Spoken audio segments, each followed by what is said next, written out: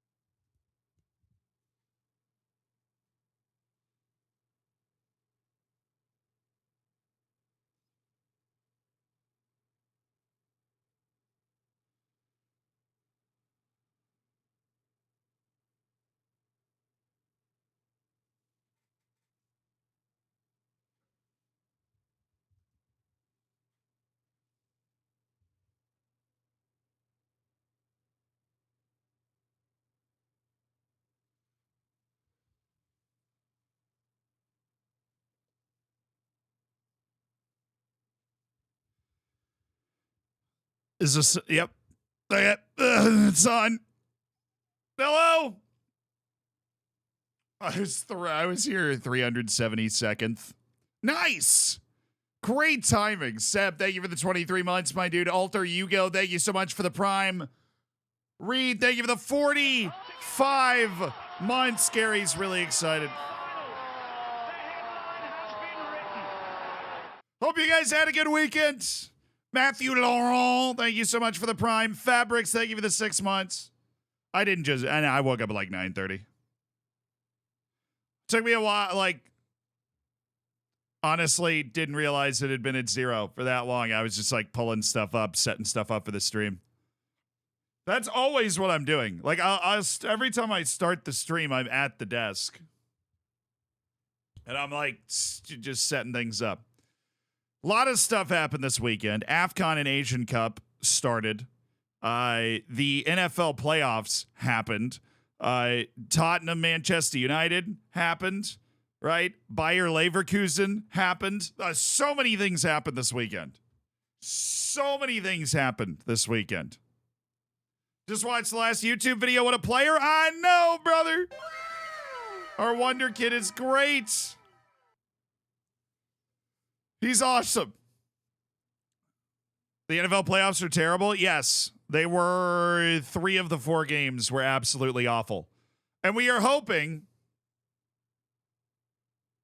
that the game tonight is also awful and a blowout win for the Tampa Bay Buccaneers. Because we're all Buccaneers fans today. I refuse to accept any other NFL fandom today than the Buccaneers. So the Bucs are winning. A.J. Brown is out. Jalen Hurts doesn't have a finger. We have Baker Mayfield. We are the greatest playoff team of all time. Explain in football terms. Those are football terms. Oh, boy. Oh, boy.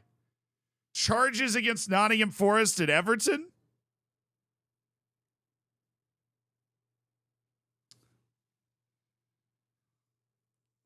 I'm assuming we just are never going to actually charge Manchester City with it. You know, we're never going to actually follow through on the Manchester City charges. We're just going to continue to take our anger out on Everton. Just that fine. Now, Nottingham Forest doesn't surprise me. They signed about 37 million players over the past 3 years. So, Indonesia robbed? I don't think Indonesia was robbed. Okay, I haven't watched most of the game, so that is entirely just an off-the-cuff take, but Iraq has 3 goals and also had a goal disallowed. So, I like based off that knowledge, I'm going to go like Iraq had 3.5 goals in this game. They probably at least deserved a couple of them. Indonesia is certainly like I don't know if my Twitter is just a weird cesspit of incredible like soccer nerds, but a lot of people are talking about how the Indonesia-Iraq match in the Asian Cup right now has been absolutely tremendous. Hong Kong, Rob? Nah, Hong Kong just like played really well, but they're just not that good. I actually watched that match. I watched Hong Kong play the United Arab Emirates this weekend. Yeah, I did. Thanks for asking. Yeah, Hong Kong just wasn't that good, but they tried. Man City have under 15 charges. Everton have 2. It's going to be tied down in appeals so long. We'll be debating this in 2029. You know, the funny thing about the whole Manchester City situation, I suppose it's not that funny, but like all of the people that were, except for, you know, the owner, right? All of the people that were responsible for the charges, like the people that were running the club, the players that then benefited from it, like they're not going to be there anymore. You're just going to be you're just going to be punishing a random set of people that are there now, right? Like they're not going to be there anymore. So you're because you're just going to be adjudicating it for so long that eventually Manchester City is going to get punished in 2030 and get a giant points deduction for a bunch of guys coming up through the youth academy that had, you know, they're just wearing the they're just taking the L. They're taking somebody else's L. I'm very proud of the boys. I'm from Hong Kong. Yeah, look, dude, you made it to Asian Cup for the first time in 58 years. I'd be super proud of the boys, right? But Hong Kong played really hard. You could tell they wanted it, and they had a lot of thrust forward, but they just didn't have the quality at the end product. They play, you know, they're there to play. They're organized. They know what they're doing. They gave away 2 penalties. They should have given away 3 penalties, Hong Kong. They just really loose tackling, tired tackling in the box, particularly late in the game, and that costs you. That's what happened to Luton's point deductions back in 08. Look, I've done multiple videos about the City situation.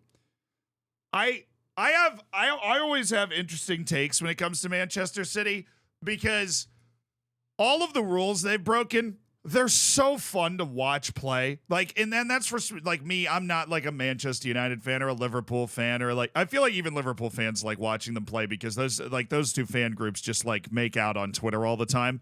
Like Liverpool and Manchester City fans, they're just like holding hands, skipping through a flowery field.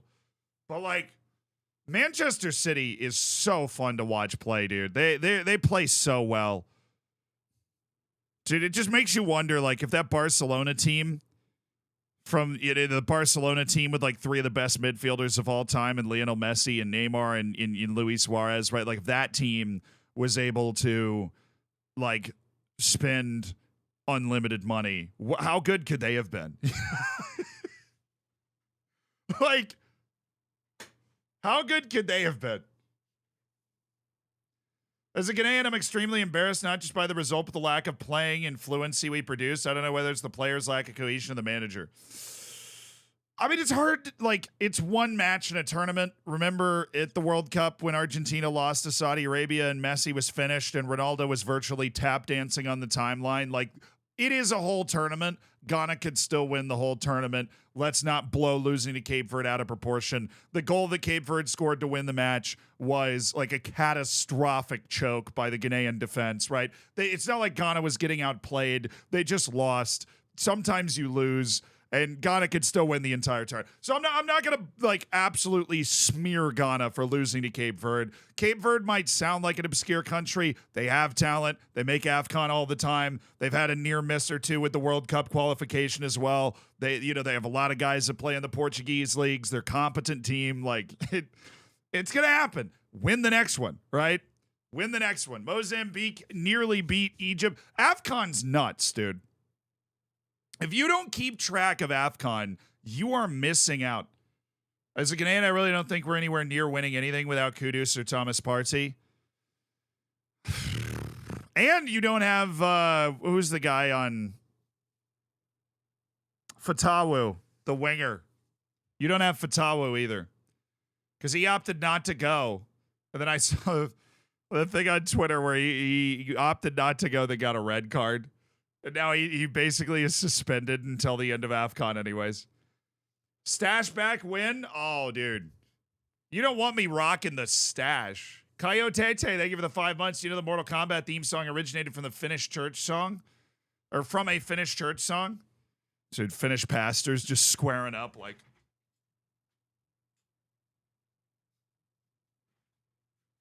Finland must be wild. How am I? I'm doing well. Who do you think is going to win Afcon? Tanzania. No. Comoros. No. I would have picked Gambia, but they just lost 3-0. Every time I pick Gambia, they suck. And every time I don't talk about them, they're great. So I'm just going to not talk about Gambia. Reed, thank you so much for the 3 gifted subs, bro. Thanks for making 3 people's days, dude. I'm Colton. Thank you so much for the Prime. Know Your Limit. Thank you so much for the 5 months. Fabrics, thank you for the 6 months. Matthew, thank you so much for the Prime. Thank you guys for supporting the stream. It's been $5 of Jeff Bezos' money. Subscriptions. Now, straight up, probably, like, my actual prediction for Afcon, dude, it's probably Senegal. It's probably Senegal. Probably. Ivory Coast beat Guinea-Bissau. That kicked off the tournament. Nigeria drew Equatorial Guinea. F&G absolutely in the mud there. Cape Verde with the win over Ghana. Egypt and Mozambique with the draw. Dude, I actually thought the game was over. Mo Salah scored a pen in the 97th minute, dude. He scored a pen in the 97th minute to draw level. Ugh. If I was Egyptian, I would have had heartburn for the vast majority of that second half. But they did get the point, and then Ghana lost, so Egypt's probably feeling... That group is upside down. Group B is upside down. We love that. But no, Senegal's the reigning champion. I also thought going into the World Cup that Senegal was the best African team going into the World Cup. Now, Algeria and Morocco would like a word, but I'm going to go with Senegal. I'm going to go with Senegal. Who's the greatest African player of all time? Oh, wait.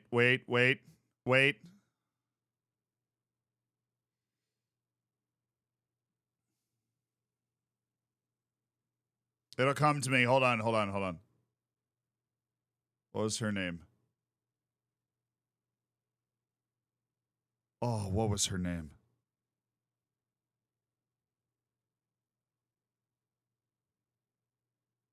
Oh.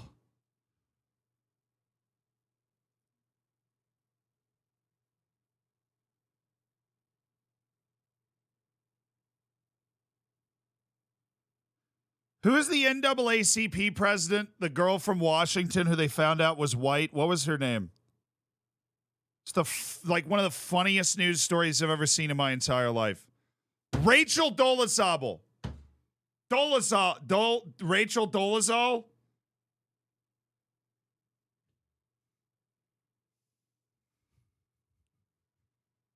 Please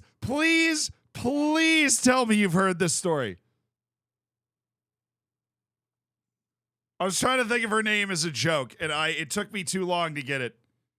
Wilfred Zaha?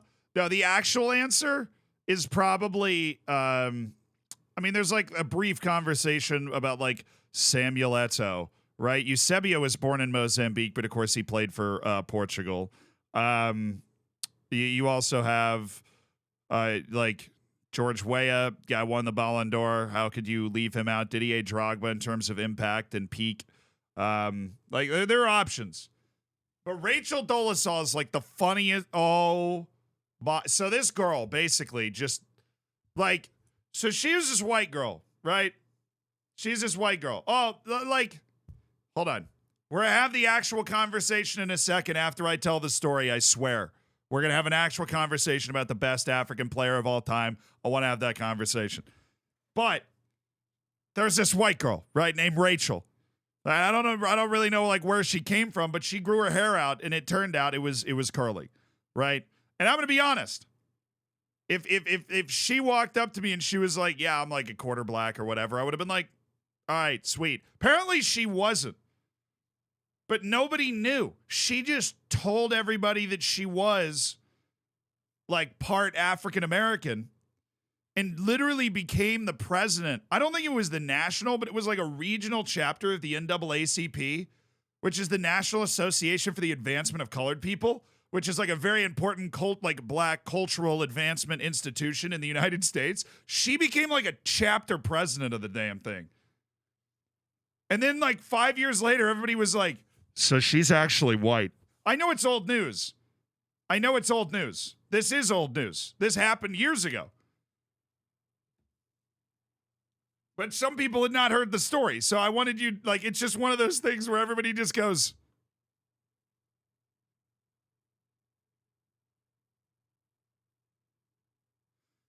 just peak humanity. Just chaotic humanity at its peak.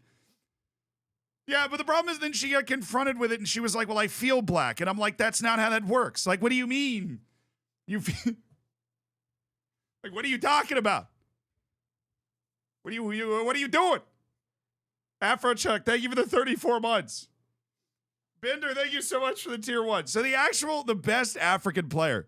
So the best African player of all time. I'm not going to pick one. But what we can do is we can make a list of all the people that have at least an argument. I think that list is Eto'o, Weah, Drogba. I think Mo Salah has an argument now that he's got himself a Champions League as of a couple years ago, right? I think he's in the argument. It's not Reynildo, all right? It's not Reynildo. Mohamed El Neni. Now we're on the right. We're on, like, we're in the right direction. If we're talking Mohamed El Neni, that's perfect. Now, I think the issue with Sadio Mane is, there's two issues. One, he was on the Liverpool team where Mo Salah was also there, and he was just better.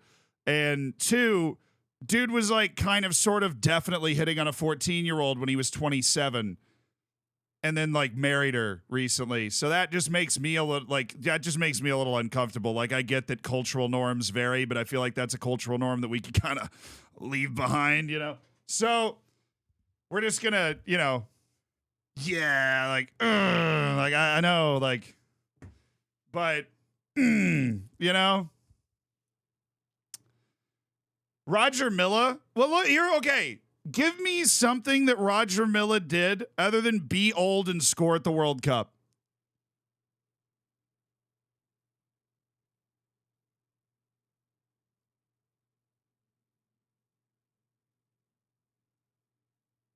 No comment.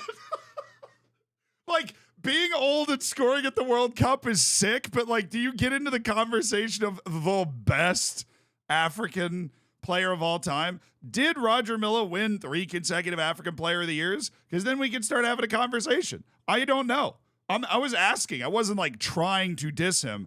All I know about Roger Milla is the dude was hella old and scored at a World Cup. Right? JJ coaches for the streets. He's like a Tim Ben Arfa, man. He's one of those people he was capable of doing things nobody else could do. That doesn't make him the best African player of all time. He's for the streets. Ali Dia. Question answered. Right? Ali Dia is the one. Ali Dia is the one. Bye. All right, see you, chillin'.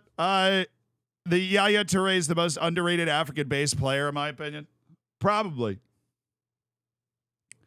Yaya Toure, like, oh. Sabmilla had 43 goals for Cameroon. Yeah, I mean, Sunia, like, Chetri's got like 300 goals for India. Like, I love international goals, but those alone are, it's, you know, I like Roger Milla is a legend because of what he did. But he's not in the conversation for best African player of all time. Yeah. Yaya Toure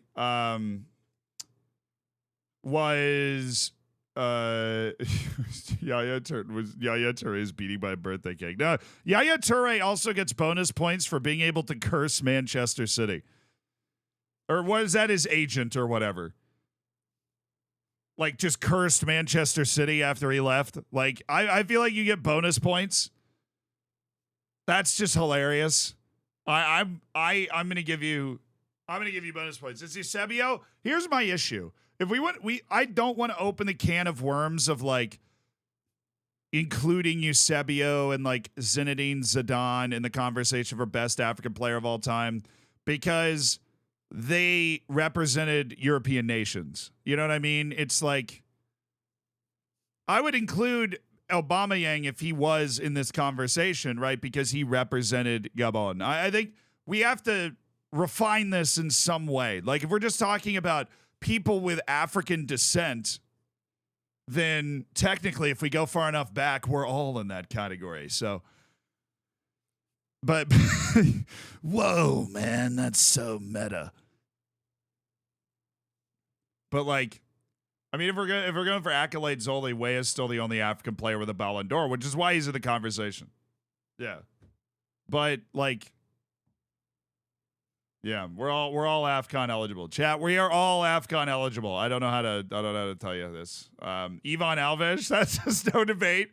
It's our wonder kid at FM from Cape Verde. Yes, that's why Cape Verde won, because we signed a Cape Verdean wonder kid on Friday. You guys didn't even know that.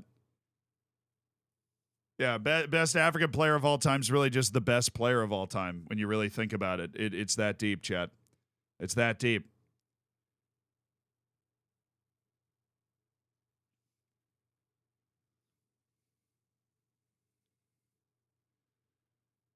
Then it's Nicholas Fuelkrug. It's hard to argue with that, dude. That dude made a World Cup roster.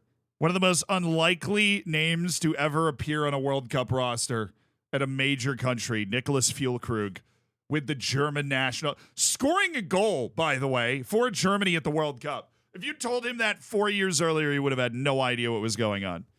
All right, I think the Iraq-Indonesia match is over. Iraq won 3-1. Iraq is still an unstoppable force at the Asian Cup. But Indonesia, all my timeline was that Indonesia played really well in the game. And that Indonesia's been on the rise. I've got people that send me DMs about how Indonesia is on the rise. Not only do they make it to the Asian Cup, but they put on a proper display. Indonesia got robbed. Oh, no. Guinea is going to take all the marbles. Yeah, because Onana's like stuck at the airport right now, dude. Do you see that?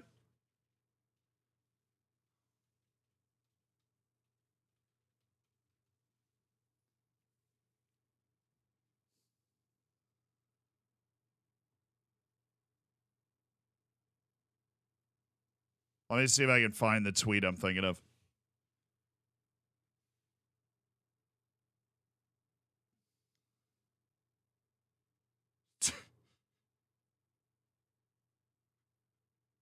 Bro, Andre Onana's stuck at the airport in Abidjan. Like, he can't get to the match. Cameroon's in trouble. I mean, like, actually, Andre Onana's stuck at the airport. His flight's currently blocked in Abidjan due to bad weather conditions at the Yamoussoukro airport. Cameroon takes on Guinea in 7. This was 6 hours ago. The match starts in an hour. I don't know if he's going to be able to make it to the match. It's a blessing in disguise. Yeah, but Cameroon's backup goalkeeper is not nearly as good as Andre Onana. Like, there's a difference between being good enough to play at Manchester United and being good enough to, like, be the starting goalkeeper for Cameroon. And Andre Onana's, for years, I mean, literally since he started playing at Ajax, has clearly been the number one keeper for Cameroon, mainly because I don't know any other goalkeepers from Cameroon. Even the dude that played at the World Cup after Onana left, no idea who that guy, yeah. No idea who that guy is. I'm sure he's good, but like he's serviceable, but you'll see him in the lineup somehow. I mean, the lineup might be out. Let me check. Yeah, it's out. He is not in the starting 11, which is not a surprise. It is the guy I was just slandering, who is Nîmes Olympique goalkeeper Fabrice Ondua. It would seem he is the backup goalkeeper for Nîmes Olympique in the French league. Fabrice Ondua. And he is now Cameroon's starting goalkeeper because my boy, Andre Onana, got stuck at the airport.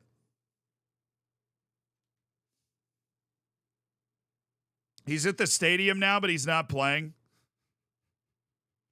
That's awkward, dude. Rocking up to the stadium like an hour before the game. Like, I couldn't get into my warm-ups, dude. Yahoo, thank you so much for the 22 months. I appreciate you supporting the stream. Nice student email. Yeah, I created my Flash Score account a very long time ago. It does have my student email on it. Perfect. Just make a song out. Oh, nah. Where's your plane? That's perfect. We have Cameroon, Guinea, and then Algeria, Angola today. There's also Malaysia, Jordan. I've been hearing a lot of talk from the Malaysians about how their national team is actually good. He took a bus. I mean, I guess Ivory Coast isn't that large. So if you're in Abidjan and you've got 7 hours to get to a match, just drive. Rent a car. Malaysia's having a lot of copium. Yeah, I don't know. I have been hearing a lot of talk from the Malaysians about how they're going to be great. Now, I guess they did just beat Kyrgyzstan, but they lost to Tajikistan in the Merdeka Cup. Now, granted, I have no idea what that is, but no clue.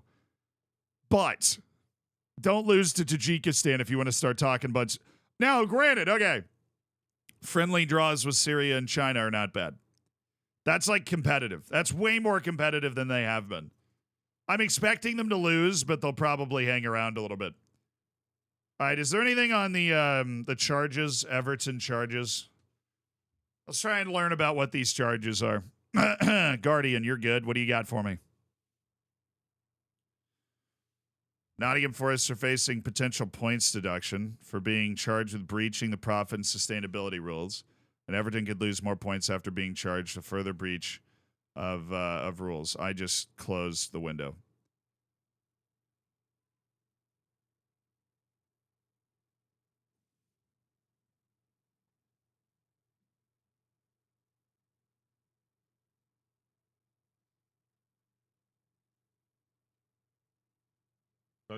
Okay. We reopen it. We pretend nothing happened. And that's what we're going to do. We've restored the window. Okay. As I was saying. You're getting old. I was just trying to hit that button. Was really all I was trying to do. Clubs have 14 days to reply to the charges. Can I? Okay, sweet. They have 14 days to reply to the charges before facing a hearing from an independent panel that will decide on any punishment. I'm familiar with this independent panel. They are what's working on City. Forest can expect to learn their fate in early April and will have the right to appeal. The high-profile lawyer Nick DeMarco has been employed to fight. Everton were deducted 10 points for a £19.5 million overspend and are awaiting the outcome of their appeal. The second charge relates to their account. Dude. Yeah, I think Everton's going to get hit with a few of those. Everton's going to get relegated, guys. Because their accounts, even the year after, are probably not going to be okay. That, or they're going to get relegated for performance because they're going to have to sell like 2 or 3 dudes. Everton are risk to be deducted points twice in the same season for financial breaches, although the outcome of their appeal will have a major bearing on the latest charge. Date for the appeal has not been confirmed. Why? Why have they still? They asked for the appeal a while ago. Why have they not confirmed a date for the appeal? Should the appeal find in Everton's favor and accept the mitigating factors the club put forward for their losses, such as interest on loans for a new stadium and a loss of commercial deals connected to oligarch Alisher Usmanov after the UK government imposed sanctions on him. That would lessen the breach not only for the period up to 2022, but up to 2023. Okay.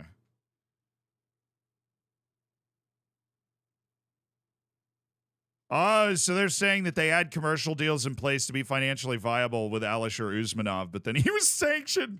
Hey, dude, we had deals with the Russians, and then you guys, all this nonsense with these sanctions. That's a hilarious excuse. They're like, well, we had a sponsorship with this sketchy dude, and then you robbed that from us. Should an appeal commission stand by the original findings, reject Everton's argument? The club faces the possibility of a second points deduction. Dude, you should, 1 point, this is just an issue with their investigative speed, dude. This is an issue with their investigative speed, right? How can you get punished for 2 years worth of infidelities in 1 year? Right, you should only get one punishment per year, right? Because you are only breaking the rule once per year, right? I failed the accounts for 2022, 2023. Let's go hit another points deduction. You can't be like, oh, guys, we were procrastinating, but we caught up and screw you, right? You get minus 30 this year. Clubs are permitted to lose. Yeah, that's the Premier League. It's actually only 66 million pounds. For Europe, so they're lucky they're not in Europe, or else they'd be see you later. 35 million pounds a season.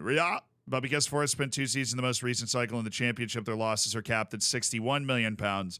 This is so convoluted, dude. Are you serious? So Forest is going to get dinged because they took Premier League level losses, but they're still being held to account for their championship level loss equation. Shut up,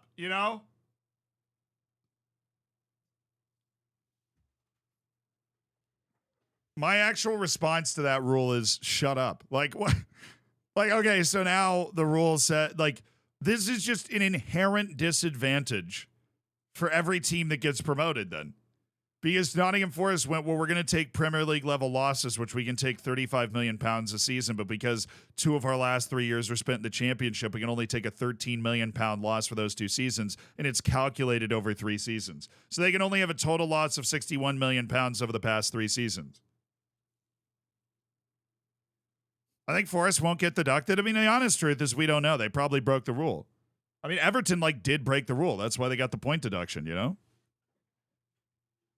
then Manchester City just found new and creative ways to break the rule. I honestly think, based off the 10-point ding that Everton got, I think Manchester City is going to get an insta relegation. And then all hell's going to break. The day that news breaks, all hell's going to break loose. It's going to be there will be few bigger nonsense days than that. My shed overlay meant to be on? No, I actually hit the one on the old keyboard. Forest defense expect to be based around their decision to delay the sale of Brennan Johnson to ensure they receive the highest price for the academy graduate, whose fee would be deemed pure profit. The forward was sold on deadline day last September for £47.5 million, 2 months after the cutoff point for complying with PSR. Dude, why do they not at least put the cutoff point at the end of the transfer window? They put the cutoff point in the middle of the transfer window, or how does that make any sense?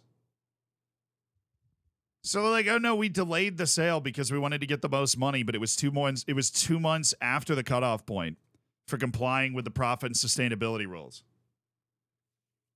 City versus Wrexham in League One next year? No, I think my guess is that City gets what a points deduction that is the equivalent of an automatic relegation. I'm talking a minus 60 or something, right? Where City would have to drop an all-time season to not get relegated. Although it'd be hilarious if they didn't, even with that.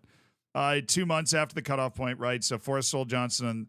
Had they sold him before the 30th of June, the club believed they would have received a lower fee, although they would have been put in the right side of the allowed losses. Okay, they'll probably be fine. And I think Everton's probably going to get dinged again, dude. I made a video about Everton. I really dug into that information, and their books are ugly, right? They need to they cannot bring any new players in for the next couple of years to help balance the books. They're just in survival mode. They're like treading water in the middle of the ocean, hoping a boat goes by, right? Do I have any save idea apart from Wales? No. Wales is my only good save idea. Oh, I have made a video with a save idea for every country in the entire game, but that was a lie. It really just says Wales for every country. 100, yeah.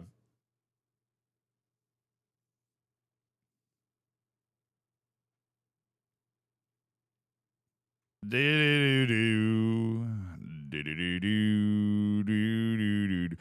thing is, I don't know. I mean, I guess they can. I guess the independent commission can apply any punishment they deem fit. There's like no rule book for what punishments they can levy against Manchester City and what they can't. But I don't think they'll just like you have to play a season. You know what I mean? I don't think they'll just would they wait to the end of the season and be like, you're going to the championship if you finished 18th, you're staying up. Like you have to do it if you're gonna relegate them. You have to do it with a points deduction, or you either wait to the end of the year and you're like, you're down, or you're out of the football league or whatever. Now, okay, so the thing about Manchester City's violations is they have a lot of violations, but their violations are smaller on average, right? Like everybody, like Everton had what, like 3 or 4, but their 3 were like, yo, you broke the rules, like you broke the main rule, like you broke the you can't spend this amount of money and you did rule. Where Manchester City has 100 and whatever charges, but those charges are like on this individual match day, you misreported the amount of money that you made from that match, right? Like the individual charges are, some of them are huge, but the majority of them are like on this individual thing, you reported the wrong amount of income. Like on this individual thing, you reported the wrong amount of income. So they like when you go, oh, if they had 110 charges that were the same size as Everton's 3, Everton's charge was, we have 1 rule and you broke it. And that was why they got in trouble. Yeah. And of course, yeah, so like some of the charges are non-cooperation, yeah. They're yet to be incomings at Forest this month. The club takes a cautious approach in the market, needing to sell before they consider adding Nuno Espirito Santos squad. I'm still getting used to him being there. Everton, one place and 1 point above relegation, can be punished again, even though the 10-point deduction was for 3 of the 4 years that have resulted in the latest charge. That sucks. Club has raised concerns about double jeopardy with the Premier League, but been informed that it's a matter for an independent commission that will consider the latest charge. They should not give them a points deduction again. At least do it next year. But I like the legal precedent of double jeopardy. Like they are, you know, two of those years are included in both of the charges, right? You've got your 3-year period here, and then the 3-year period from next year includes 2 of the 3 years from the previous charge. Like there's only so much you can do to right your wrongs. It's chaos, dude. Unlike the EFL. Oh, the EFL does have rules that prevent that sort of thing. The Premier League has no guidelines for capping losses in years that have already been subject to sanction. So if you just lose, lose a giant sponsorship 1 year, you can get rung up 3 separate years on charges for that one incident, which does feel a little wrong. Like that's 1 year you lose $100 million in sponsorships for whatever reason, or a giant sale falls or whatever that you thought was going to be there. That 1 year will be a part of the 3-year cycle, obviously, for 3 different years, and you could be dinged for it. It's kind of wild.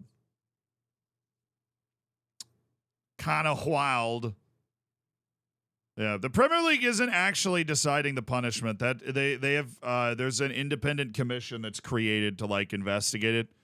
I think largely that's so the Premier League can like absolve itself of having to actually say that it's that it's partaking in that sort of thing. Dark Eyes, thank you for the 40 months. Oh, and thank you for the 3 months. They're dodging the corruption allegations. They don't want to get shouted at, like, oh, we hate this club or whatever. So they have this independent commission that looks at it. The club must now defend another Premier League complaint, which includes the very same financial periods which has already been sanctioned. Everton believe they're being unjustly punished for losses associated with the construction of their new stadium and for ending sponsorship deals with companies connected to Usmanov after Russia's invasion of Ukraine. USM had agreed on a £200 million naming rights deal for the stadium, and the loss of those commercial deals had an impact on the accounts.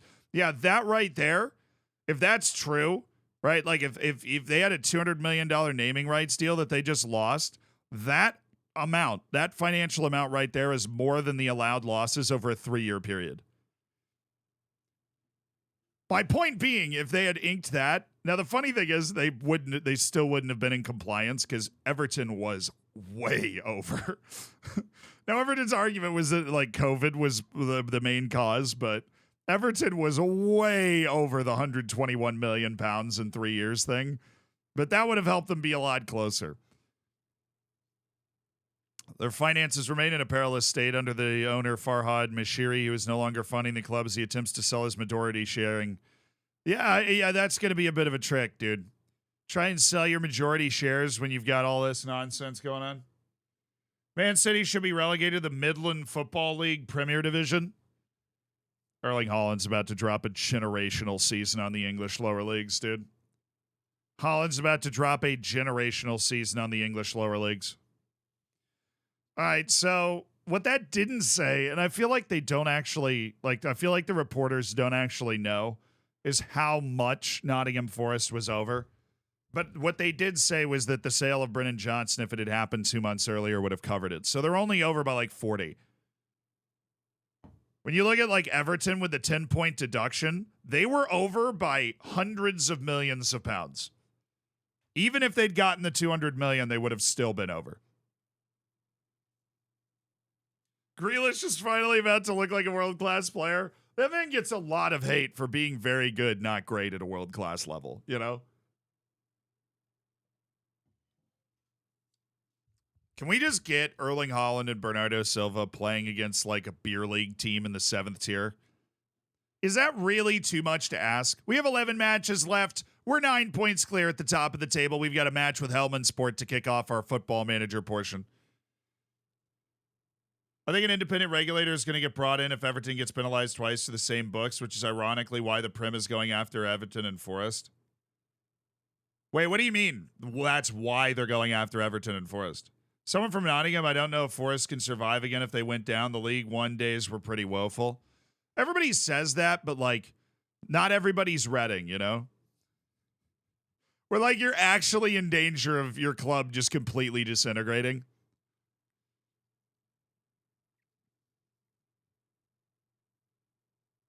Reading is actually in danger of its club completely disintegrating. So Ibrahim Mbaye is in, allegedly. Jose Rodriguez, who can apparently play defense. I didn't know that. Brian Leza, who is 75 minutes. God, it's easy. Anybody else tired or not fit or something? Oh, Torres. Danel Sinani. My boy. Just want to get the team set. But Nottingham Forest, it doesn't sound like they're that far over. It doesn't sound like they're that far over at all. They're 40 million pounds over for the 3-year period, even though they have a much lower threshold. That's harsh. The issue for Everton is how far over they were. And they got 10 points for being that far over. I could see Manchester City, while I think it's going to be a 50-60, I could see them getting a 25-point deduction or something. Because a lot of those charges are smaller, and then they also have the charge that Everton had in there. But not all of their charges are that size. So if you try and do the math and you're Everton had 3 charges and got 10 points, so they should be sent. I would be utterly stunned if Manchester City got kicked out of the Football League. My prediction is they get a relegatable amount of points deducted. I think it is possible they get as small as 20. I would be stunned if they got yeeted out of the Football League. That's what some people have been talking about. They're oh, dude, they're going to get sent to the National League. Is Chelsea safe? Yeah, Chelsea's safe right now. Chelsea won't be safe in 4 years if they're still 10th. Then they'll super not be safe. Do you think they do as the same as Juventus and drop their titles? mean, I never thought there was a point to that, right? Because like just because they took Reggie Bush's Heisman away, this is like an American football reference. It doesn't mean you forget that Reggie Bush won the Heisman. I always thought taking titles away it's very hard to do unless there's literally like match fixing in there where you can be like, they like stole this, you know, like.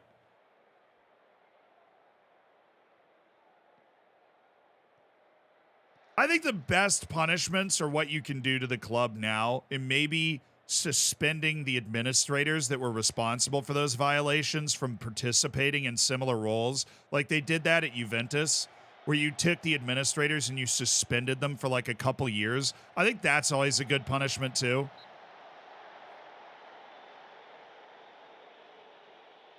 Artem, thank you for the 8 months. Do I not know much about Bruno and Eriksson? Is that what you're saying? I did watch the match. I don't know. I have said the same thing for 2 years. I don't think Manchester United has a ton of talent on its team, if that's what you're talking about.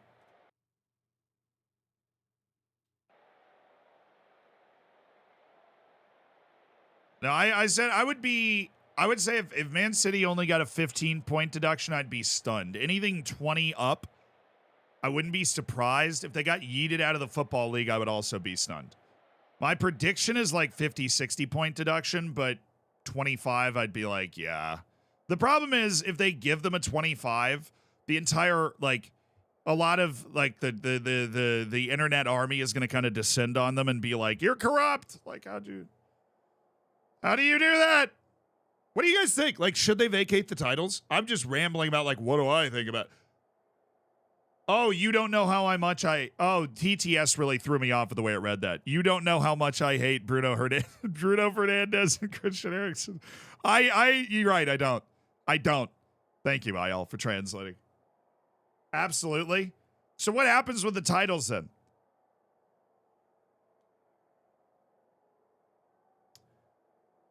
Tongoy Mittens, thank you for the 2 months, dude. What's my prediction on who will be the finalists of the AFC Asian Cup? I'm going with Japan, South Korea. I want a tasty final. I want Japan, South Korea. I hope that's the case. I think Afcon's more likely to be a surprise. I think there's a very clear, like, top 8 or 9 teams in Asia, and that will be the quarterfinal with, like, one exception.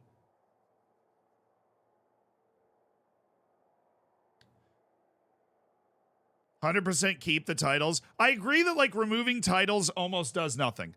That was the point I was making. I think removing titles does basically nothing. I'd rather take their money and suspend their executives. Those are my preferred modes of punishment. That, like, you know what would be kind of funny is, like, I don't think that the Premier League has the authority to do this. But something that they do in American sports when you break rules is they, like, limit the amount of money you can spend. But I guess you could do, like, a transfer embargo.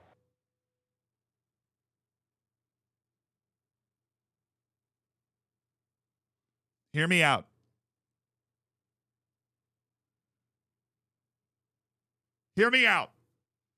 Transfer embargo, points deduction. Can't buy anybody for 2 years. I think that would be fair. You do like a 10-point deduction, but also transfer embargo them for 2 years. I think that'd be fair. 1998, thank you for the 2 months. You're too lenient? So I don't know. I think 2 years would cause some problems. Not in the first year, but in the second year. I really like... Dude, here's the thing. You cannot find people that rich.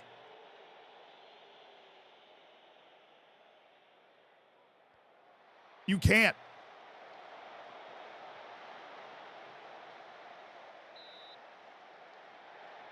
What are you going to find them? 10 billion? Like, what? You know, And then you set a precedent where somebody breaks those rules again that's not worth that much. Like, that's why taking away the titles does matter. I just, like... Nice call. Hey, it's our Wonder Kid, dude, I didn't realize! Yes! It's our Wonder Kid from Cape Verde with his first career goal. Let's go, dude! Come on! It's Ivan Alves! A smashing goal for the 18-year-old. Oh, brilliant. Took a minor deflection. Absolutely minuscule. It was going in anyways. I think we're very clear about that. You know, yeah, it's a brilliant finish by Ivan Alves. From Cape Verde at 18 years of age. He's a special player. Come on, Ivan.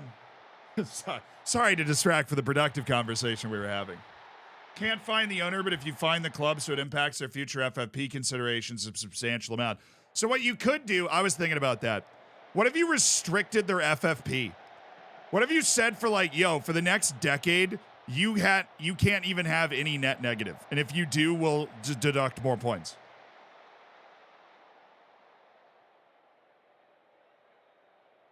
It's simple, 115 infractions times 10 points each. That's...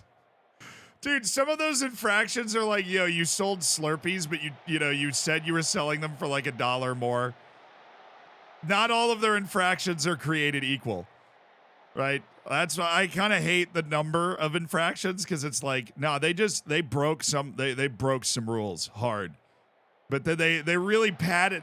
They stat padded.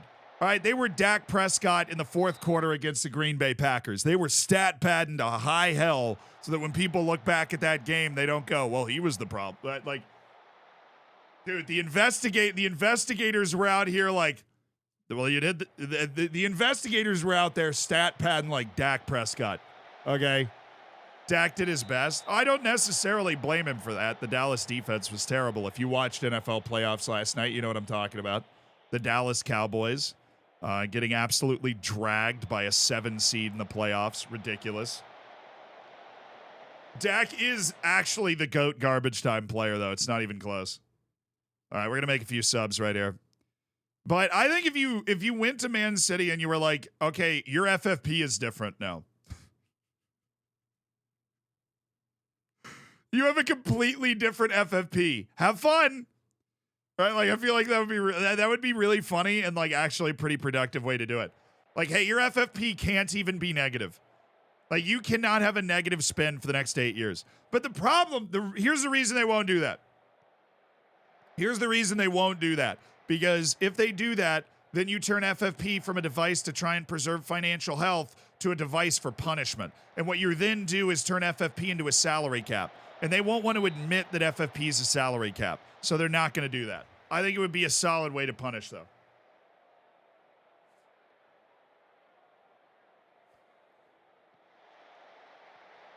But the issue that we constantly run into with FFP, even though it's only been around for a decade, is that it is so hard to figure out what the actual income of a club is. There's so many in and outflows. Like in a giant club, it's like impossible to figure out what the actual income of a club is, dude. So hard.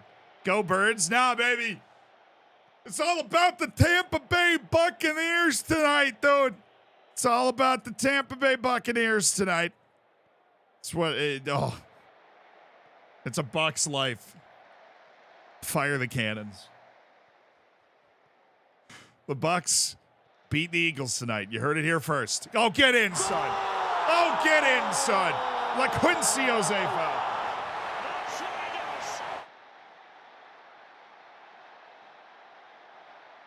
Man, you have been cooking the books for decades. I mean, this doesn't count as cooking the books, but Manchester United did get purchased by somebody that then used the income from Manchester United to pay off the loan that they used to purchase the club, which is some all-time financial wizardry.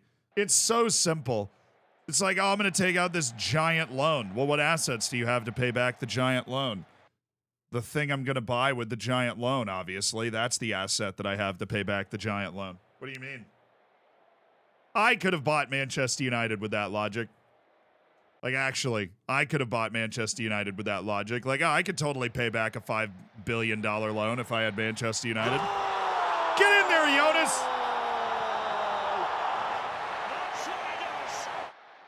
Yo, did Guinea score? Jonas Bayer, the Dane, with our third goal. We're dominating Helmand Sport away. We love to see it. Dude, I love Afcon so much. Guinea's already winning. That's Asian Cup Zealand. Guinea's already winning. Fresh out that Civil War Sigma grind set. Who scored? Mohamed Bayo from Le Havre. Get in, son. 10 minutes into the game. Guinea's already up on Cameroon. The chaos continues. What group is that in? God, I love Afcon and Asian Cup. I love both of them, and they're already... Oh, that's in the Senegal-Gambia group? Cameroon, dude. Guinea might be the worst team there. Just kidding. Gambia is the worst team there because every time I say Gambia is good, they play terribly. So I'm going to pretend Gambia is bad, even though I do think they're good, but I didn't tell you guys that. Guinea's definitely the worst team in the group, so... I mean, Gambia is the worst team in the group, so hopefully Cameroon can pick up 3 points against them. They might not, just because. Okay. And then Senegal is there. You heard nothing. Yes, you heard nothing. That's not an easy group, though. That's group of death adjacent, and Cameroon is losing in 10 minutes. So they've got that going for them. Malaysia and Jordan kicks off in 19 minutes, and we are all here for that, dude. Is Ghana cooked or is Cape Verde sneaky good? Ghana's not cooked. Cape Verde sneaky good. Ghana got unlucky. Ghana's improved a lot from where Ghana was even a few years ago. Ghana did some great recruiting for dual nats, and they've got some good young talent coming up from Ghana, like from the Ghanaian leagues as well. Fatawu was my favorite example, but he's not there at the Afcon right now. But Ghana's not cooked.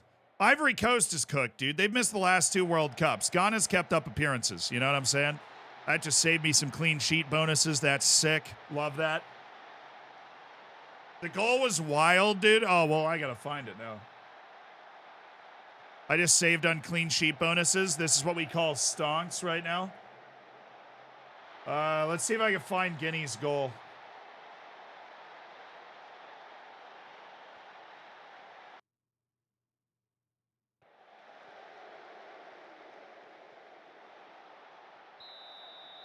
How does that consolation feel, Helmand Sport?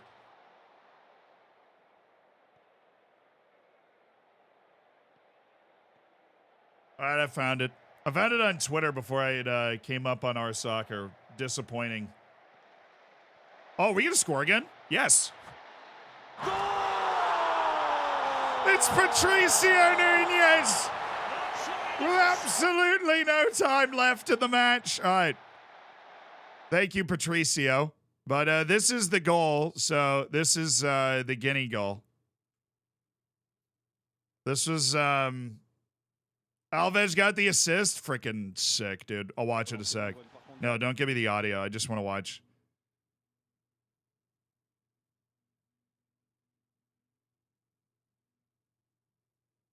Yes!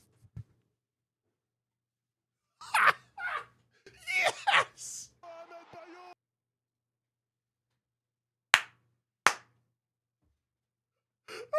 my God. It's perfect. What in the Afcon just happened, bro?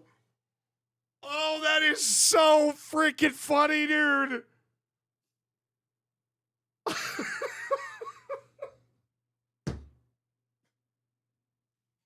Dude, I thought it was just going to be the initial shot, bro. What is that? I thought it was just going to be the initial shot. Tell me they don't miss Onana now, by the way, with this parry. Right into traffic, dude. Right into traffic. What is going? And then it deflects out to this guy. Oh, come on, Guinea. Come on, Guinea. What a goal, dude. Oh, maybe FM defending isn't so bad. Like, what is that, bro?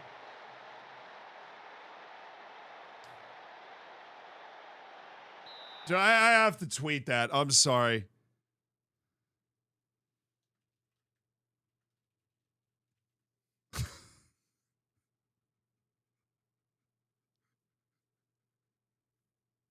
I have to share this with the world. I have to share this with the world, dude. Everybody needs to see this goal.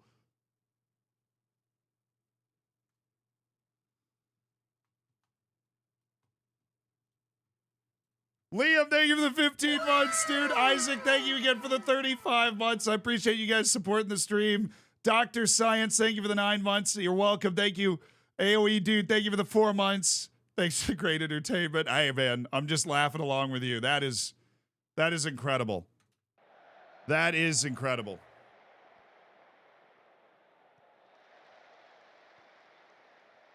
Yeah, it's not Onana. He didn't make it to the stadium in time, which is also just the most Afcon thing of all time. Onana's still catching strays, dude. It's not even Onana. It's not even Onana in goal, man. Harsh.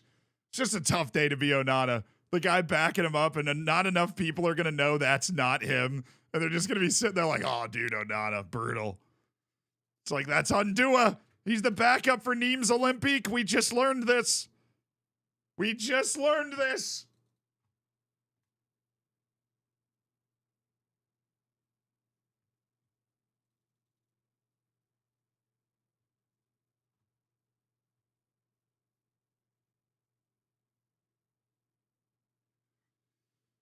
So now I would have let the first shot in. I mean, that would have been merciful, honestly. You would have saved your defense a whole lot of trouble if you just let the first shot in. Your defense would have saved a lot of face if you just let the first shot in. You would have been like, yes, got it. But Hack, I appreciate the 4 months, dude. Thanks for supporting the stream.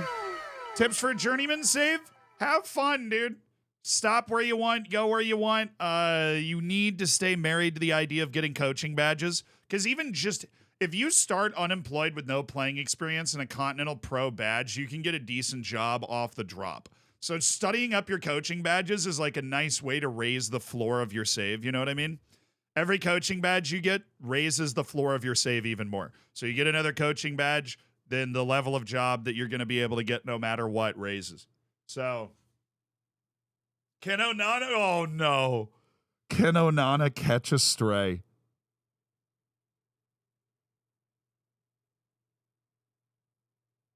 Can Onana? Well,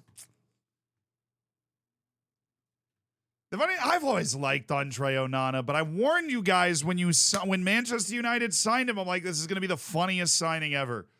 Because clearly, like, if you watch Onana play, he's nuts. Like, he can be great sometimes, but he's nuts.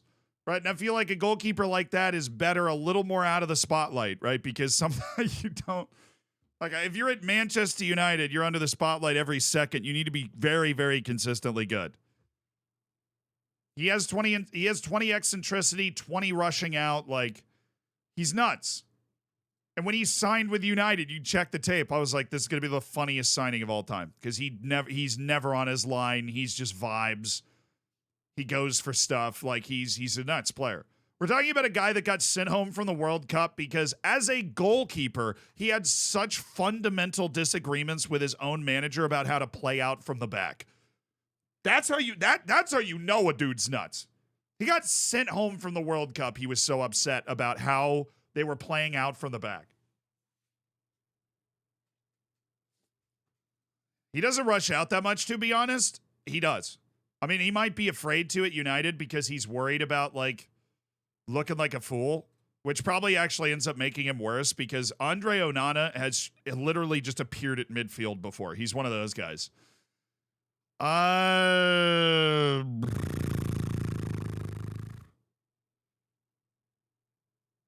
gonna have to let you go. I'm just gonna have to let you go, Mancelos. You're not playing a lot. I don't want you to bring the locker room down. We'll toss you. Like, you have a 1-year contract and you're 35 years old. You leave in June anyways. What can I tell you to make you not mad so we can just get through the rest of the season, all right?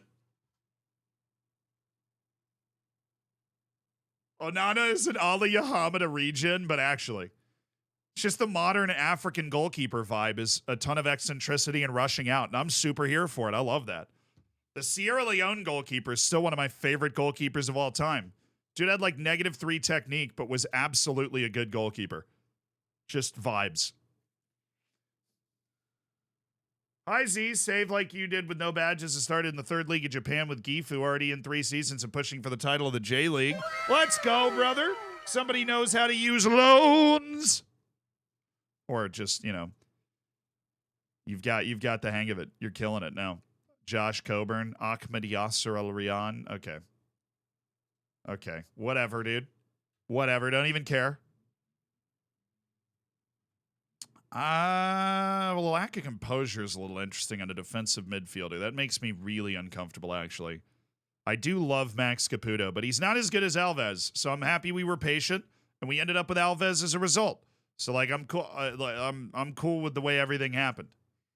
The guy that gets left out in the cold, though, is Max Caputo, who's about to get his move to Europe and then, you know, pop up in the Eredivisie and just have a really good time. But I guess that's over for him. We do have our scouting update. Karoy Anderson. Hell yeah, brother. Jordan Minchella. Why is this guy? Oh, I guess for, like, loan purposes. He's so good. He's so... Jordan, wow. 17 passing, 15 vision in this economy? In this league? Are you sure you got the right phone number, dude? I don't think you called the right club, but, like, I also will listen to you if you want me to. Like, I will hear you out, but I don't think you called the right club. I just want to be entirely transparent with you to kind of gain trust with you that I don't think you called the right team.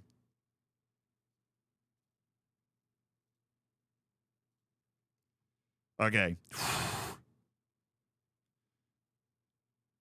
You'd appreciate second yellow cards Malta save. One team just got promoted to the top league and immediately loaned an entire first team from him. That's ideal. I have dreams like that. You think I'm joking? I'll be asleep like, so on. What? Oh, sorry. I was having a nightmare. Just mumbling sell on clauses. I just lost the UCL final to Barcelona in my 4th tier from Israel save. Ah, dude, I'm sorry. If you haven't won a Champions League yet, losing the final is brutal, dude.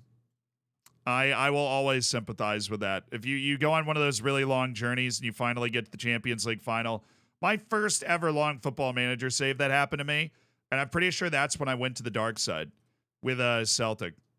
I was with Celtic and I made the Champions League final, and I lost to PSG 1-0, and I haven't seen sunlight since. I have not.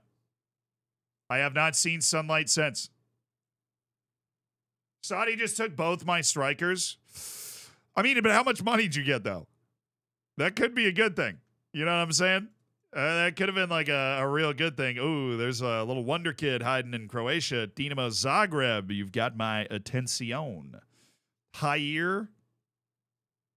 Bro, it's just hair with extra steps. All right? Your name is hair. Daniel Quinones. Man, when did I hang out in Colombia for 5 years? What is all this Colombia nonsense? Nathan Joan. Jenny, the Mozambican dude, is still free. Like, there's nobody else. Everybody else in my league could totally use that guy. Does nobody else realize that he's just available? Dude, there are some big clubs, like bigger players, that are very interested in joining us. It's kind of wild. Sebastian Walker, you're not one of those guys. I hate to break it to you. All of these guys are like previously scouted too. I don't really understand when we scouted all of them. You're free. You have my undivided. You have my divided attention. The other guy has my undivided attention. That guy's just good. Agbadu. Oh yeah. I remember. We were considering splashing some serious money for that guy. I don't know if we're going to be in this job next year though. So I'm not really going to look to sort out too much transfer business. We might look to ascend. But they are funding a coaching badge. They are funding a coaching badge for me. Although I can't hate them too much. I don't hate this club at all. We've had a great time at Knockbreda. We've gone from relegated by 1 goal on goal difference, projected to finish 5th, financial disaster. We fixed the finances. We have a good team. Just trying to put our both hands on the silverware here. And we have a wonder kid. I need to learn. I can just click that little drop down and get all the trials that I need. We got 3 guys coming in on trial. Yeah! Time for a redemption Celtic save. No, I won the Champions League later with Celtic. Actually, against PSG. It was very, very wholesome. 112th minute, Mark O'Hara, who is actually a real player, scored the winning goal for me. Still remember it. Was running around my apartment at the University of Virginia when Mark O'Hara put that ball in the back of the net.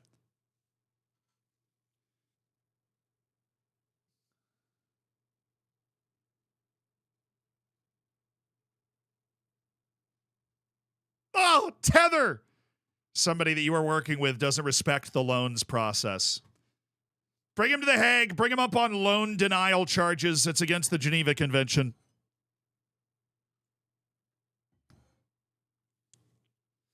$115 registration fee for an open tryout at my local pro soccer club.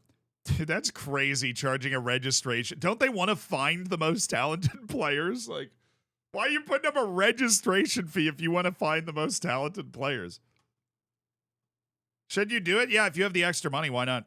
Could change your life. You'll be in Football Manager next year as a player. What's up? All right, we are playing at home against Young PSV. Get our team set up. Did we ever decide exactly what we wanted to happen to Manchester City? I don't think we did. I don't think we actually decided. Abdulrahman Garib, you're there. Torres, you're there. Mildrikas, Ivan Alves continues to hold his spot down. Cham holds his spot down. Where's Jose Rodriguez? That man needs to get himself on the field. And why would I do that, though? Like, we have so many other guys that are cleared. Jose will work his way back. He's old. We don't want him to blow a gasket or something. Tennessee whiskey. Please stay at Knockbreda next season. I could see a world where we stay at Knockbreda next season. We've built kind of a machine. We built a team that I legitimately think the team we have right here is like a mid-table Eredivisie team. I think we could roll up and just get mid-table Eredivisie next season. We're very comfortably the best team in the second division right now. It feels like, we're putting on consistent performance. Other teams can match us on in any given game, but the consistency with which we've played this season has just blown everybody else out of the water. G-Mac, thank you for the 3 months. Let's see you know it's your anniversary. Oh, the name.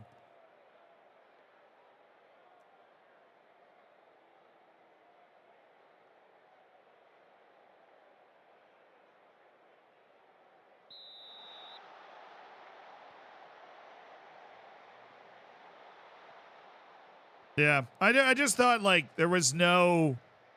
Like, if Alabama had been crushing people, this is an old conversation, obviously, but if Alabama had been crushing people, then there would have been an argument for it, but they weren't, right?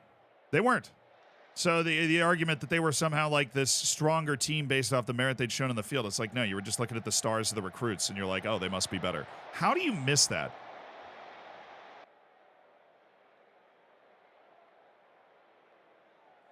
How do you miss that?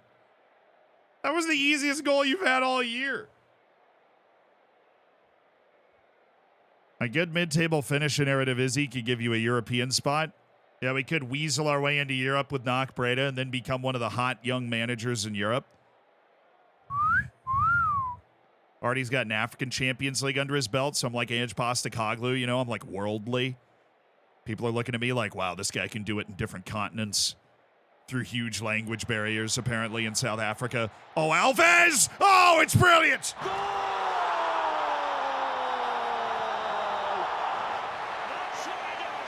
Oh, it's Ivan Alves! The Wonder Kid! He's bagging the goals for fun in the second division of the Netherlands now. From the 4th division of Portugal, straight into the starting 11. The ascension is on for Ivan Alves. Have I ever managed in Korea? Yes. I was before I started streaming, but I did manage in Korea. Already a hot young manager in Europe. You know what it is. How you doing? Hey, how you doing? Is that a Cape Verdean combo? Who assisted the goal? Is that a Bucks jersey? You're damn right it's a Bucks jersey. This is a Mike Allstott jersey. Oldricus. Slick. Ivan Alves. Olivier and Cham. Oh, Nurio. Nurio's... I don't think... He's not Cape Verdean. He's like... Where's Nurio from? Is it Angola? Why do I not know? I think it's Angola. Yeah, I'm right. Okay. Plays the Angola national team. How do you feel about the game tonight? Actually, cautiously optimistic. I mean, I think the Eagles had a better season, but I think the Eagles are... Look, the Buccaneers are 5-1 in their last 6 games. The Eagles are 1-5 in their last 6 games. I feel like that gives me some hope, right? Like we're in a winning attitude right now, and they're not. Right? You know, Raymond James, make it a tough place to play and see what happens. Robert Oldo, come on. Let's go. Yes, congratulations to the Detroit Lions for winning their first playoff game since before I was born. Last night, the Detroit Lions won their first playoff game in my lifetime. Yep. Congratulations to them. Second playoff game since 1957, which is insane, by the way. Because that whole time, at least 8 teams have made the playoffs. You haven't made the playoffs and won more than 2 games since 1957? That's like Detroit down horrifically, but they are up now because they did win. They had the longest playoff losing streak, 9 straight games also, which is crazy. Nurio, please pull off this cross. Alves again! He scores for fun!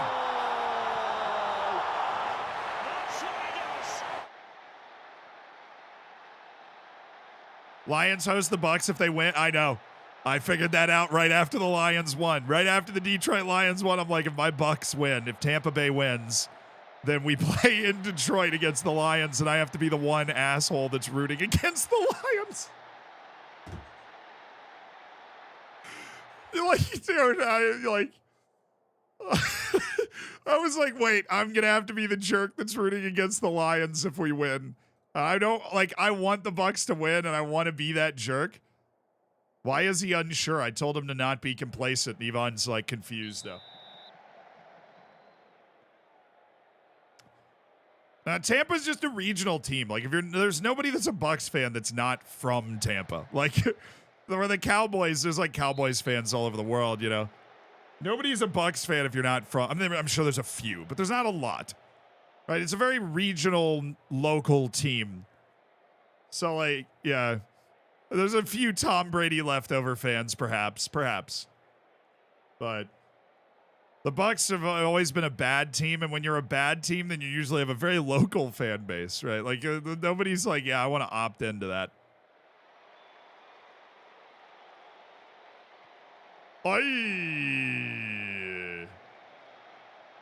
I had a Bucks towel from when I visited Orlando in 2013. Let's go Buccaneers. We are, however, the only professional team in any sport that I know of that has a pirate ship in our stadium. If there's any reason to root for the Tampa Bay Buccaneers, we have a pirate ship in our stadium. And when we get inside the 20-yard line, like when we get close to scoring, the pirate ship actually has cannons that fire. So this is like, hold on, I'm gonna pull it up. So like this is one of the end zones. So like behind where they score, there's just a pirate ship, like a full life-sized pirate ship is just in the stadium. And when we get close to scoring, they fire the cannons. And when I was a little kid, it used to scare the out of me. Why? Because it's awesome. Why because it's freaking every time we score, they fire the cannons. And when I was like 8 years old, my dad would be like because I would be sitting there like, oh, yeah. So they like, and if you need another reason to be a Tampa Bay Buccaneers fan, other than the fact that there's a pirate, I'm gonna find a better picture of the pirate ship because it is pretty awesome. Yeah, so like this, people stand on the pirate ship and like throw beads and stuff. So yeah, this is what it like looks like on game day. Hold on, that's the wrong picture. Oh, this is such a small picture. Good gracious. Anybody ever taken a high res photo of this pirate ship in its entire existence, or are we just like we're just letting it sit over there like nothing's going on? Dude, this is a great picture. Please be high res. It's so not.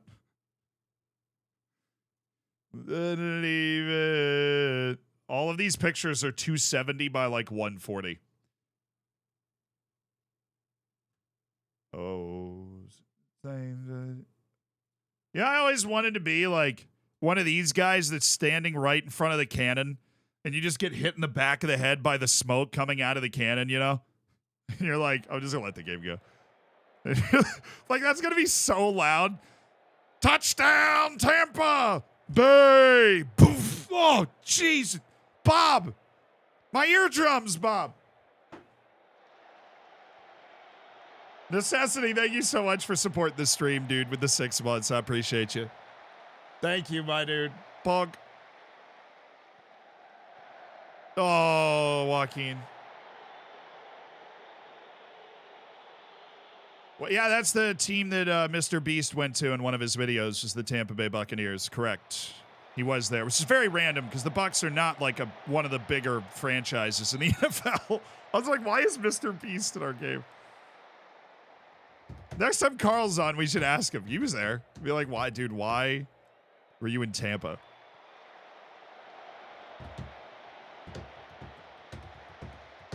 No, but the pirate ship's cool. Also, the other reason to be a Tampa Bay Buccaneers fan, you know who's a born and raised Tampa Bay Bucs fan? Flo Rida. That's right. The rapper.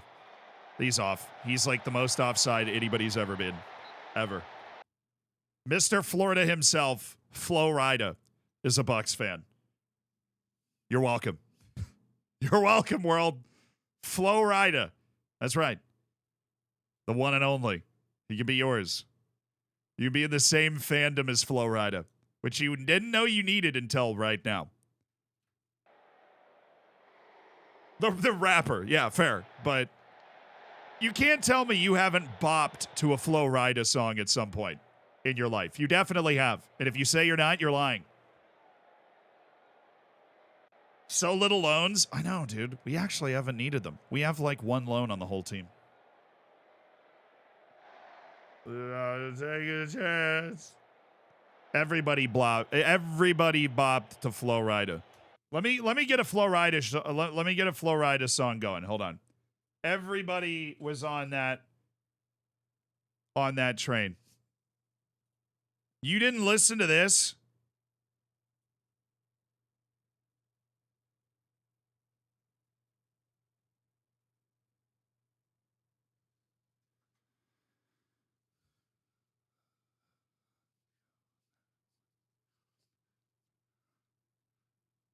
Oh, you listen to this. Don't lie to me. Oh, yeah. That's a Tampa Bay Buccaneers fan right there.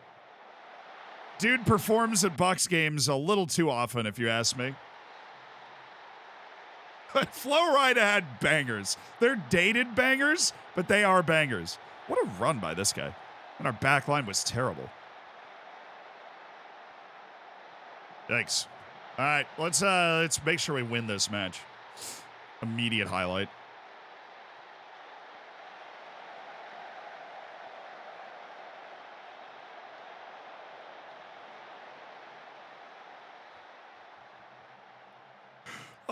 I should make a throwback Flo Rida playlist.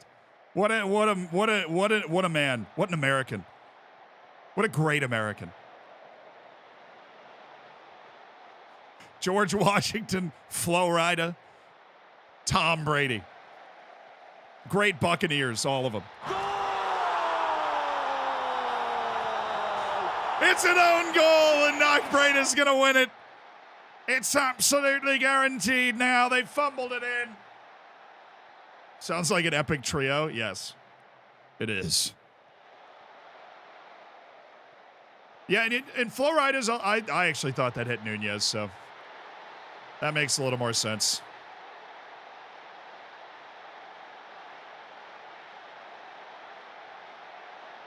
Goodness gracious, man. Like, do I not have a right back anymore? This is the second time we've let this guy get, like...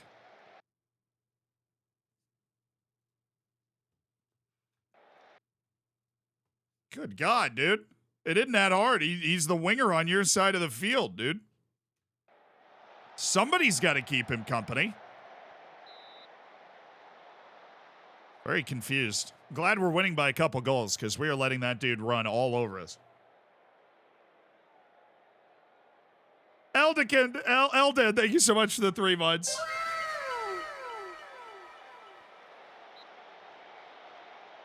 Anyway, I'm late. Oh, we're listening to Flo Rida. Welcome to the stream. Spin your head right round right now. So help me. You better start spinning your head.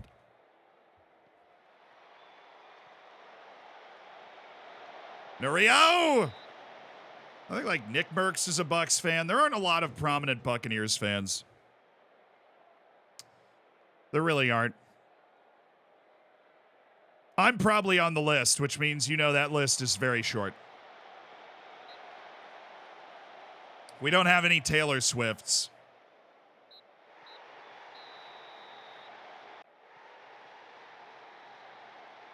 So, but that will kill. Well, if it kills you to spin your head around, then don't do it. I don't want to be. I don't want Flo Rida to be responsible for any of that sort of nonsense. You know, Flo Rida is just trying to get the club lit in the early 2000s. Look, recall him. If you're just going to call me and complain every 5 seconds because you didn't have the guts to recall him when you thought he wasn't playing enough before, then don't call me now. Nick, thank you for the 37 months, dude. I appreciate you supporting the stream. It means a lot, brother.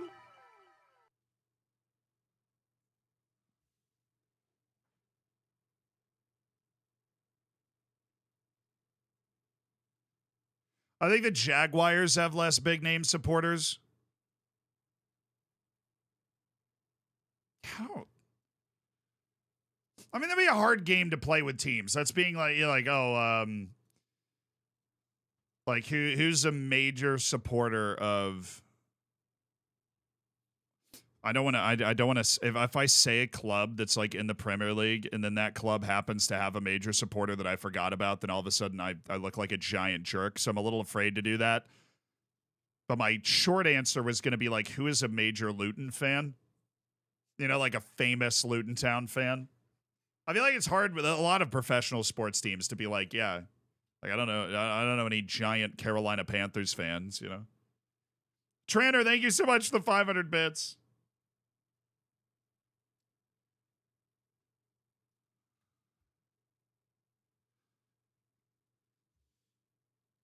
You guys play in a dome. You don't scare me.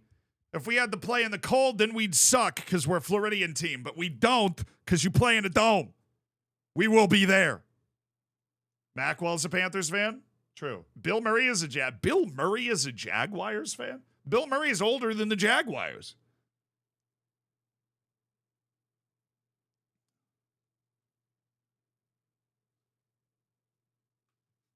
Hey, how you doing?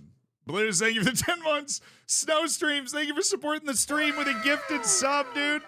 Thanks for doing it with kindness, making somebody's day. Schnitzel Bobski, you've got the bacon, ad-free experience, emotes, access to the subsection of the Discord. You got everything. Everything that you possibly ever want. It's at your fingertips now. Chip Shot, thank you for the year.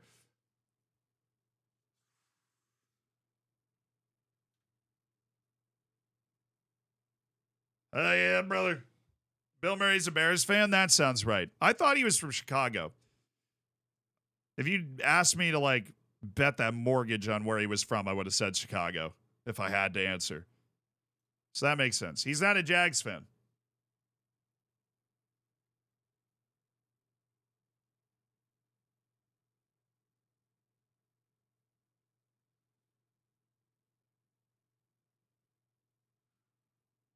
Paul McCartney's a Jaguars fan? Dude. I will believe that when I see him with his face painted like a Jaguar in the south end zone. All right. I will out there with the like super fans. Come on, lads.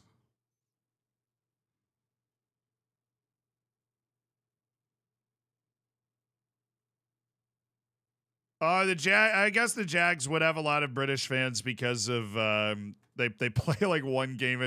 Well, their owner's English, right? And they play like one game in England every year, I think, as a result of that. I'm really pleased with your recent form. Ivan Alves, you've scored 3 goals in the last 2 games. And you're 18 years old. You are about to get signed for some serious cashola. Sir Paul, yeah, dude, Paul McCartney. Duval! Tampa actually has, I think, the Buccaneers have one of the best American sports chants. It's great for an entire stadium.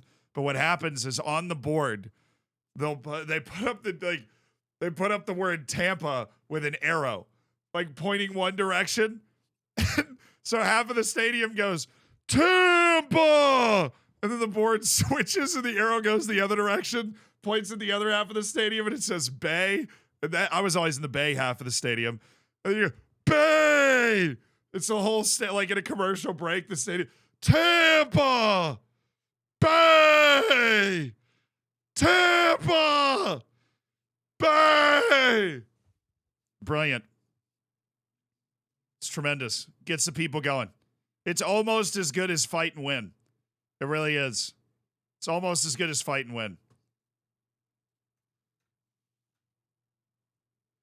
And then, like, usually there's always like the drunkest person in the concourse when you're like walking to the seats. Some dude that had 20, like conservatively 27 beers at the tailgate is the guy that yells Tampa, and then the rest of the concourse yells Bay. So you'll be walking to your seats and some guy's like, Tampa! And then everybody else goes, Bay!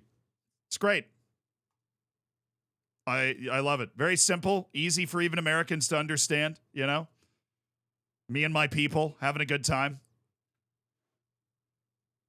No, that makes me cringe more than I believe that we will win. Tremendous chant. Love it. At this point, it's like self-aware irony. It's perfect. No notes. Fight and win. Fight and win. That one. Banger. Absolute banger.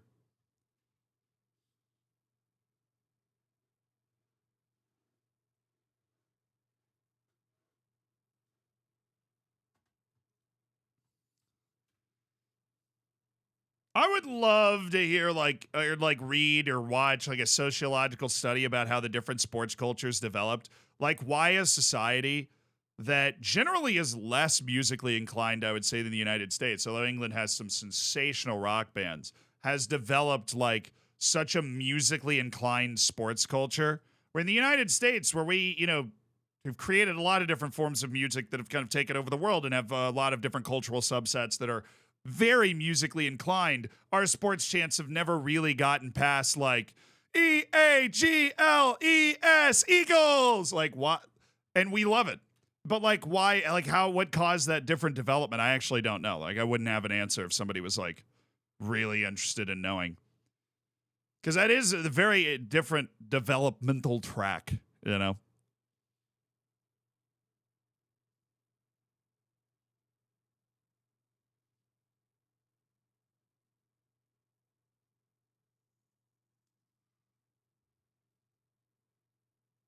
That is an amazingly American take on modern music. I mean, okay, blues, rock, rap are American. They've been amplified. Like rock was then co-opted by the English and they just made it better. Like some of my favorite bands of all time are English, right? But the United States has a very musical culture.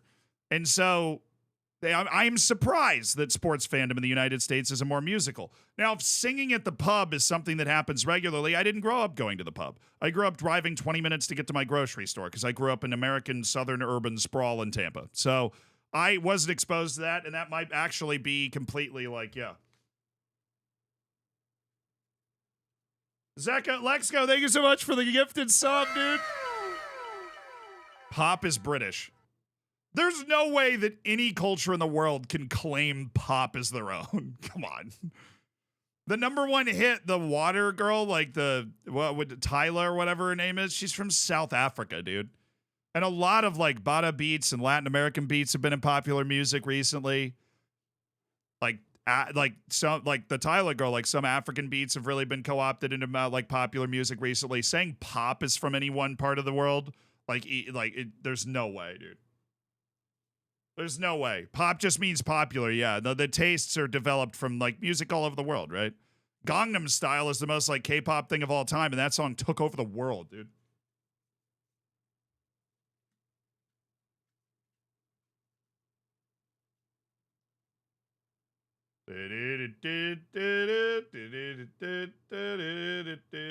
Thank you, Z, for country music. Hell yeah, brother. Hell yeah, brother.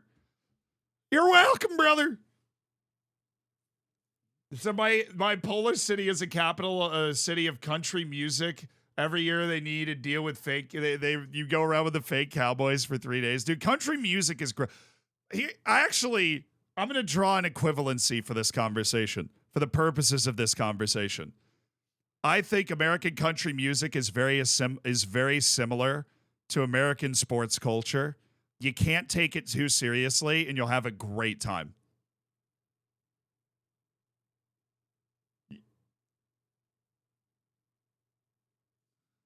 If you don't take it too, like, if you just listen to if you just enjoy the fight and win chant, you'll think it's awesome. If you don't sit, like,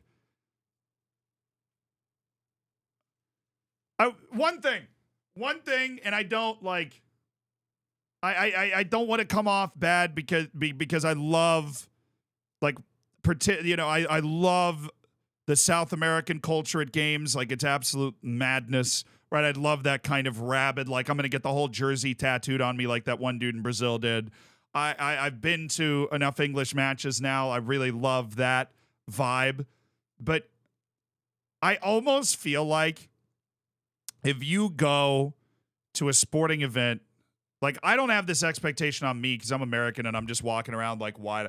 I feel like if you go to a sporting event, particularly in England, and I think France has this as well, you feel almost pressured to act a certain way.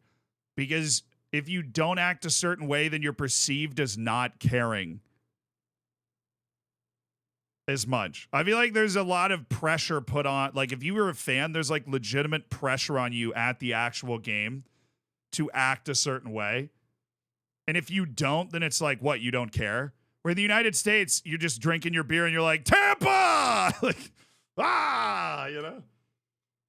Like, there isn't that same, like, pressure on, like, you can care about that team, but you don't have to, like, threaten to kill the people on the other team, Like, there isn't, like, you don't have to be, like, because in England, the guys will be walking off the field, and some of the stuff they're saying, I'm like, dude, if you said that to somebody in America in a parking lot, everybody's heads would go, what did you just say? Like, what?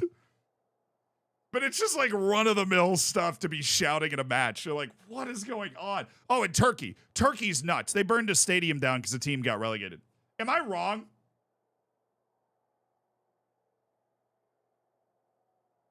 Am I wrong? Like, do you guys... Am I wrong in perceiving that there's, like, a pressure on you have to be, like...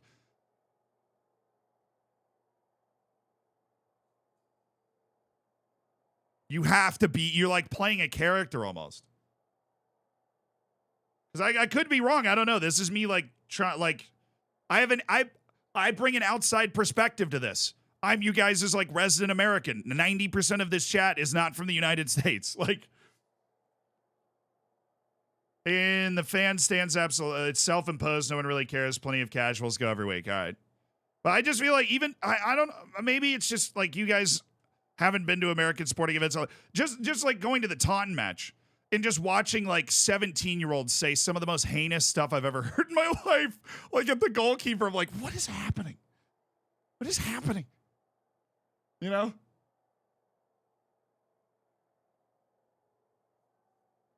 And then there's like Austria, where I went to a couple matches in Austria and I'm like, this is just weird. But for a different reason. Because I feel like they're just trying to make it look as visually cool as they can. But the actual atmosphere and the noise, I was like, it's like an...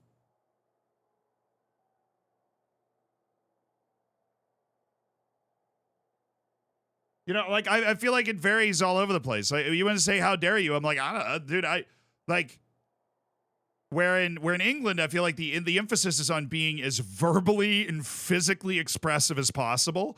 In Austria, it was like being as visually expressive as possible. Specifically, like the flares, the flag, they were off the chain. Everybody had a flag, right? And the visuals were nuts, right? Like the tifos or the flares or the flags, like it was crazy. They had the tifo that went up the whole thing. I went to an Austria-Vienna match against Sturm Graz. And you had the Sturm Graz away section. They got the tall chain link fence and everything.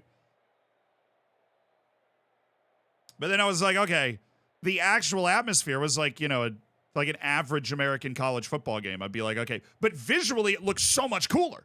You know, so you were expecting this like, yeah, but it's like almost different fan cultures place the emphasis on different things. You know? I love this topic, by the way. I love this topic.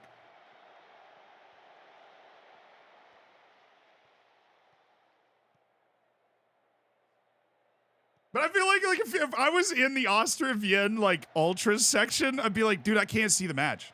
I couldn't see the back half of that stand from across the field.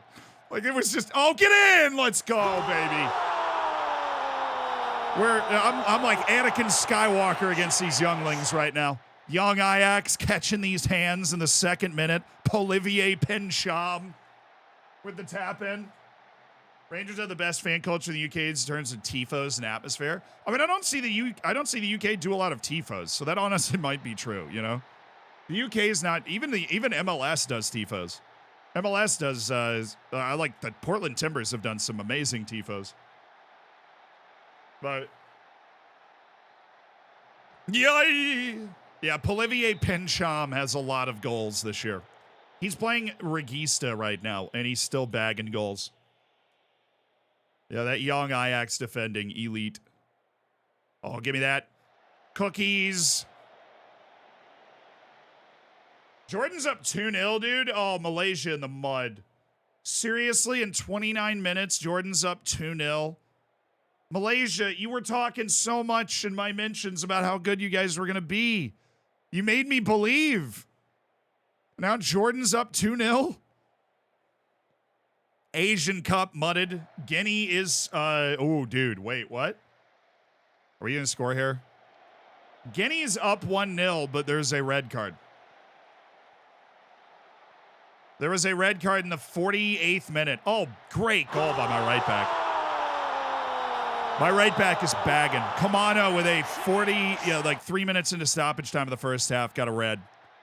So Guinea's going to have to try and survive up 1-0 against Cameroon in the second half. Down a man. Oof. Yeah, that sucks. Pereira, dude, Augustine was an amazing pickup this year. He's been really good. He hasn't scored much. That's a fullback on support showing. I've tap-in goals, not tap-in goals, but like goals scored within the 6-yard box by a fullback on support in a regista. This is total football. No, you don't. Against young Ajax, that dude almost scored a gorgeous goal. That's a throw-in. I hate that. As a fellow Malaysian, I'm in shock. Oh, I'm sorry, dude. It's a tough 2-0 in 29 minutes. This was definitely a match you would have pointed to as like, yeah, we could probably win this match against Jordan. Then you go down like that.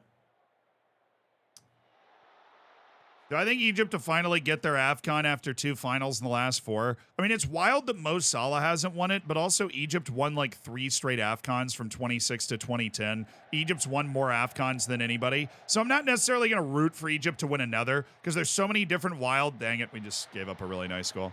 There's so many different wild teams that could win an Afcon like Mali or something that I'd be rooting for. But if Egypt does win, I'll be like, okay, I'm happy for Mo. But I don't think they're the favorite. Mozambique should have probably beaten them. Paco, thank you for the 7 months. Yes. Once Florida went off, you were allowed to stop spinning your head around. You definitely kept that up a little longer than you needed to. Sorry. I think the top tier of contenders are Senegal, Morocco, and then Algeria, but that's me. Senegal, Morocco, for sure. Algeria is my pick to be on that top tier just on... They missed the World Cup. They're coming in hot. Mahrez, maybe his last ride being at peak power. Nurio. Dang it. But yeah, Egypt would be on that next tier with like Ghana and Ivory Coast and Cameroon, or like teams that will expect to make a quarter or a semifinal at AFCON, but if they didn't, you wouldn't be like, no way. Dude, how do you not block that off? The same ever-loving play, guys. Where did you go, Pereira? That's your job. Why are you making Olivier and Cham come from the left side of defensive midfield to pick that up? This is ridiculous, dude. Absolutely fumbled this. You have to be responsible for that fullback. You can't run away to the middle of the field and then not mark anybody anyways.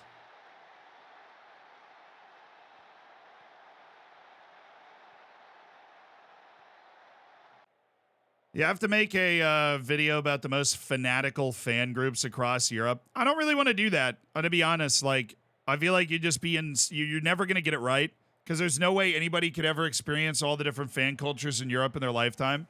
And you're just going to end up unnecessarily insulting different fan cultures by not including them in it. And as somebody that, oh, dude, that was a chance. As somebody that's always been a fan of like Tampa teams that were always considered like, oh, their fans aren't as good or nobody cares or whatever. I've always had a soft spot for teams that people think are less well supported because I was always a fan of teams that people thought were less well supported when I know that they're not, right? Like I know that like even though there will be a good number of Philadelphia Eagles fans at the game tonight at Raymond James Stadium, that doesn't mean that there aren't a ton of Bucks fans in and around Tampa or in like the Tampa diaspora that are, you know, I'm going to be sitting there with my jersey on with all my friends from Tampa up here tonight watching the game. Right. And so I love like football culture and fan groups, but I don't want to make a video like you're the 5 best fan and then go to the 5, you know, and just blow smoke up the same people that always have smoke blown. I would much rather like, oh, sorry, I'll read that in a second, but I would much rather make a video where I go to a place like the Faroe Islands and shine a light on people that don't get a light shined on them. You know? CJ, thank you for the 25 months. You ever notice soccer players are like cats in a hot tin roof? They're running around chasing a ball like it owes them money. When it comes to scoring, it's trying to get a cat in a bath. Lots of action, not much success. It's a very weird, long metaphor, but all right.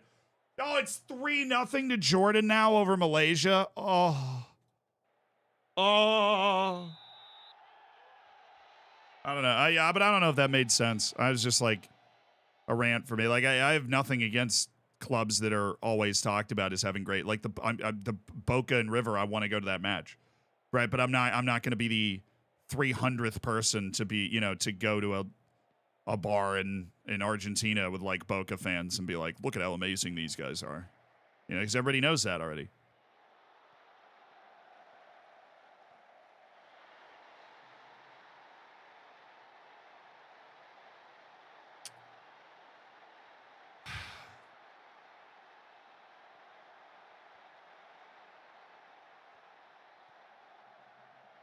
I'm going to strangle Augustine Pereira with a shoelace, brother. What is he doing? What are you doing? Stop doing it.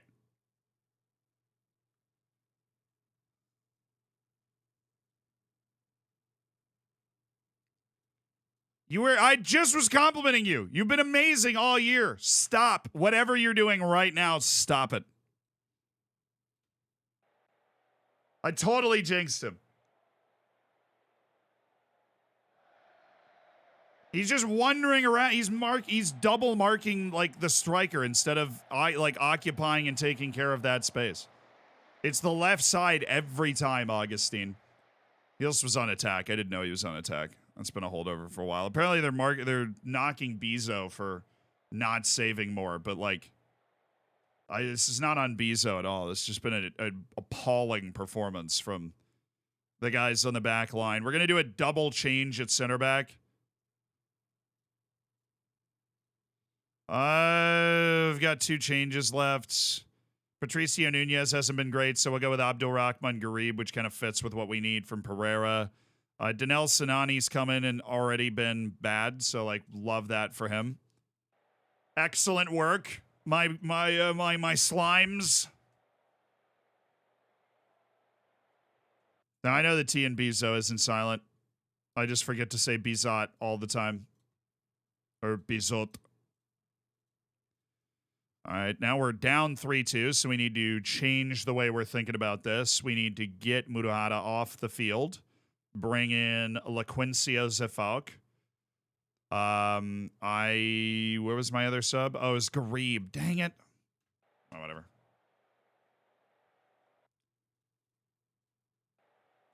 Any other change that was part of that? Oh, yeah, bring the back line up. Get the close down on. Get these guys up so we can put a little more pressure on them. Advanced playmaker on attack. Danel Sinani, Abdulrahman Garib. Don't need to be wide with that. Okay. They're on attack. Go get him, brother. Already switched out our whole defense. Nice, Alves, middle. Yes, run with it. Run with it, son. Run with it. Abdul rocking my socks, Garib. Come on now. We know he's in there somewhere. That is a terrible cross. Wow. That is super disappointing. Don't shoot it. Thank you. Like, honestly, I would prefer that than a shot. A chaotic pass to the middle of the field because the shot is going to end the possession and we'd be screwed. Alves. I like the appetite. I don't like the effort. Oh, Murahara. Excellent work from the Peruvian. Oh, what is that? Keep. Keeper! Do we see the Turkish 17-year-old winger? Wait, they have a 17-year-old Turkish winger?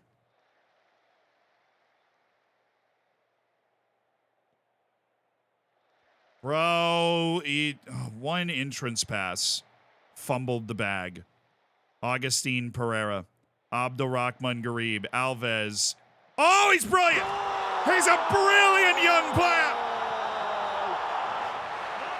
Oh, he's brilliant! It's 3-3. Ivan Alves of Cape Verde. What a display! He hit it hard and low and through the defender and by Kremers, who was surprised by the shot, clearly. Ivan Alves making something out of nothing to equalize for Narkbreda. Oh, chat. That's what. Now we win. And now we win right here. Garib. Oh, we're there. We're there. My 2 new center backs because the other ones were bad. Bjorn Engel. A dime on a ball. And Aldricus.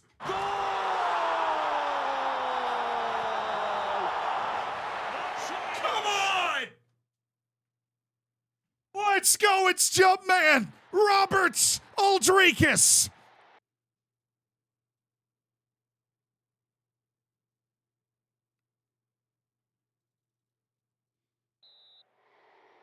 What? No. Where? He was offside. Garib was offside. Oh, God. Oh. All right, never mind. We'll get it. I canceled the changes. We'll get it. I canceled the adjustments. We'll get after it. Garib. Uldrikis! Inevitable. He's like freaking Thanos out here. He's like Thanos. He's like Thanos. What's his name, chat? What is his actual name?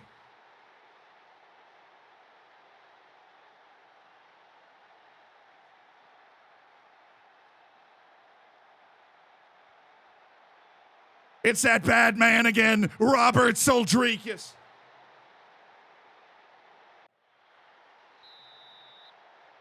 Don't even need to make the tactical changes, dude. Don't even need them.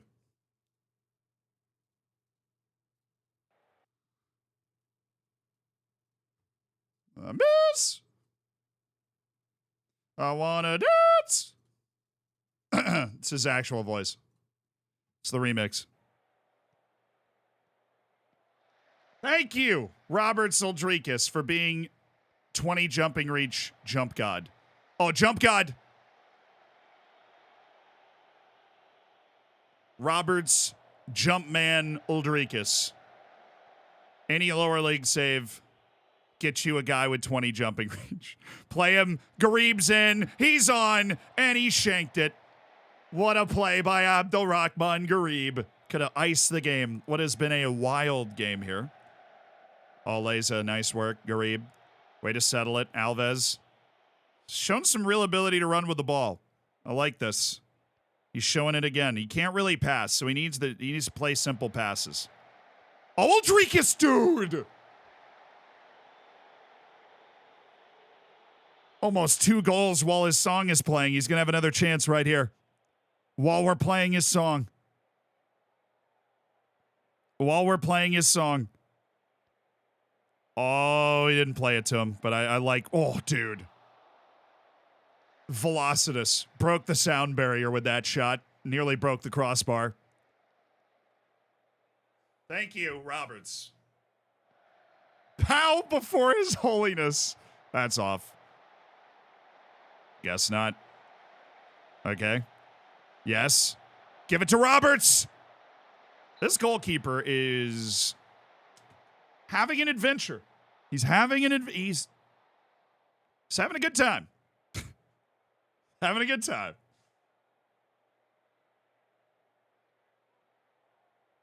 The 17-year-old winger is under a Yildiz, and you tried to sign him at the end of contract. The video called Back the Old Trial Farm, and there wasn't anyone, it wasn't any more about him after that. Well, I think they triggered an automatic extension in his contract. He was one of those young players that had an automatic extension in his contract because the game loves to hand those out. And so they just triggered that and we didn't get him. Sorry, I didn't remember that because it happened almost immediately after. But yeah, we were really excited about that guy, but they triggered an automatic extension. So we did not have, we did not sign him. So he is not like on the way in soon. He did not join the team. He is still in Turkey. Monday, Akile, totally shooting, just wandering into other players on our team.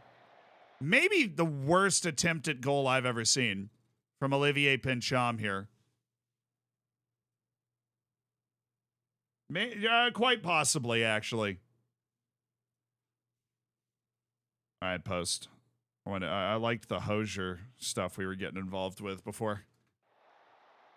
Transfer, thank you for the 200 bits. Any tips for a team who just got a surprise promotion to the Bundesliga, struggling to score goals, never made a real underdog tactic? I think underdog tactics are harder to cook up than like you're the favorite tactics. A lot of people think it's the other way around, but underdog tactics, you have to balance how much pressure you're going to put on the opponent with. That was a great comeback.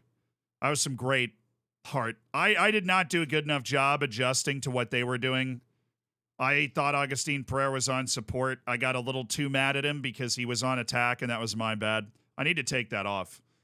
I want him to be on support. He plays better on support. Our tactic is more balanced when he's on support. I'm going to do that now. Cameroon scored. Cameroon did score against 10-man Guinea. It was my boy Frank Magri who plays at Toulouse, but he's trying to win this time.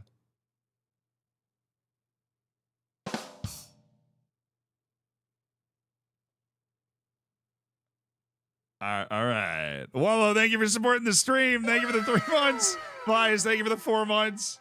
All right. So it's 1-1. Mali and Cameroon. Shout out. Malaysia is losing 3-0 to Jordan, so the Malaysian hype train did not last very long. Sucks for Malaysia. Long tournament, though. You lose the first match, you're still alive. That's the truth.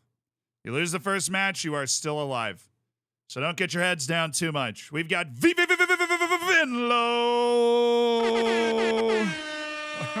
Our next match. Oh, Malaysia. Yeah, Malaysia's the real dies of cringe, all right? That joke was great. You guys are just afraid to admit it. Like, that joke was sensational. How many games left? All of them. No, not 8. We have 8 matches left. Might be able to get that done in this stream. I mean, we have pulled so far away. In the league. We're 15 points clear with 8 matches left. We should be putting the silverware to bed today. Which would be our, we have won the league every year but one in this entire journeyman. And the 1 year we didn't win the league, we bottled it and lost it by a point. Max, thank you for the 2 months, dude. Thanks for supporting the stream. Welcome back to the Hammers. Enjoy your ad-free experience. Enjoy the bacon. Enjoy the emotes. See you in the subsection of the Discord, my dudes. Arnie, thank you so much for the 2. I appreciate all the things I literally just said to you, Arnie. Thank you for supporting the stream with $5 of Jeff Bezos' money. 2 good odds of you losing this game. Yeah, no, the way we're playing right now, the odds are tremendously enticing on bacon to go a different direction. Assuming I win the league, am I planning on staying with Knock? I will see what's out there for sure. We could totally be at Knock next season, but we are absolutely going to see what's out there. I'm getting my new coaching badge. Should be coming through like this month. I'm going to try and get them to fund one more coaching badge for me. In which case I'd be studying for my Continental A license. Right now I'm studying for my Continental B. I don't think I can get the world-class clubs without a Continental Pro. But, you know, if we get up into the Eredivisie and we feel like relative to the teams in the Eredivisie, we're able to make a really good go at like a European-type finish with Knock Breda, then that's something I could be convinced to stay. We'll see, like, budget-wise what they're thinking relative to the league, but... South America, we tried to go to a big South American club after winning the African Champions League with Orlando Pirates. That didn't happen, though. But that did not happen. They all rejected us, and that's the reason we ended up in the 2nd division of the Netherlands. It's because we got rejected all over the place by... we got rejected for like 8 different... We even got rejected by one of the biggest clubs in Romania. So that's how we ended up at Knock Breda, as I felt like this was a great opportunity to show what we were about. In a different place than South Africa, obviously. Sajas hasn't shown the ability to play. You can recall him. Okay, cool. He literally did. Recalled him March 17th. I didn't even know you could do that. But we signed another midfielder I didn't know about when we signed Marcelencio Sajas. So my Surinamese loan player has been recalled. Would I consider switching teams mid-season? Absolutely, dude. Absolutely, we would consider switching teams mid-season. Why not? Sir Lord Conte. Sir. My lord. Come on, guys. You got to address him by his proper title. This is getting embarrassing.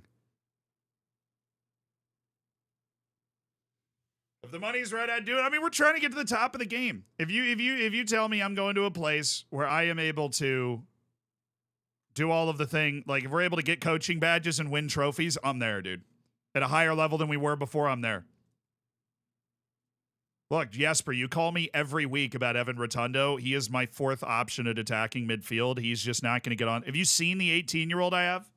Have you seen him? Rich, thank you for the 2 months. I appreciate you supporting the stream with the Prime, brother. Hell yeah. I missed you this weekend. I missed you too. I'm glad to be back. Pereira on support. Did I not switch it yet? Oh, God, no.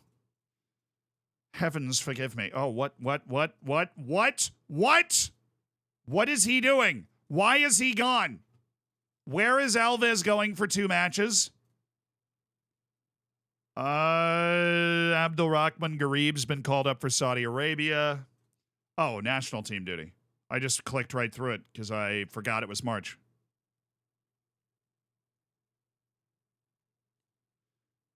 All right, save my time.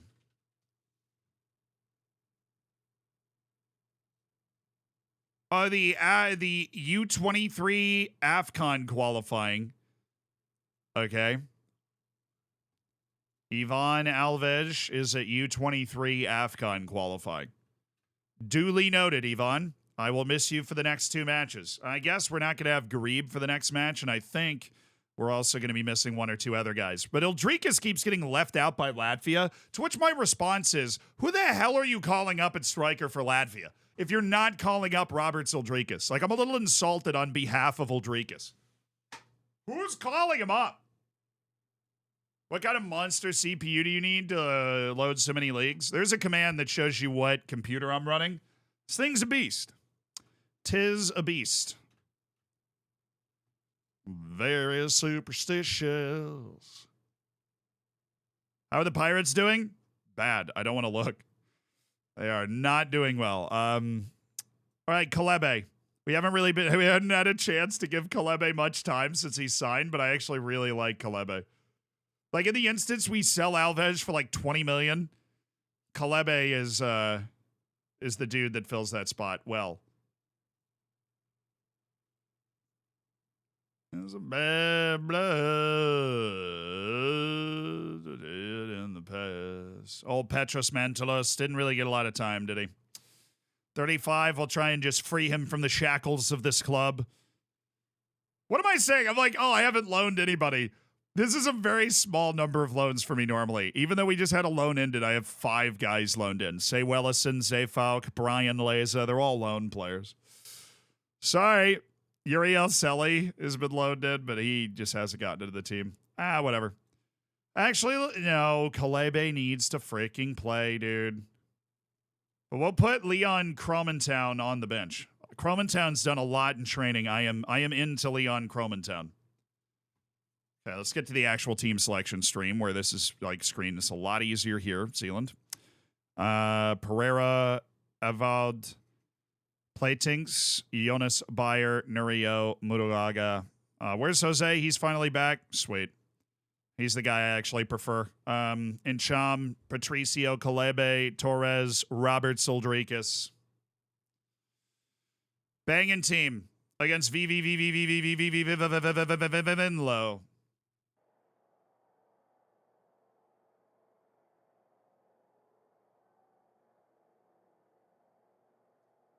You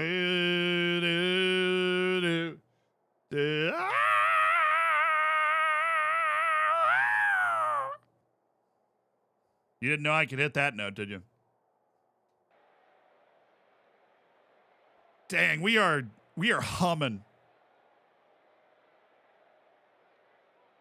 We are humming, dude. Shout out to Genny, though. It's only 1-1. I guess it's only been 16 minutes. 10 minutes of stoppage time in the Malaysia and Jordan match. Jordan is up 3-0 after Iraq and South Korea pulled out the wins. There has not been an upset in the Asian Cup yet, like at all. All of the favorites are winning every game.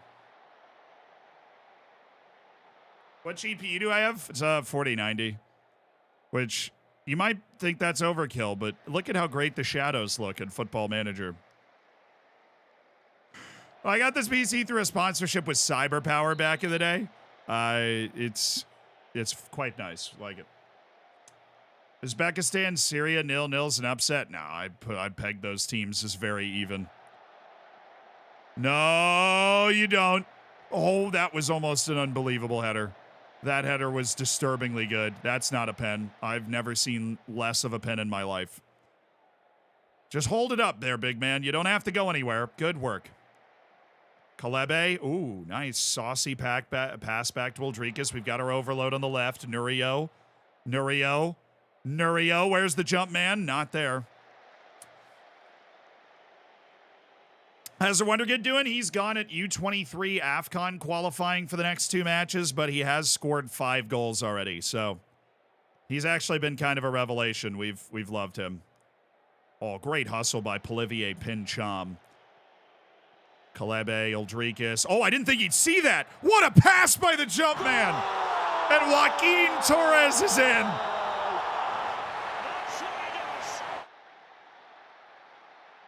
Croissant T, thank you so much for the prime, dude. Thanks for supporting the stream. I appreciate you.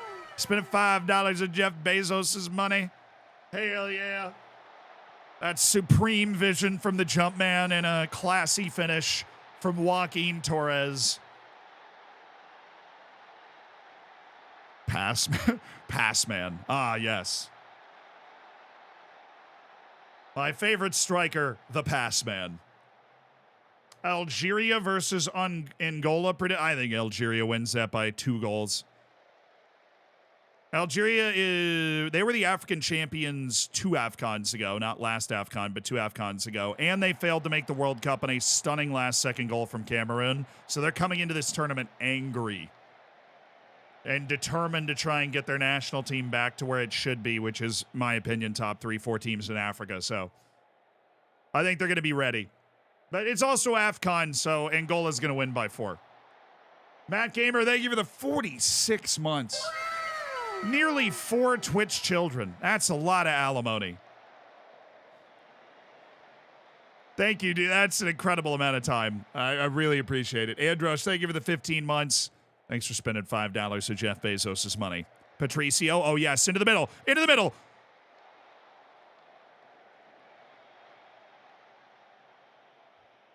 Bro. Oh, get that. Come on, dude. Good press. Just got to win this ball. Nice. That's what Avad Playtinks is there for.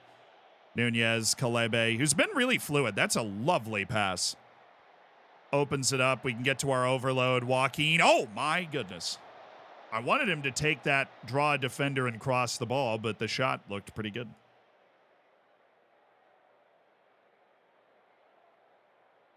Haven't you already got 4? I mean, 9 times, oh, God. 9 times 3 is 27 times. Yeah, you already have 4. You're almost, like...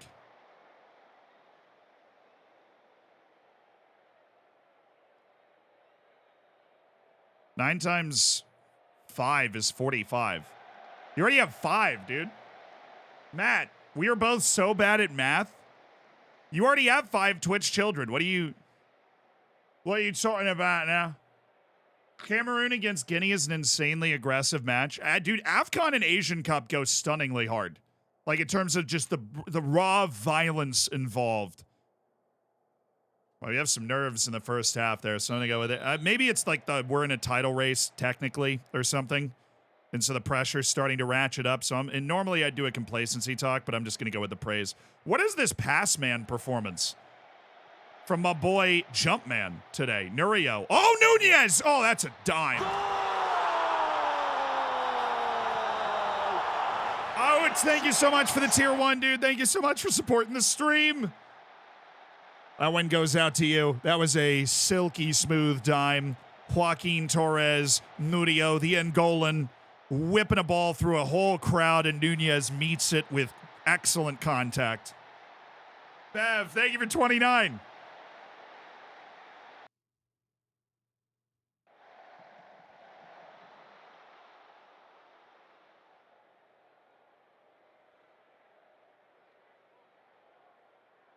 Hey, you always got somebody to talk to right here, dude. Look at this look at this squad we got here right now. I don't know how many people are here right now, but enough. We have a squad.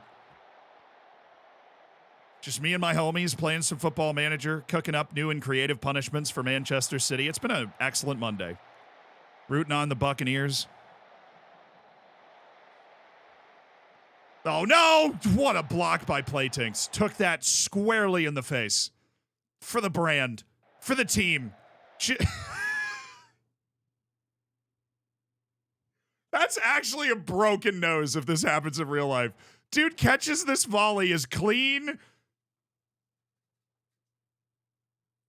As clean as you could possibly catch it and demolishes Evod Playtinks' face.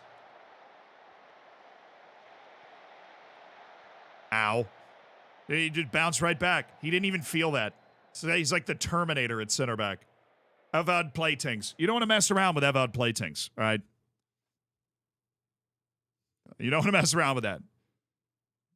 His brain cells have died for this. All right, 60th minute. Who else am I? Kalebe. Yeah, let's get Leon Cromantown, our other young wonder kid type dude in there. Jose Rodriguez is also not. Oh, he's having an okay game, but we might as well go with the fresh legs. Mutagata's been plenty fine. We're all yeah, besides the fact that you guys are all my imaginary friends, you're all bots. I did forget that point. That is an important point. I've taken football to my face full speed. My nose is still there. But was it rearranged in any way? I've broken my nose. But it was basketball that did it for me. No!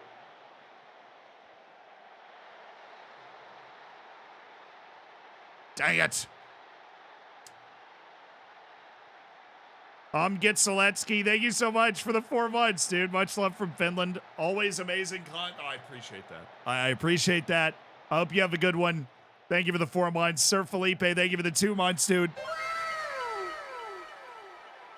Thank you for the Prime. Thank you for supporting the stream. Have a fun story. Got last of the Fantasy League. Had to stay at an IHOP for 12 hours. Ate 14 pancakes to knock down the time. I actually have some terrible news, guys. That reminded me of something that was a... We're going to pretend that was a pass. Robert Soldrikis has another one. In the race for the Golden Boot, it's Robert Soldrikis from Polivier Pincham. If this was a pass, this was a great pass, but I think it was a shot that Oldrikis just happened to get to. Oh, it took a deflection, and then Oldrikis was just there. Big body, throws that, good contact, good reaction timing. 3-1 knock Breda. But I lost my fantasy league as well. Congrats on eating 14 pancakes, though, Dr. Science. I lost my fantasy league. Okay, Jumpman. Okay, Jumpman. Somebody wants the Golden Boot out here. Would have preferred to stay on the bench? Dude, you never play. What do you mean? You, never get to play. You would rather stay on the bench than take your rare opportunity to play? Oh, Jumpman. 2 goals in pursuit of the Golden Boot. Keeper came flying out and missed it. That's a layup for Robert Soldrikis, the big Latvian. And knock Breda. We own the Dutch second division. I'm a promotion master out of second divisions. This is my second year managing in a second division. We did it with Black Leopards in South Africa. And we are doing it here in the Netherlands with knock Breda.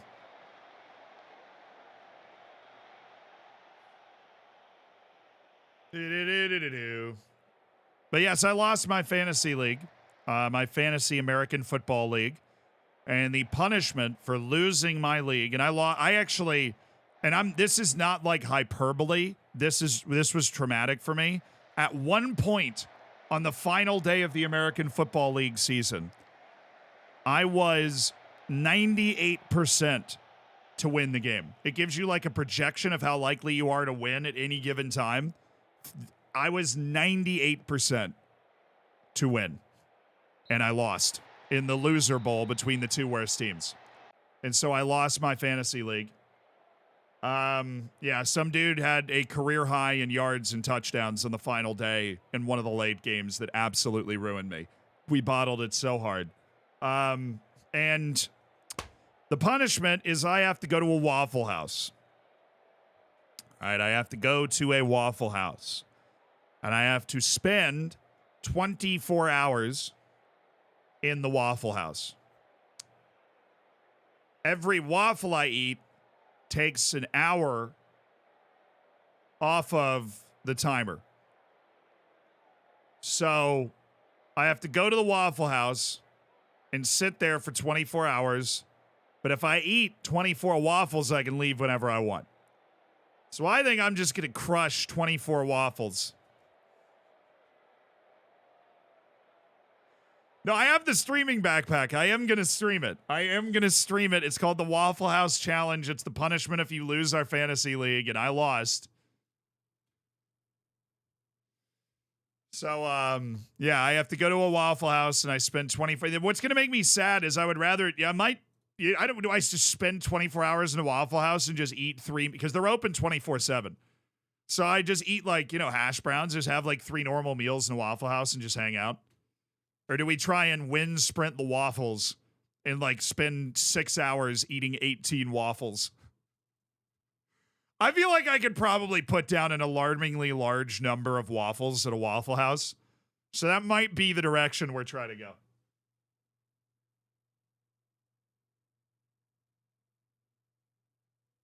Bring my laptop to play Football Manager. I'm not requesting a postponement.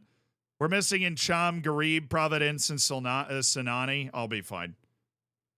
Although I love the fact that Ruben Providence is up with Haiti and Matthias De Wolf is up with Cuba and all that. We're not postponed. I don't want the fixture congestion. I will play full and dom without a few of my best players. But we've got the season before us, and I don't want to create any fixture congestion. We've got a large squad that can absolutely handle this without 7 players around. They're not 7 starters. It's just 7 players. It's 1 match. They'll be back for the next one.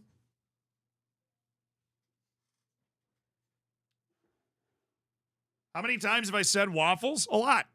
I mean, the place is called Waffle House, and also waffles are integral to the Waffle House Challenge and that you have to eat a lot of waffles. So I feel like I've said the word waffles a lot.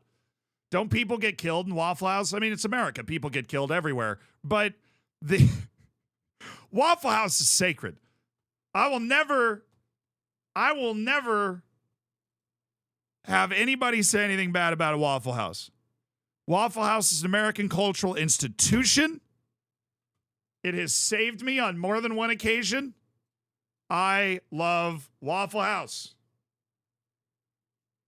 I love Waffle House. That is a lie. No, it is not. Waffle House is great. It's the most transparent dining experience you will ever have. It's not Salt Bay. It's not sprinkling an unnecessarily large amount of salt on your food. If you go to Waffle House, you see the cook. He's probably fat. He's covered in grease. You see the grill. You see the stuff come out of the bag and go on to the grill. It's frozen. Nobody gives a They're telling you exactly what you're going to get. The waitress comes up to you to be the nicest waitress you've ever had. She goes, "What are you having, hon?" And you go, "Some waffles, please."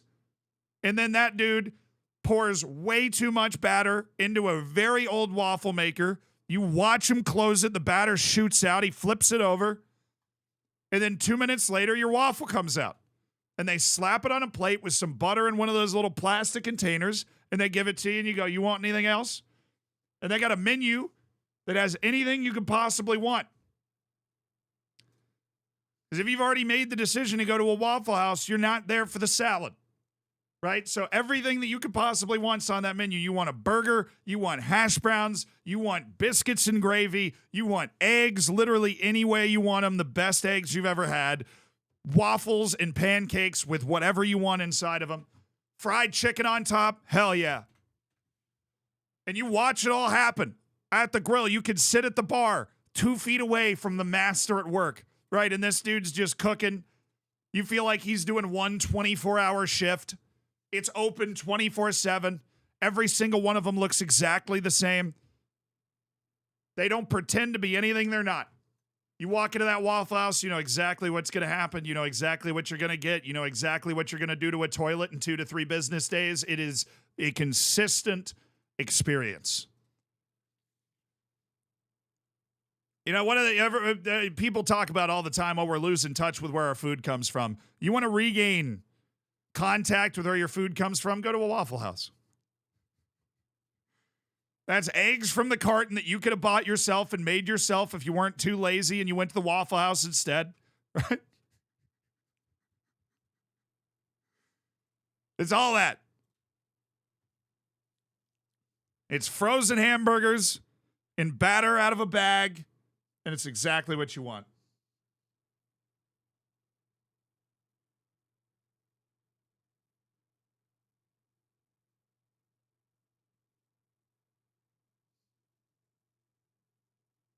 Why does Waffle House need to be open 24 hours?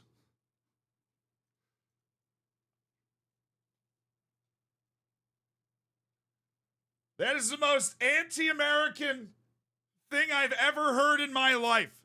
If I want to be fat and eat waffles, God damn it, I have the right to be fat and eat waffles all day.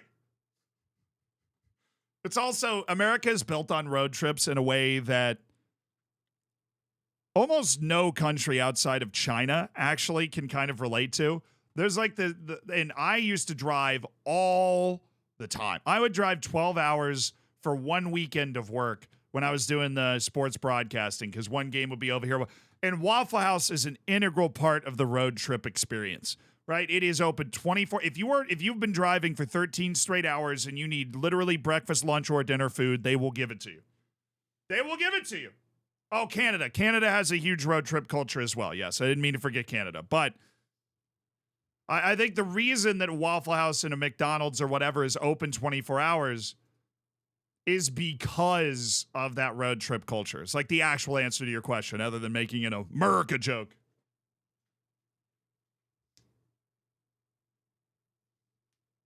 Brazilian Fury, thank you for the 16 months. Now, look, Waffle House. I grew up in the southern United States where Waffle House is particularly prominent. I did a lot of my road tripping and driving through South Carolina, Georgia, Alabama, North Carolina. I went to school in Virginia. There's Waffle Houses all over that. Driving up that part of I-95, I-75, it's just Waffle House Central, right? And so I've been to my fair share of Waffle Houses. Sheets is great. Upset Stomach, thank you for supporting the stream with the Prime. Tiny Force, thank you for the 7 months.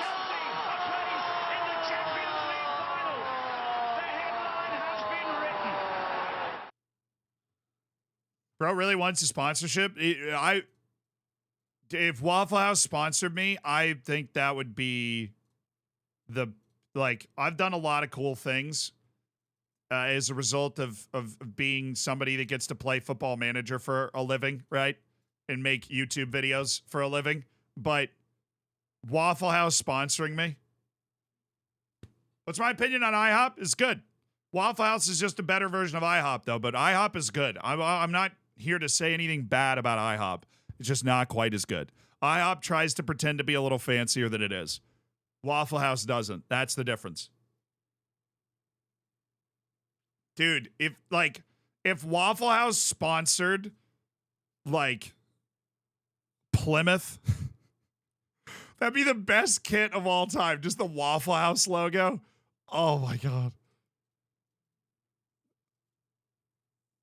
That'd be tough news for my boy Pieface because he's been doing a really good job pulling himself back up, but all of a sudden he's got to deal with the temptation of Waffle House. That's tough. I can't resist that temptation, dude. I'm losing that battle. Be stronger than me. Best fast food chain in the U.S. Most iconic is McDonald's.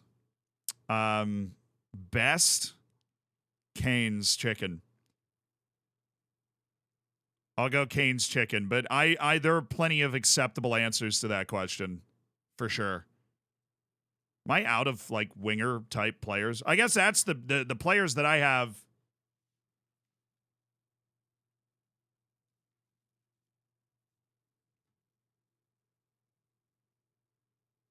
So how's that a punishment? Well, the idea is that you have to spend 24 hours at a Waffle House and eat a bunch of waffles. I mean, the idea of a fantasy football punishment is it's meant to be funny and entertaining for the other people in the fantasy football league. Like you have to take a blow-up doll on a date or something. So it's not supposed to be something that's utter misery and pain, right? Like, hey, you got to run up this hill with that bag of bricks on your back. That's not the point of the whole thing, so. All right, so Rotundo and Davey Bregu are back into the team all of a sudden because we are rotating with a couple guys gone and a bit of an injury to Augustine Pereira that we don't want to exacerbate. There's your word of the day. Nunez, Kalebe, Torres, Oldrikis. Yep, we're missing 7 players on international duty. So if we win this game against the second best team in the league while missing 7 players on international duty, then we really are just the best team in the league. And I think we've already kind of proven that, but now we're away against Volendam. See, they're the second team in the league. They've only won 2 of their last 5. Every other team in this league is just very inconsistent. We're just consistently getting good results. Hey, thank you for the gifted sub, dude. Hell yeah, brother. Dude, what was that? What was that deleted message? Zealand, sorry, English isn't my first language, but you seem like a person who used to lick sweat off of people's chairs in high school. Yeah, I've always struggled to quantify my vibe. I have. I've always struggled to quantify my vibe. I'm glad somebody could finally put a finger on it. You know, somebody could finally figure my vibe out for me. Really appreciate that. What is that? Honestly, that, yeah, if you have the creativity to come up with something like that, then that, you know, I'd be willing to wager that maybe you're the type of person that's tried that out before. Just, you know, if you come up with that, right? If that's something that's running through your mind regularly as vacation. Oh man, Dad Bod, thank you for the gifted sub, dude. You are awesome. Thanks for making somebody's day, giving somebody the ad-free Zealand experience, which is hard to handle. That's constant Zealand. And thanks for supporting the stream. Ildrikis, play him. Play him. That was too late. It needed to be earlier. More! More! Play him. Yep, he's off probably. Square it. That's a pen. Okay. I feel like you could have just not gone down super easily and you would have just scored, but Joaquin Phoenix, you're in.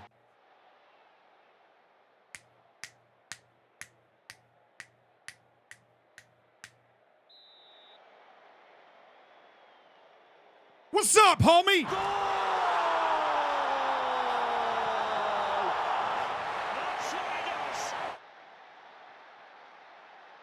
Olivier Pincham's at Cameroon duty. That's why he's not taking the pen. I appreciate your concern, though. Olivier's not padding his stats because he is on camera. He's one of the players on international duty. That's why it was Joaquin Torres. Unfortunately for Olivier Pincham, he's absolutely punching air that he wasn't able to take a penalty for us. That is just beautifully worked right through the middle of the press. Avad Platings. Jose Rodriguez. We just didn't pass it away from the pressure. We tried to pass it right through the pressure. But, like, there's a simpler way to do this. You could just pass it to the guy who's not under. Ooh, nice ball. Ooh, should have brought that down instead of heading it. Do we win the league if we win this match? We'd be 19 clear with 6 matches left. So, yeah. We win this match, we win the league, chat. You gotta love it when you're so dominant you don't even know. First year at Knock Breda, we are so going back to the Eredivisie, it's not even funny. Chat, if we win this, we win the league. Lopez. Oh, we'll drink it!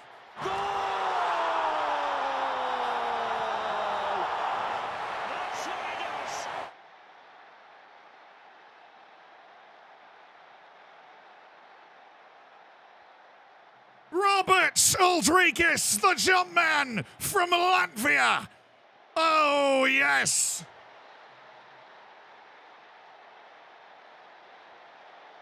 Oh, yes. Bobby wants it. Roberts wants the league today. He doesn't want Olivier Pincham to be here to celebrate it all. Mbai, Nunez, Mbai, Lopez, Jose Rodriguez, Mbai, Lopez, Jose Rodriguez.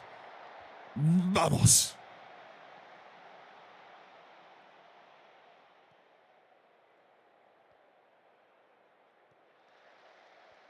Turn off easy mode, dude. Then you'd need me to not play the game. You know what I'm saying, brother? That's what I'm talking about. Now we're on fire, dude. I haven't played a journeyman literally in 6 years. I have not played a journeyman since 2017. I've never made content around playing a save where I like move between clubs, except for one other one a long time ago. And it was like goal oriented. Like once we won the league, we had to leave. So this is, I didn't know, you know, I've obviously gotten a lot better at FM since FM 17. I didn't know how it would go, but I'm Jose Mourinho. Dude, I don't know what to tell you. Is this the best type of save? I think the best type of save is the one that you like doing. Everybody plays Football Manager for a different reason. Dude, he's so good.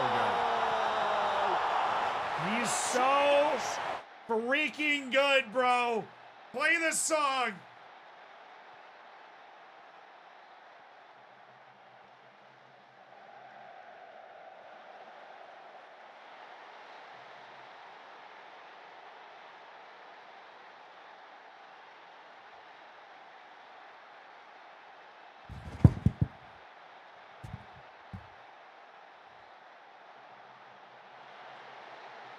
Dang it, they scored.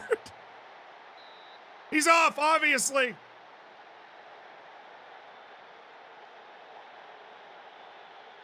Woo! They wanna dance.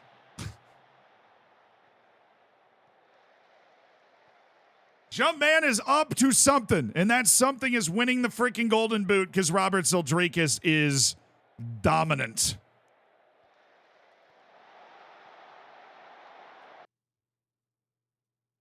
Like, can you bring me the tablet so I can figure out why we look like an absolute Swiss cheese slice? Who forgot the midfielder? Who just left Mvue alone? You jabroni, what are you doing? What are you doing? Pay attention. It's only 3-0 in 35 minutes, okay? Pay attention. I like the idea that we just play 5 minutes of the match with this on the speaker system. He needs to get wide, dude. Well, the field isn't 10 feet wide. Let's go. Spread it out. You're letting them cover all the space, man. What are you doing? Don't get complacent. Stay dialed. It's 3-0, but they actually aren't. They're the second best team in the league, allegedly. Is Bad Boy back from injury? I actually don't know. Vonic, thank you so much for the 7 months. Keep going. Up the knock. Up the knock, Breda. Yeah, we saw this team. We took over a team that had just been relegated and was in so much financial trouble that the board had taken control of transfer business. And we have a financially healthy club that's so financially healthy it's actually improving its training facilities right now and is funding a new coaching course for me, and we're winning the league by 19 points. What's up? Knock, Breda. Supremacy. I want it painted knock. Torres. Oh, look at the right wing. Dude, there's an overload. There's an overload. There it is. Has the silverware been secured? It will be if we win this game. Yo. And I'm not going to lie to you. Wagwan, my slimes, we're probably going to win.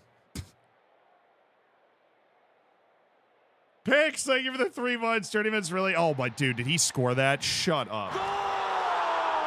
I wasn't even looking because I just like, oh, he's going to miss that. Picks, thank you for the 3 months, though. Time for even more dubs, for sure. What a hit by Joaquin. The pace on that. Over the top and down. Ken, thank you for gifting Jumpman a sub, dude. Nice. Nice. Joaquin Torres. Dude gets no hype. Joaquin's had a great year. He gets no hype. 5 goals, 11 assists, over a 7 match rating. Played like almost every game for us this year. I'm gonna give him his flowers right now. That poor guy gets none of the hype. He really deserves it for being somebody that's contributed as much as he has this season.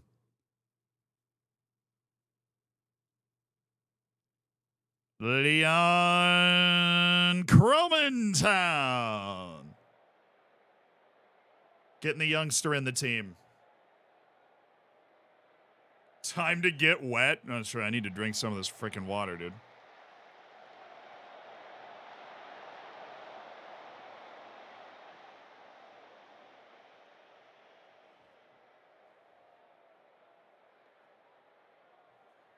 Come on, Hosier. Get us in our feels. What a journey with Knockbretta in one season. He's off. I agree with the hand in the air. He's off. Also, that name's not real.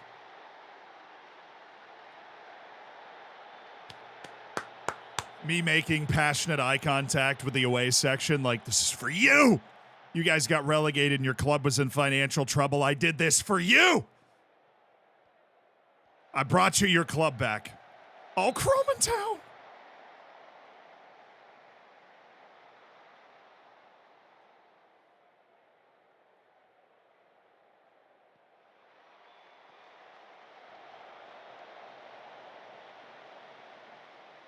We gave them their club back.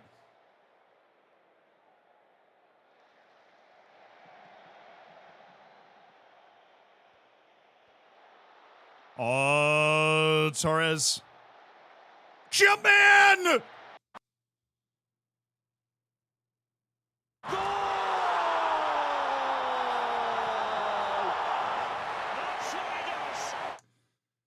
In the title-clinching match, it's Jumpman Robert Sildrikis. He beats two Volendam defenders. He's absolutely tried to double mark him on the back post. It doesn't matter. What a player Robert Sildrikis is. What a player Robert Sildrikis.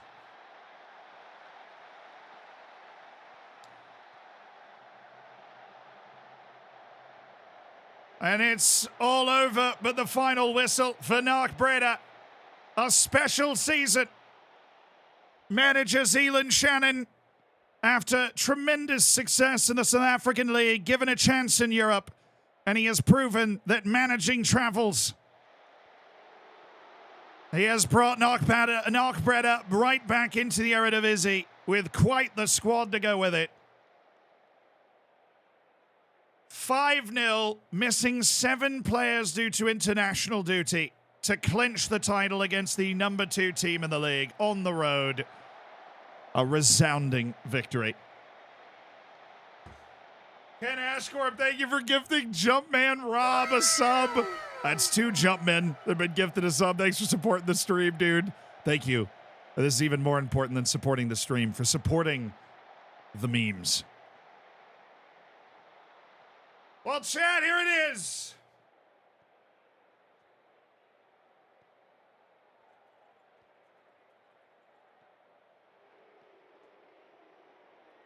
I thought, but he hasn't blown the whistle.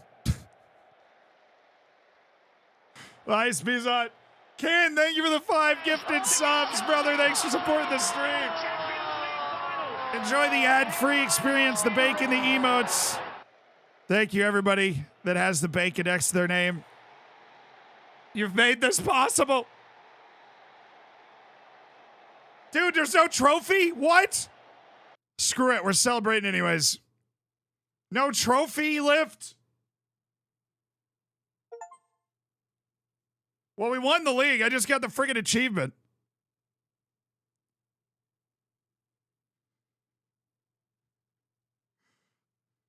Joe, thank you for the 5 gifted subs.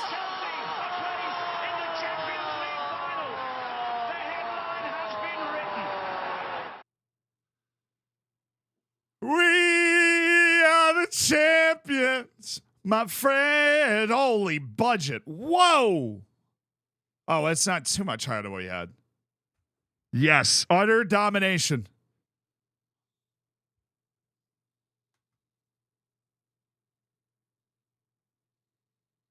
Wait.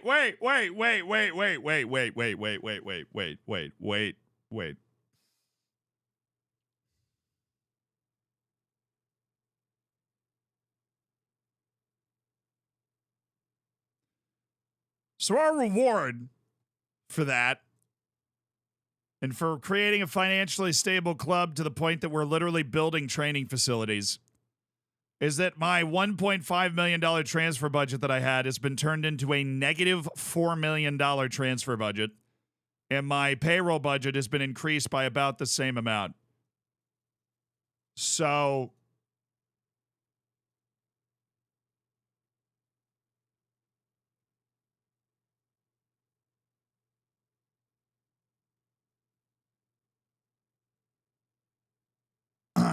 okay. You know what? What we did this year was great. What we did this year was great. That is not awesome.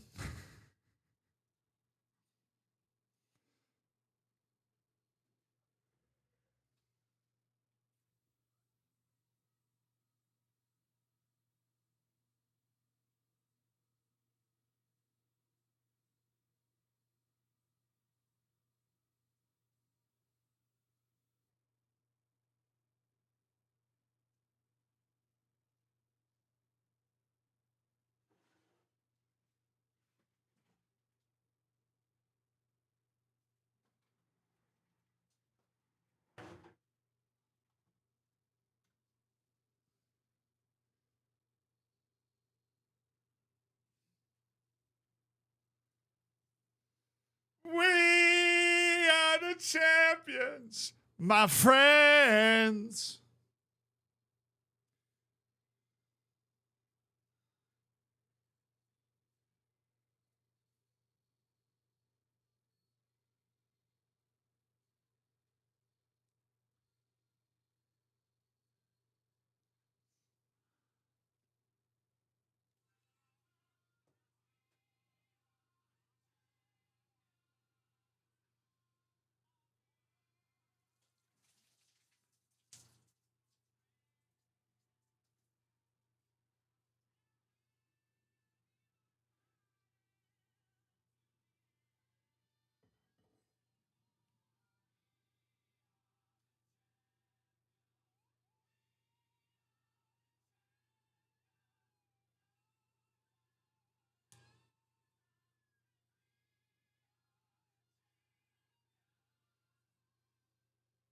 Of the Netherlands.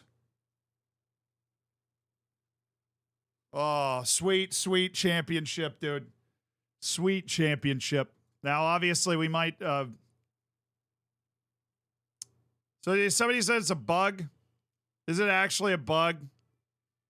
That sucks. We'll look that up. Hold on, let me get a towel.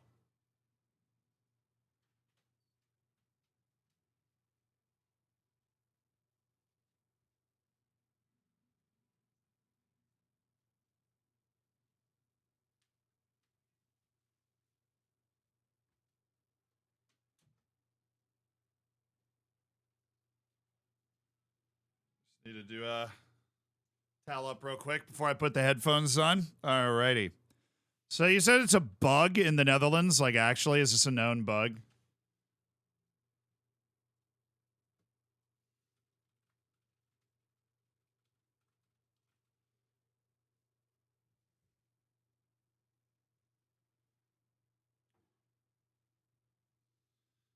Wow, that was like that was the most straightforward title-winning season. We barely had a hiccup, dude. Sometimes everything just works out. Like, no major injuries, no, like, we barely had a hiccup. We signed good players. We were able to sell the people we wanted to sell. Like, transfer budget. All right. If they confirm it's a bug, we can fix it. So somebody said, I'll have 45 million in my overall balance in the Dutch league, and I'm well in my wage budget without buying a transfer for more than I have. Yet I've started the season with minus £1 million in transfer budget. Also, now my friend who's on an online save with me the same season. Surely this is a bug. My boy Michael Sant came in.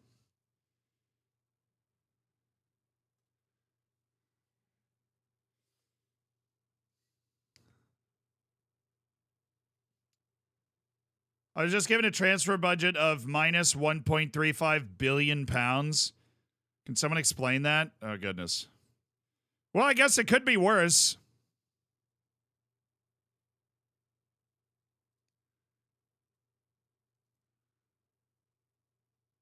That was 6 months ago. That's not FM24. Transfer budget bug. Playing with Maastricht in the Netherlands. I've been generating huge transfer income, sold players for 87 million, and I spent 270 million on transfer. At the end of the season, my balance 795 million. Goodness gracious, this dude's got so much money. My available transfer budget right for the season ending was 640 million. However, projections of the years all say negative 27 million in transfer budget. This is the case in all coming 3 seasons. So I feel like they should be aware of this bug by now. Oh, it's Danish kroner. Okay, that makes more sense.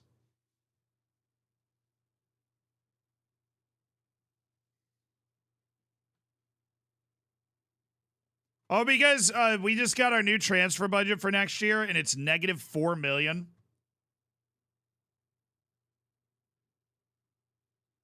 I heard, Steph. Somebody else threw some bits down about that as well. Meanie, thank you so much for the 5 gifted subs, Meanie.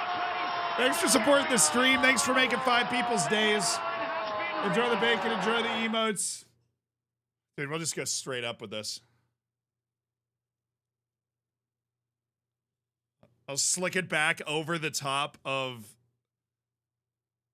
yeah, like kind of over the earphones. I think that's... We call that sport mode.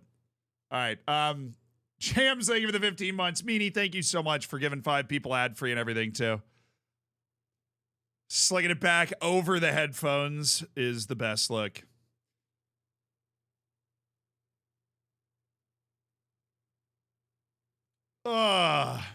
Isn't this a new feature? Wait, it's a new feature? I mean, I'm not changing it. I'm just saying. It's like somewhere in Club Board Vision is negative transfer budget business model. So the board vision is to have negative transfer budget business model. Okay. Well, they're very disappointed in that, but they also have given me an A+, so they want us to run a negative transfer budget balance. That's a very interesting challenge.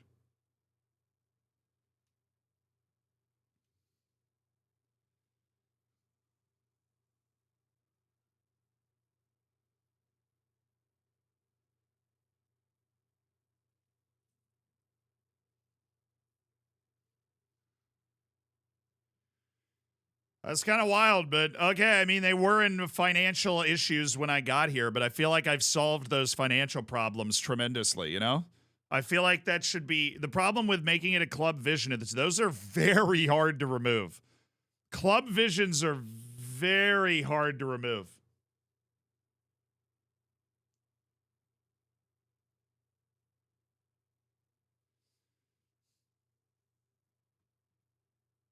Very hard to remove. We still have like 6 matches to play too. Just gonna be chilling, checking the job center, mulling over the various good and bad things about having something like this in the game. I haven't recouped funds in the transfer. I did. I recouped a ton of funds in the transfer market. And then spent some of them. And apparently you're upset that I spent some of them. Matthias DeWolf out here scoring for Cuba. Nice work, dude. You know how I'm going to get over this? I'm going to eat. Hashtag relatable.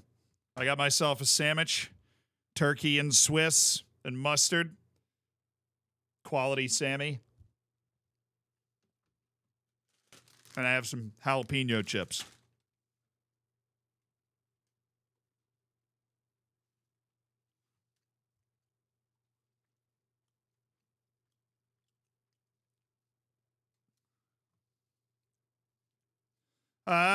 So it's not a glitch. It's just this board was tired of being financially irresponsible.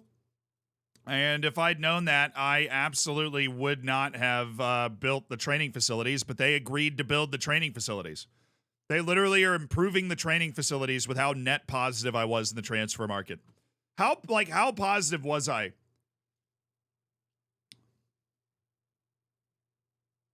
Okay, so I didn't do all of those.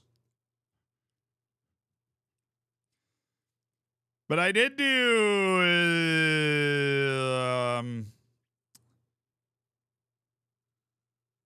I started with Joe Abrigo, right? Did I do Kip Keller? I don't think I did Janacek or Koscielnik. But I sold so many people. All of my good players this year were free. Incham, Garib, Nurio, Ingles, Sanani, Imbai, free. Rodriguez, Providence, Joaquin Torres, all of them were free. I spent $3.2 million on a superstar striker in Robert Soldrikis, which was worth every penny, and I made us like $17 million in the transfer market.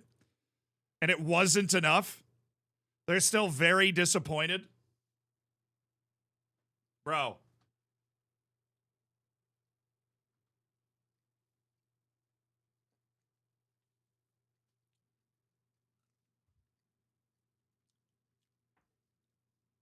Oh, I'm out of water. I was like, why am I out of water? I may or may not have just dumped all of it on my head. Totally fair. All right, I gotta go get more water. I'll be back in a second. Stand up, stretch, go to the bathroom.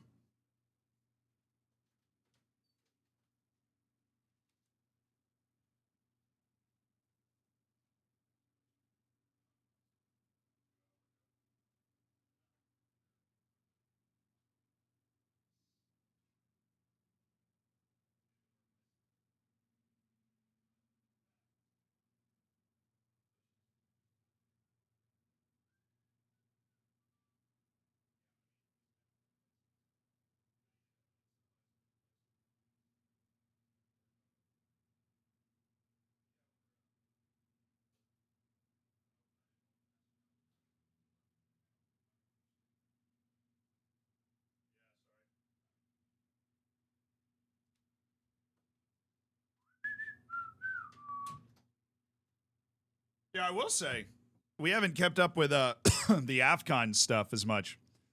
But Guinea did pull a draw against Cameroon after that red card right before halftime. So the matches have been absolutely nuts.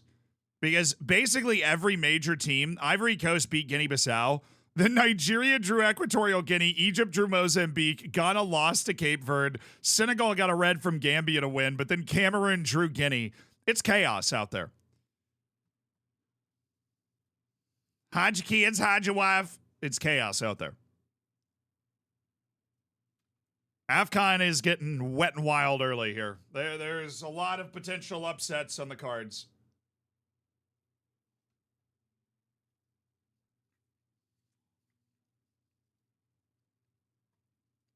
Now in the Asian Cup, dominance from Jordan. 3 goals in the first 32 minutes. Malaysia's just been absolutely run over. Jordan looking a cut above, it would seem. They have stats. They expected goals 2.16 to 0.46. It ain't it for Malaysia. Just not good enough. Oh, Lamine Yamal is still best wonder kids in the world. There's a kid in Mexico. Oh, Lord. I think I could start paying attention to this list, maybe. It's a couple of Portuguese dudes. I don't have it. Alves didn't make this list, which is a crime. McIlvaney at Osasuna, please. He's not on loan. What? This is an English dude that came up through the Cartagena youth system. Why is there always a good Paulo Enrique in every save I do? There's a guy named Paulo Enrique from Brazil who's good. Well, I mean, it's got to be from Brazil. Paulo Enrique. Most common name in Brazil, according to Football Manager. A 17-year-old from Slovakian league. You have my attention. Somebody maybe we could mess around with. Dude at Sturm Graz. Dude in Greece. Hello. Oh, is Paulo Enrique a face in the game? He might be.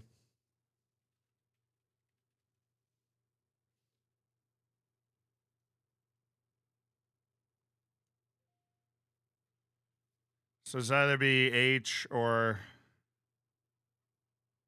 It'd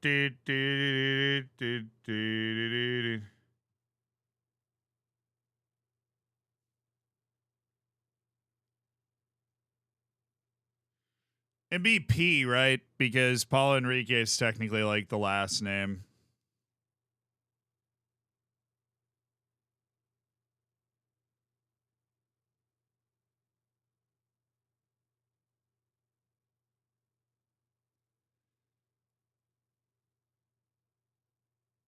No, I guess not. There's Paulo, but there's no Paulo Enrique. It's just a generated name, dude.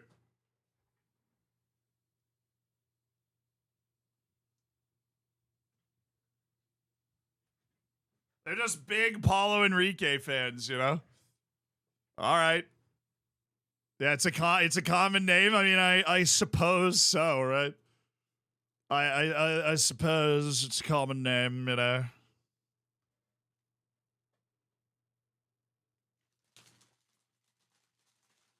It's the Ivan of Brazil.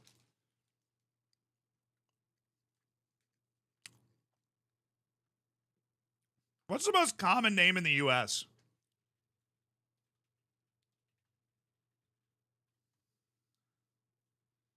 James. Jimmy or James. So it'd be like a nice Jimmy or James. Matt's got to be close, obviously, somewhere. Set for record number of points and record number of wins in a season. Oh, the record's 27. That's a really impressive season for whoever put that up. The funny thing is, I was noticing they just got, is this player of the year in the league? Yeah. Okay, cool. How many guys are minor here? Incham, Torres, and Aldricus. I mean, obviously I can't vote for them, but I always vote fairly. If they win it, I want them to win it fairly. So Ander Montori from Maastricht has had an absolutely outrageous year. Full credit. Steve Mvue, he was giving me some problems. The rest of his team wasn't. And Maastricht's Alessio Vida. Yeah, but it looks like Robert Zildrikas is the favorite for player of the year in the league. Understandably. I mean, it's Jumpman.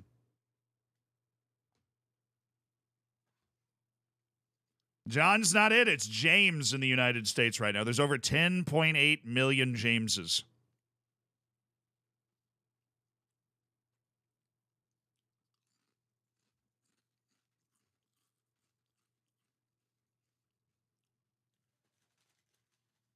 How many games remaining? 6. We won the league with 6 matches left.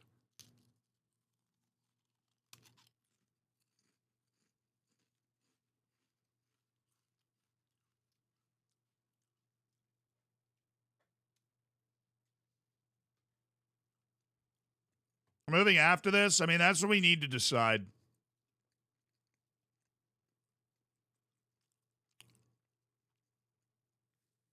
I think the whole board player sale thing.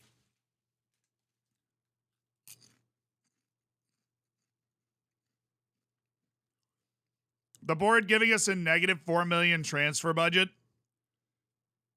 The Juventus job is open.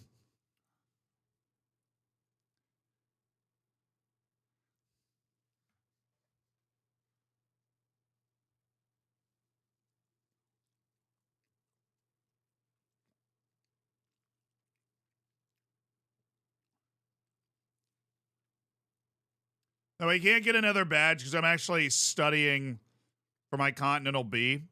And I think it'll be done actually really soon.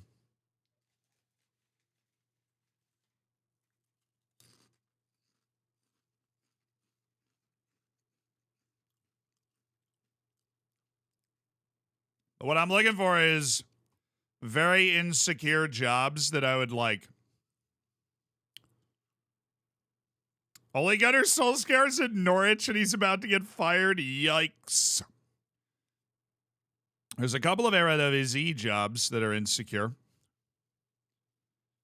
Maybe we do the same thing we did in the last league and we jump up, you know? But Brazil and Argentina taking over like one of the giants of South America is something I could see catapulting us to a major club. I've had my eye on that. Oh, yes. Let's take over Queen's University Belfast.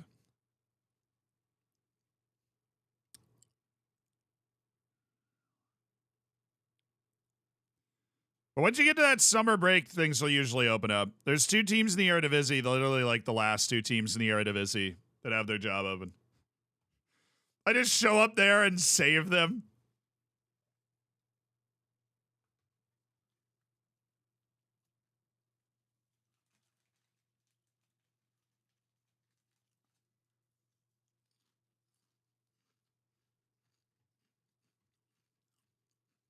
Jordan just bagged a 4th. Al Tamari with his 2nd goal. Somebody just said, damn that Jordan goal. So let's look it up.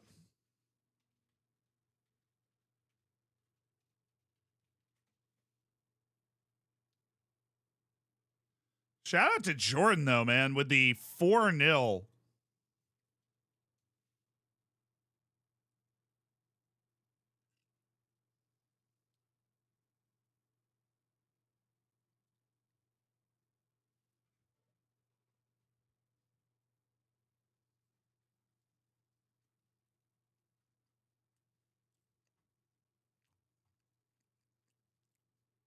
Wait, did somebody say Uzbekistan was available? That is awesome. Maybe that's where we want to go.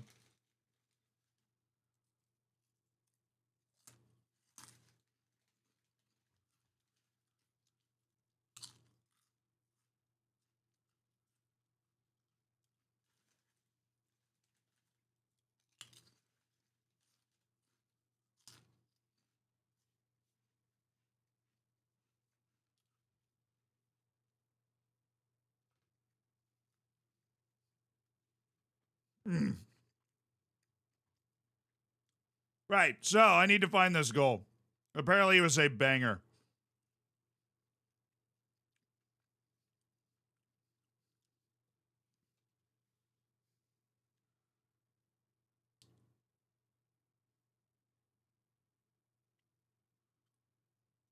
Bucks game watch along? No, I'm going to be upstairs with some Heinekens and some dudes and some wings, and we're going to be in Bucks jerseys, and hopefully we'll be happy.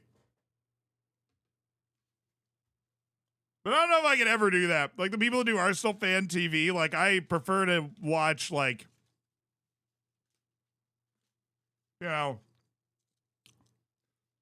I'm already going insane enough watching the game, you know.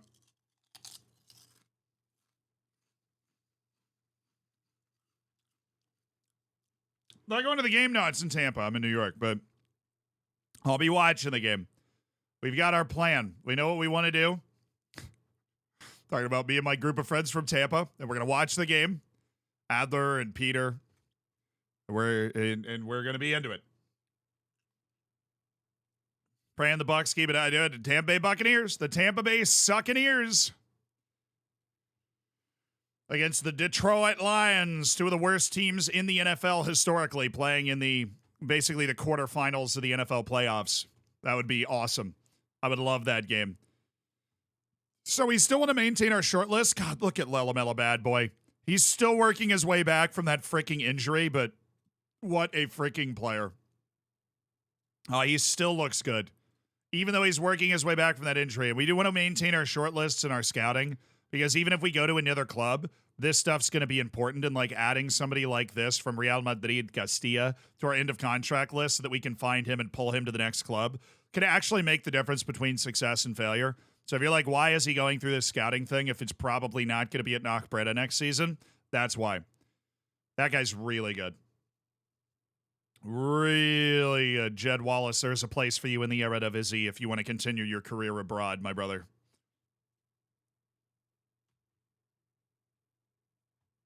Oh, this guy, Musa Al-Tamari, is actually plays in Ligue 1. I just found that out by Googling looking for the goal. But Musa Al-Tamari actually plays in Ligue 1. That's crazy, dude. Is this dude's name Bienvenue? Isn't that like goodbye in French?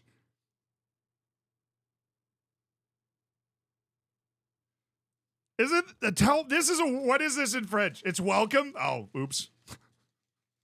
I see it in airports. That's why I know it's something.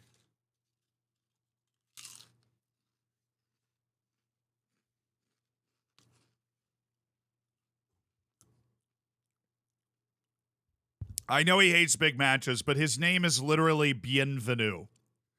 Kani Kamana. Kana Kamana. Bienvenu Kana Kamana. Ah. Thank you. Great player. No, this is Patrick.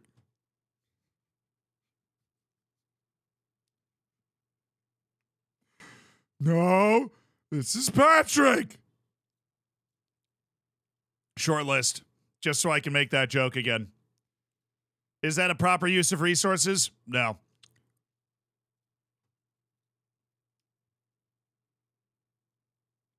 So apparently this guy that just scored for Jordan, Musa Al-Tamari. Oh, this is Suleiman Al-Tamari. This is a different... Why are there multiple Al-Tamaris, bro? I say that like there aren't, 6 Mohammeds on the Egyptian team and 6 wins on the Vietnam. Why do you have multiple Al-Tamaris on the Jordanian team? It's actually true, by the way. There are 6 Mohammeds on the Egyptian team and 6 wins on the Vietnamese team. The goal's so-so. I keep trying to find it, but...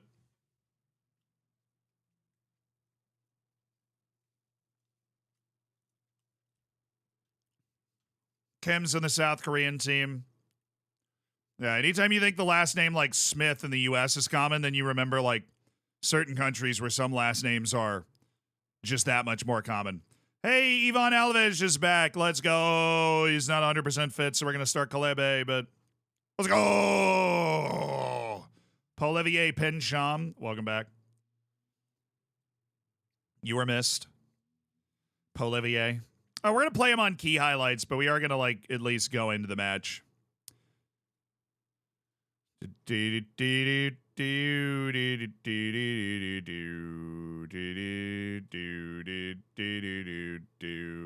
Say Wellison can play a little center back. Well, then let's get him up. Actually, the goo man. The other guy's short anyways. We're not really pro short center backs. I know that's controversial stance I'm taking there, but I'm not pro short center backs. All right, guys, we want to help the jump man win the golden boot if at all possible. That would be ideal. There's a time Vietnam fielded 11 wins and the whole bench of wins, and their manager's last name was Huang. That dude ruined potentially the greatest team sheet of all time.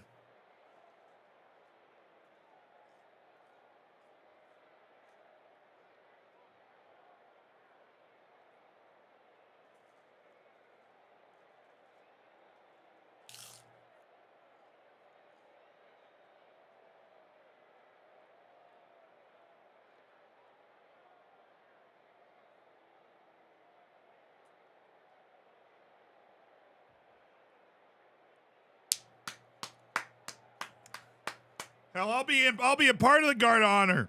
This team's so good. Dude, look at Bizot soaking it in,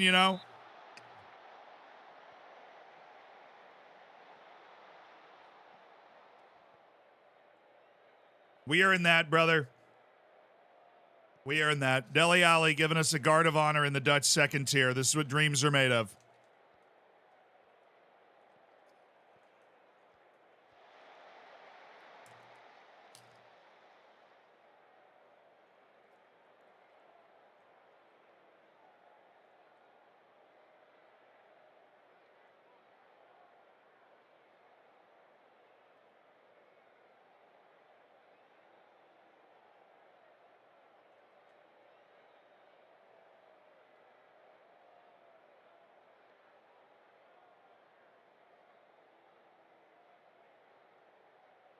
Oh, I found it. I found the goal.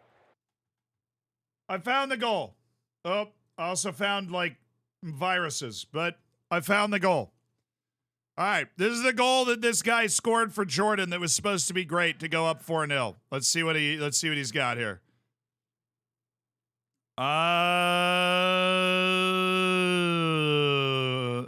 That's not even Oh. What is okay? Like, it's a nice goal, but I have questions. I've got questions.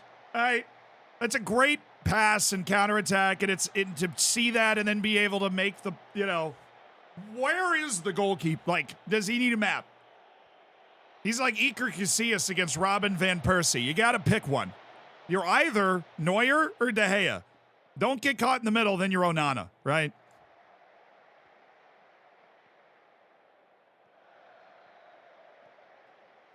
That's a tough showing for Malaysia. 4-0 in the opening match to Jordan. What a freaking finish by that dude.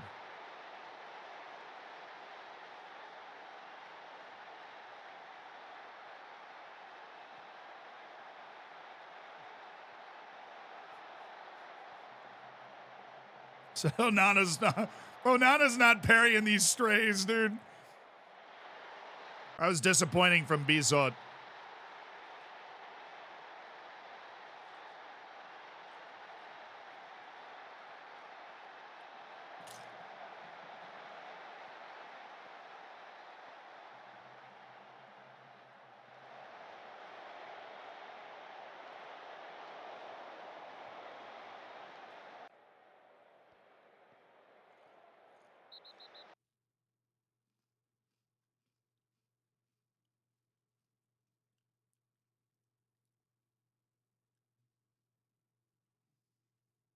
Bro, the league's already settled. What the hell are you doing? Good God, man. Oh, they subbed out They subbed out Dele Alli to make the adjustments after the card, too. Oh, it's brutal. They subbed Dele Alli out after the card. He wasn't the guy that got the card. But he got subbed in the first half because of the card.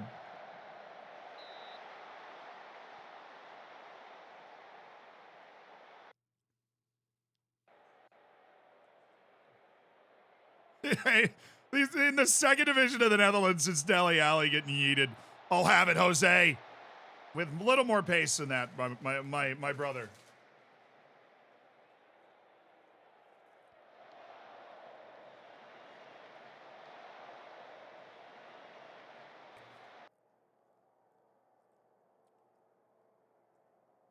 Why are we nervous? The league's already over, guys. They're down a man.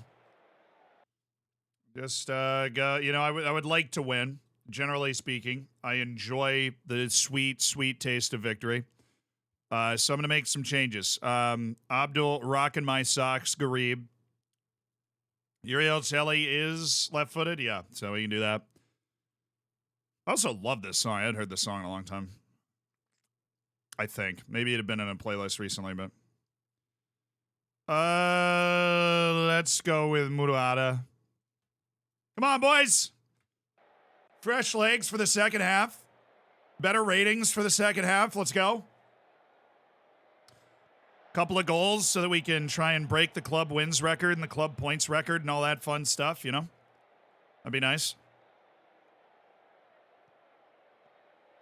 Oh, and it's run free, and it's Garib. He's got options. He's used none of them and somehow won a penalty he didn't deserve anyways. Absolutely unbelievable scenes. Oh, no! Polivier Pincham! He isn't the best penalty taker in this lineup. It's Uriel Selly, the guy from my reserves.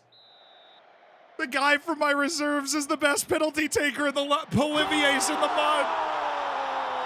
Polivier is in the mud. It's Selly's first goal of the year. Hey, Mamalam, though, thank you so much for the Prime. LeBron James, excellent name. Thank you for the Prime. Thank you so much for supporting the stream. You've been Brogded. That hurt. Thank you for the 2 months, though. Working right now while I'm watching you. We'll be safe out there. Make sure no boss is lurking behind you. Matty Flywalker, thank you for the 3 months. Toto, thank you for the 3 months. Greetings from Germany and good luck to the Bucks tonight. Thank you, Toto. They played in the Bucks. Or they played in Germany this year. They played in the Bucks. It was in the pirate ship. It was awesome. Now cross it. Nice. Alves! A champion's response at home against FC Emmen. It's Ivan Alves. Do I have a discount code? Yeah, it's on Fanatical. Hell yeah, brother. Josh, thank you for the 15 months. Smarty, thank you for the 25 months. Jams, thank you for the 15 months. Steph, thank you for the 600 bits and the news that Jordan Henderson is going to Ajax. I guess all those paid PR stints for Saudi Arabia didn't age too well. Oh, Ivan. Welcome back, though, Ivan Alves, the Wonder Kid. I don't know how we're going to bring him to our next club because they're going to want millions.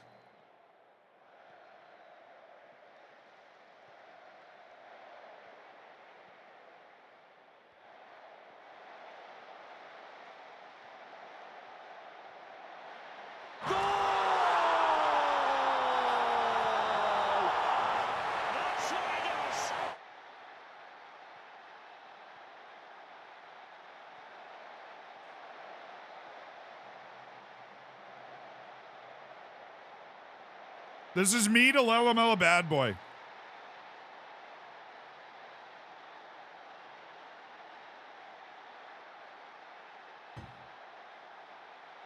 I don't care how many times you pop your Achilles, Lelamella.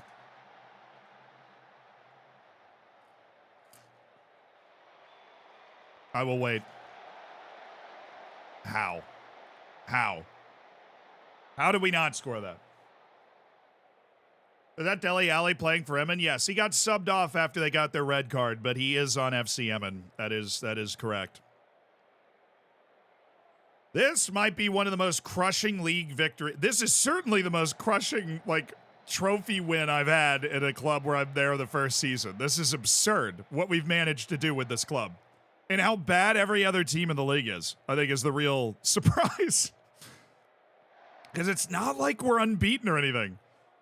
I think we've not won at least 7 matches this year, and nobody's even near us. Uriel Selly. Oh, it's Ulrikes! 94th minute, up a couple goals. He's padding those golden boot stats, dude.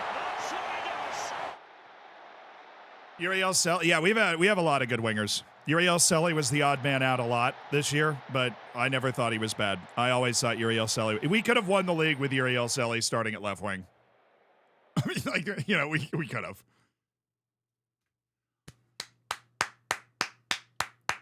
He's getting ready for the big move. Hell, with our transfer strategy, he's going to have to. If we stay at Knockbreda next year, he's going to have to get a big move. We spent $3.2 million getting Jumpman in. I will wait for you. I will wait for you.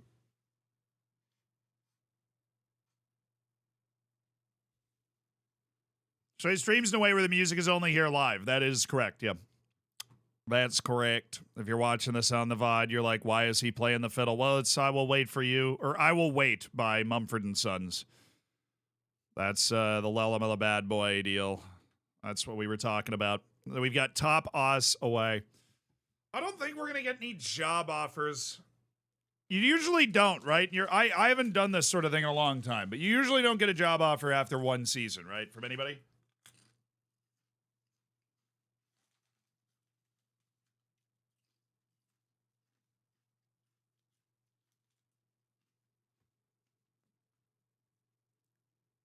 Oh, an assist bonus for 10 league assists this season for Abdul Rahman Garib.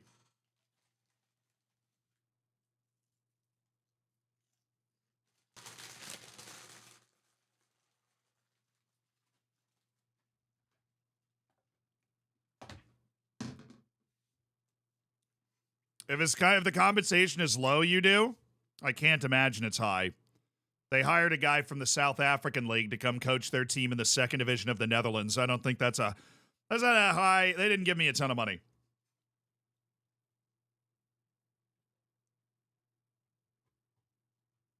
What's the bacon bet at? Oh my. Somebody put 10 bacon on a top os win. Mad respect. They're getting like 20 to 1. There's two people have put a combined total of 350 bacon on a draw, and there is almost 200,000 bacon on a win. Just making money off those minor returns. You know, we're playing the second worst team in the league. We're clearly steamrolling teams right now.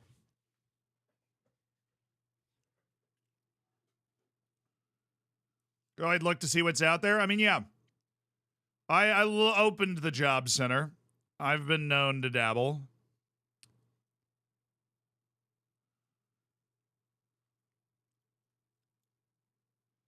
Tigre from the Liga Professional de Football.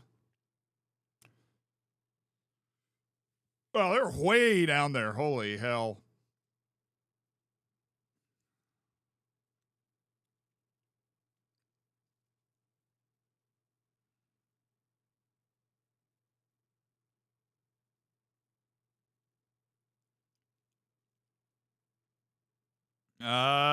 Mets and Ligue 1 is open.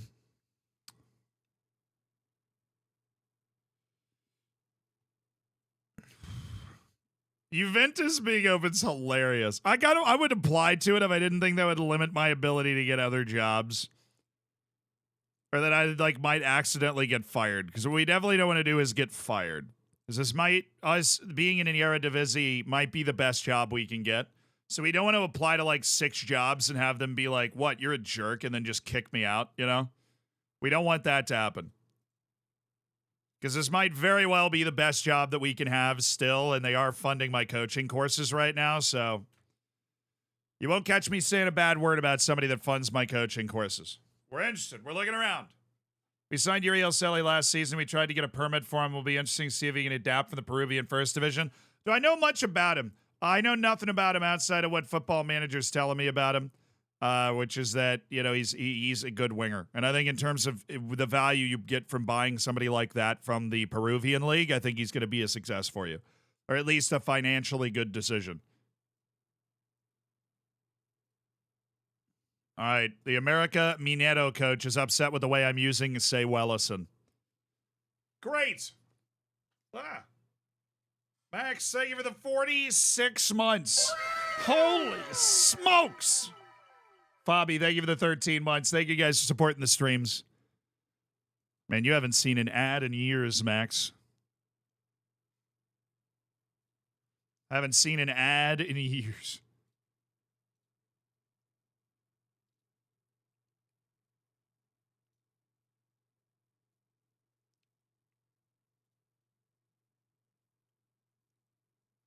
Alves is developing well recently. Oh, sweet. He's already getting upticks. That dude's potential is clearly outstanding. Or at least his potential is at a higher level than we're at. I didn't know Nurio had been in that kind of form. He's on a 7.46 recently, but obviously, is Jumpman going to win the Golden Boot? Oh, he's 7 goals clear. Robert Zildrikas is 7 goals clear, the next closest player. Abdurrahman Garib has the second highest overall rating behind Zildrikas in the league as well. It's very impressive. I did not know that. What happened to the budget? Oh, yeah. Our board happened to the budget. We have a negative $4 million transfer budget. Absolutely nuts.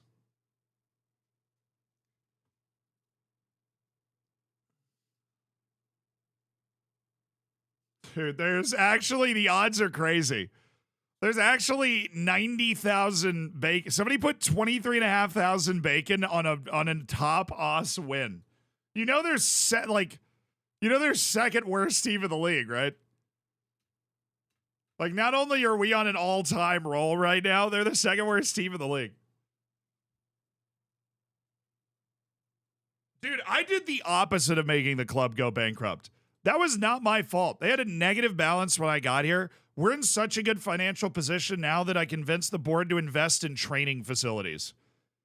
I have a net positive transfer spend of like 11 million since I got here.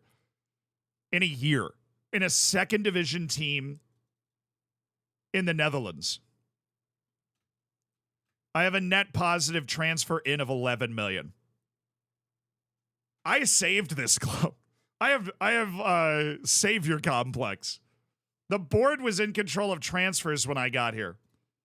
And I actually had us in a secure transfer position. It was secure up at the top until I realized we had a lot of money left, and so I figured we'd invest in training facilities to be able to compete at the next level.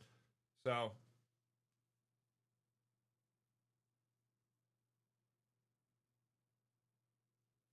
long odds are long odds. Yeah, you know, with complacency, anything's possible. My monthly call from Jesper Sorensen telling me to play Rotundo, who I am just not going to play. What was that board email? The reason I click through it so fast is it's a glitch in the game. It pops up all the time. I've had control over transfers since I got here, but every time some weird transfer business happens, it will remind me that the board have relinquished their control over transfers like that again. They just keep doing that. So now I refuse the premise that I drove the club into debt. I didn't. I am capable of doing that. I have done that to other clubs. I did not do that with this club. I drove this club into a financially successful situation, and I am dragging it back up into the Eredivisie. That is financial brilliance. The opposite of any sort of financial tomfoolery, perhaps. And I signed a guy from the Peruvian league, Jorge Muragata. He's 30 years old now. But he is here, and he is great. You're going to love him when you meet him. He's such a nice guy.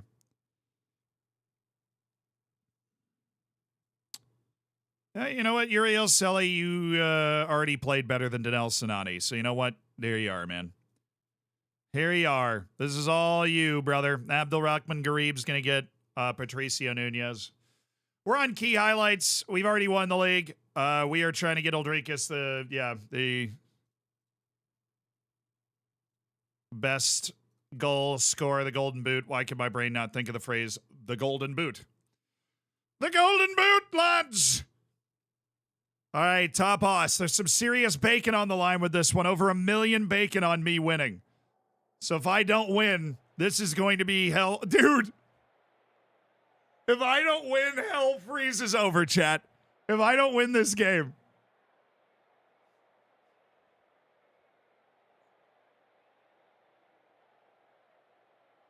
Recent form is 5 consecutive L's. They have 14 points from 33 matches. I have 80 points from 33 matches.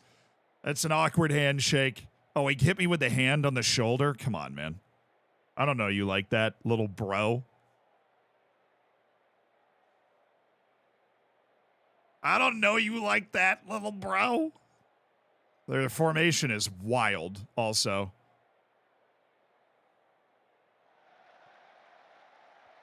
Oh, we got a key highlight. Polivier. Oh, no. No. No, you don't. Thank you. Joaquin, there was the dreamers were dreaming there for a second. Inchava! Goal!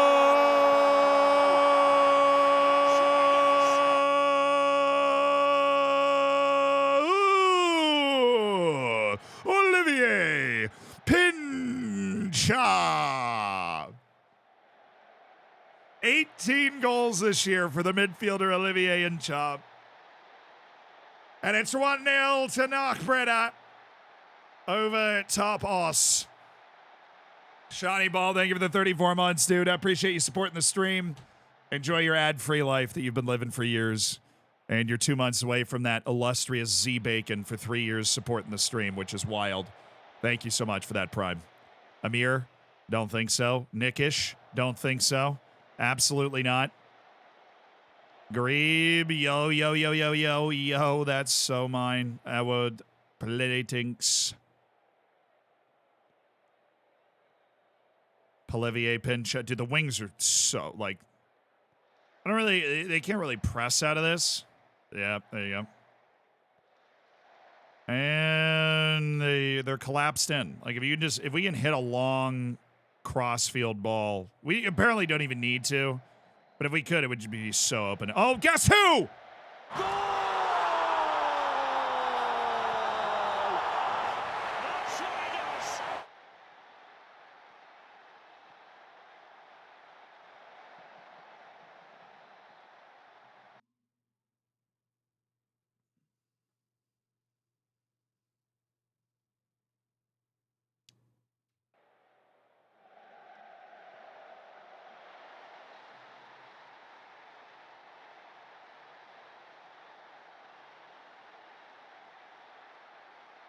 The jump man, 20 jumping reach, Robert Sildrikis. Oh.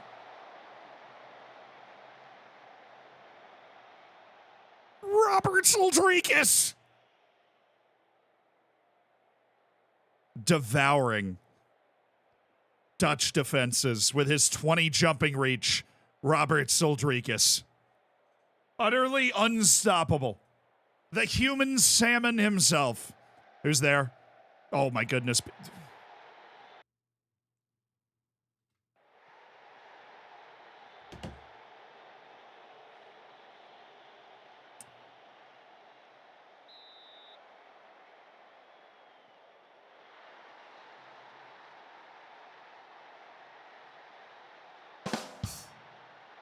Yo, Enders, that was a good dad joke. Thank you for the 10 months of the Prime. Thanks for supporting the stream. Enjoy being in the subsection of the Discord and all that. My girlfriend says she's putting super glue on my, or I think my, oh dude, wait. 2 in 1 song, dude. 2 in 1 song for the Jumpman. Roberts Uldrikus. Golden boot in the Dutch second division for the Latvian Robert Sildrikis. Except for they just don't have anybody that can get anywhere near Robert Sildrikis. Sorry, the joke was my girlfriend's been putting super glue on my weapons. She denies it, but I'm sticking to my guns. That's an A-. We grade our dad jokes here on that A to F scale. That's an A-. That's a seated applause. That's a banger of a dad joke from Enders there. Deserves the praise. How tall is he? He's only 6'4". He just does that all the time.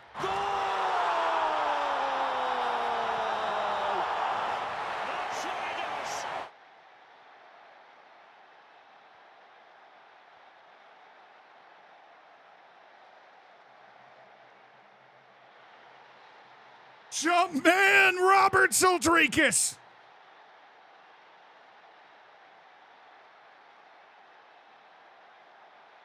Dude, 6'4" with 20 jumping reach is nuts. That dude gets up. First half hat trick against Top Hoss. He's having an all-time season.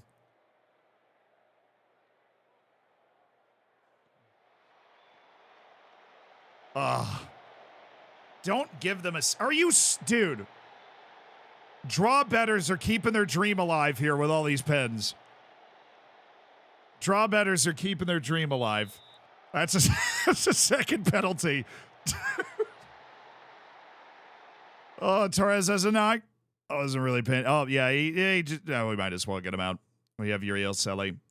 Anybody else being a little weird? Yeah, let's try Patricio Nunez for Abdul Rahman Garib. He doesn't seem to be having a good match. 6'4". Wait, is he 6'6"? He might be 6'6". I thought he was 6'4", though. I thought he was like 6'4", 210. How tall is Uldrikus? So he might be 6'6". Like, there's a chance that he's 2 meters tall. I can't confirm that, though. Can't confirm.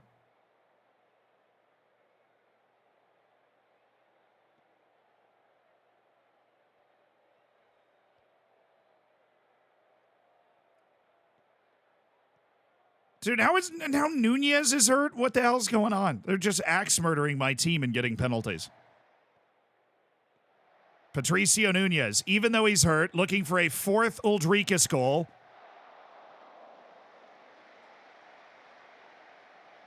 Love the All-Star jersey. Thank you. The GOAT.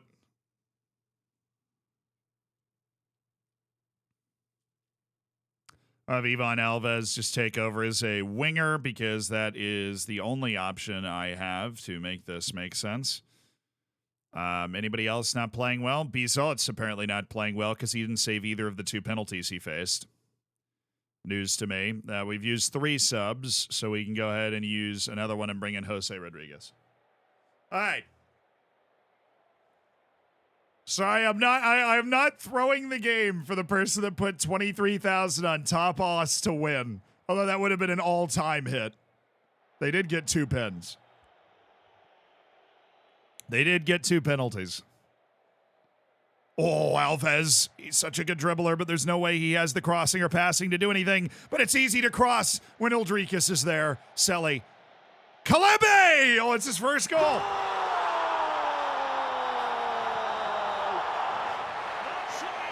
Nice job, Kalebe.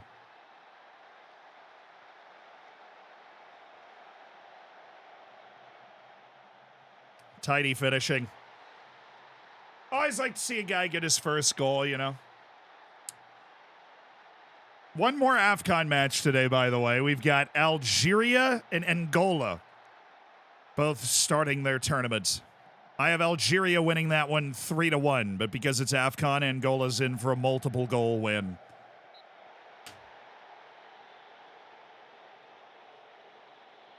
Never in my life have I given up 3 penalties in one match. Yes! Ref is in the mud, dude.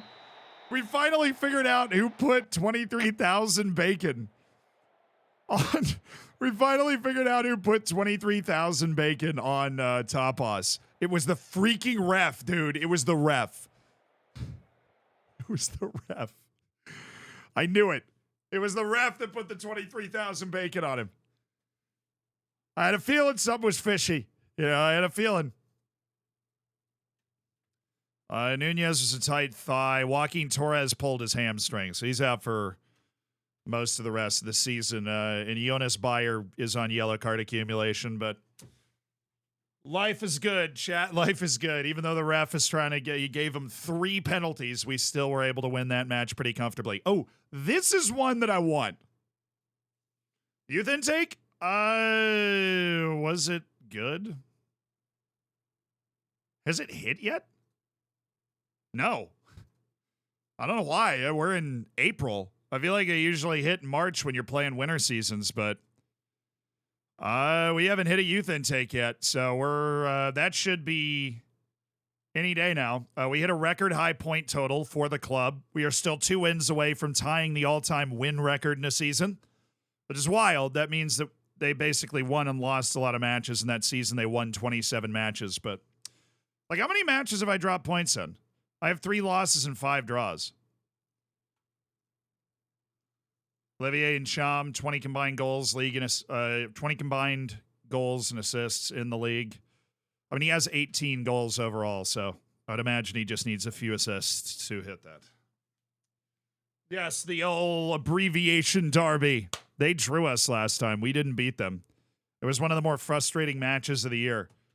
We drew NEC Nijmegen. Brian, thank you for the 3 months. Sean, thank you for the 10 months for the Prime. Thank you guys for supporting the stream. What size squad do I think is optimal? I always go for like 28 to 33. But I'm a serial rotator. Like, I like having 2 people that I feel like I could accomplish my goals with at each position. I'm a bit maniacal like that. And every time I say that, dude, somebody is like, that's crazy to have that many players. But I'm a serial rotator. Yeah, sometimes it's Cheerios. Sometimes it's Life. Every once in a while, like some Raisin Bran just for the cholesterol. I don't really understand how that works. I don't know if I want more of it or less of it, but they always tell me about the cholesterol. So just for cholesterol, maybe Raisin Bran just absorbs my cholesterol. Maybe it's got extra cholesterols like mixed in with the raisins. I don't know how that works, but I like for the cholesterol, and then totally go with like Captain Crunch on a Sunday or something, you know?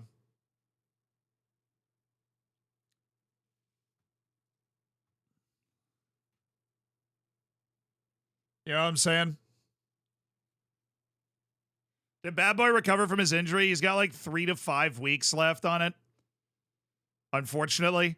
But we were tracking it. He's like on our short lists in our scouting rotation, so he pops up every once in a while. We're keeping an eye on our boy. Don't think we wouldn't be, right? We're keeping an eye on our boy. Victor Djukanovic.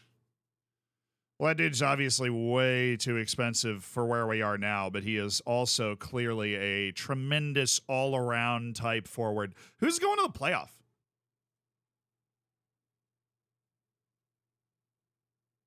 You got it. Well, don't eat Raisin Bran then, dude, because I'm pretty sure that makes you crap more usually.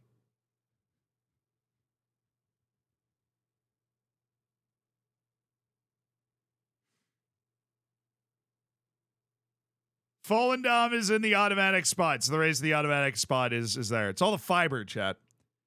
It's all the fiber. Bavu, thank you for the prime. Thanks for supporting the stream. Who said poop jokes don't pay? Let's go.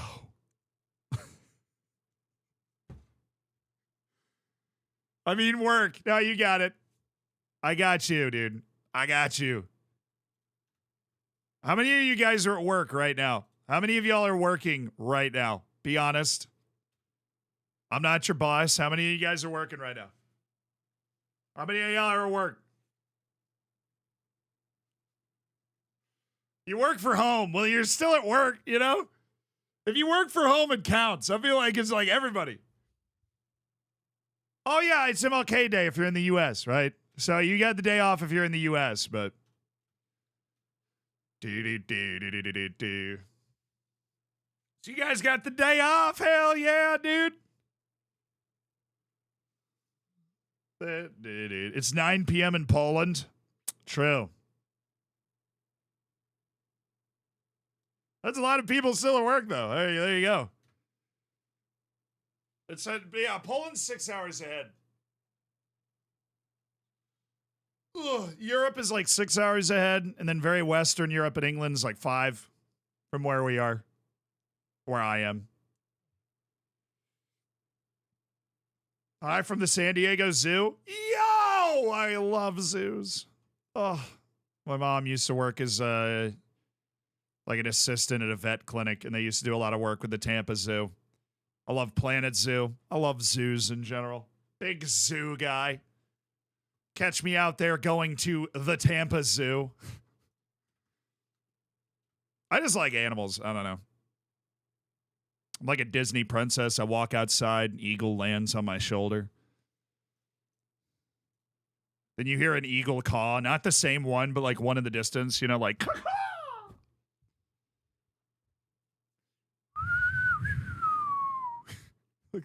I'm a man of the great wide open spaces. So I live in New York City.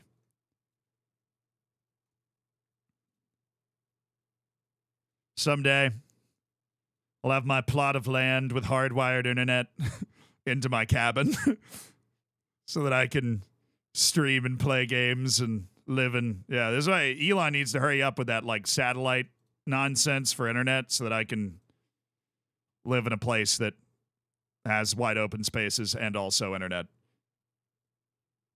So if he could figure that out, that'd be sensational. Really taking his time with that one, huh? Failed his fitness test. Bjorn, you got hurt for like a day. I don't understand. Whatever. Alves, Garib, Selly, Croman. Nah. Okay, campers. Today is going to be a tougher one. Oh, I am missing a sub. Oh, my extra sub. Okay. All right, sports fans. Come on. Really? I have to right-click him? Remember, you have to learn how to pronounce Knock? I know. We have to learn how to pronounce the actual full Knock Breda name because we won the league, and that was my promise. If we won the league, well, we need to win the abbreviation derby as well. Bills or Steelers? Bills by a million. That being said, it being an absolute messy snowstorm in Buffalo, I feel like actually favors the Steelers because the Steelers weren't going to throw for a lot of yards anyways because they haven't had a quarterback since Terry Bradshaw. Sorry, Big Ben. They like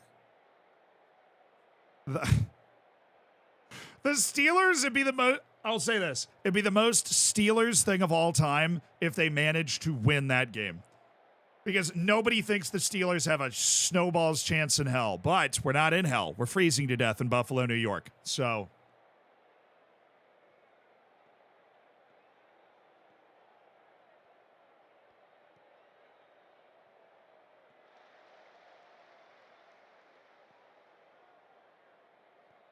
Yeah, TJ Watt's out. Yeah, I know.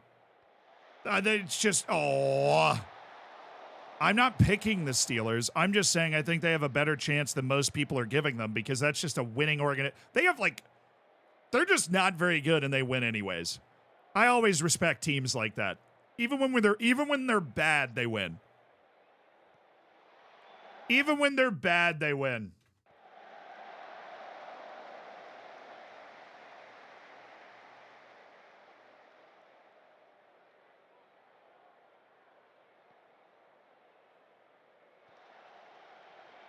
Oh, let's go, Garib. Oh, and he squares it, and it deflects to Alves.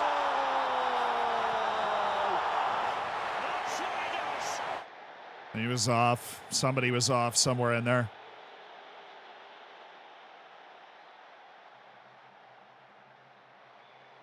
Oh, play him. Have it. Selly.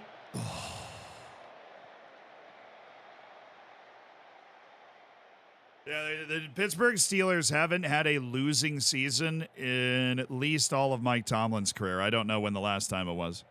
But Mike Tomlin's been the coach of the Steelers for 17 years, and every one of those years with terrible quarterbacks at times. What a weird bike attempt that was.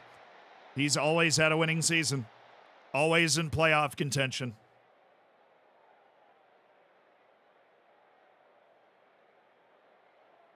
Yeah, I'm trying to think of a European footballing equivalent to the Pittsburgh Steelers. It's like a team that's just inevitable. Even when you agree they don't have a lot of talent, they're always in the top half of the table.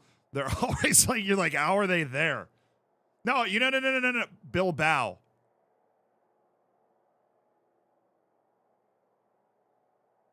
Where the consistency alone is their attribute. Athletic Bilbao. They have the Basque restriction? Dude, the Steelers team building is so bad, they might as well.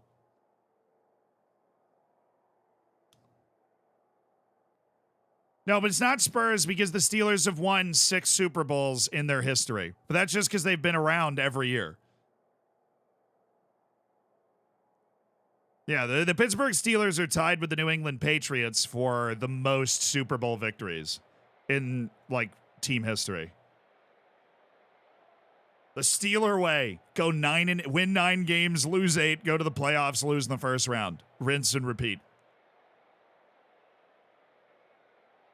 Napoli, honestly. Yeah, a team that maybe had I like my Athletic Bilbao comparison. A team that had a great, illustrious history. The Steelers won 4 Super Bowls in the 70s.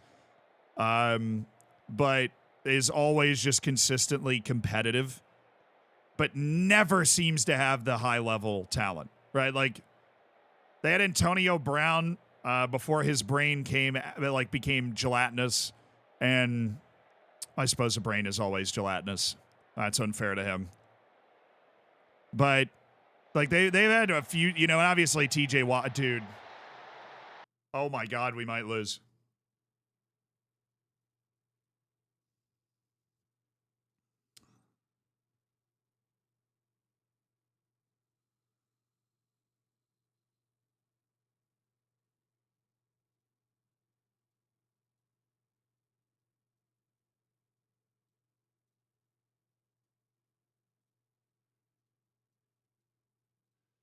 I'm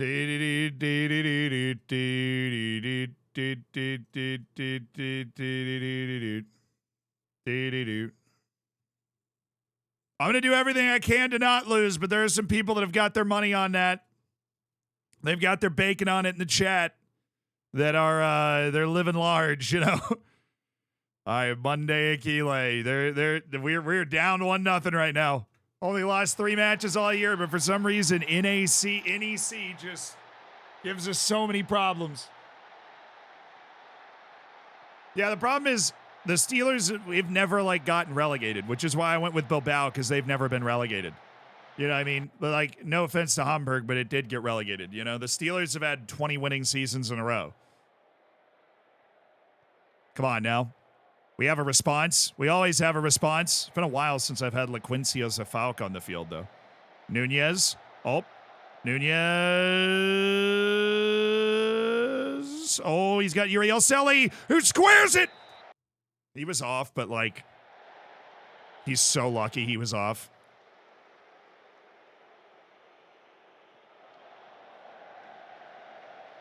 Have we chosen our next team? No, there's no even negotiations going on right now. There's really no job available that I think we're head over heels for. We're not going to get the Juventus job. Oh, who is this? Uldrikis to save Falk! Oh, yes!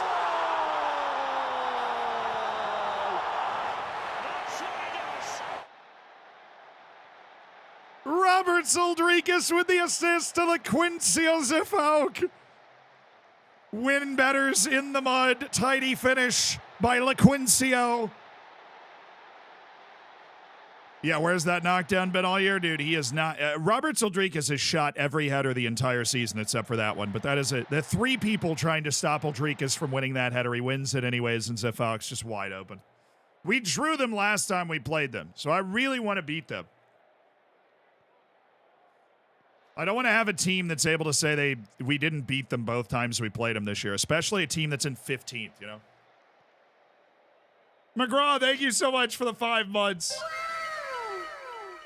Could the Steelers even get relegated? No, but I'm equating relegation in the NFL to having like a bad season where you lose more games than you win. Oh, get in. Oh, that was on, wasn't it?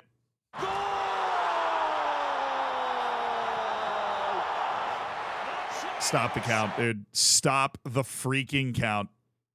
Stop the count. Just stop it. Just stop it.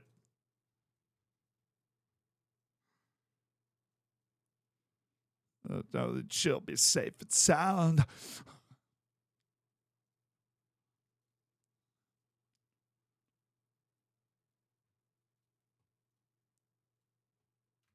It's Robert Uldrikis, who's having an unbelievable season. Who scores the goal for Knockbreda. How's Ian Alves performed? Today was his worst game, but he scored like 6 goals. He's been really good.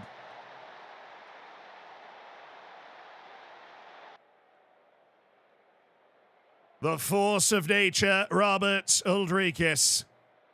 Wait, my fullback's on attack. Put him on support so he doesn't quite have to run as much, as we don't have any more subs and he is on an orange injury, which is a risk I was willing to take with 10 minutes left, but in order to be able to change our formation back. Oh. Off, flags up. Flags up. Somebody who put their bacon on draw just exploded out of their chair for like a second there. Oh, Monday Akile, what are we doing, Monday?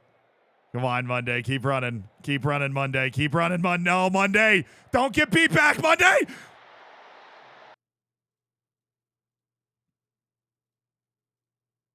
Shoot.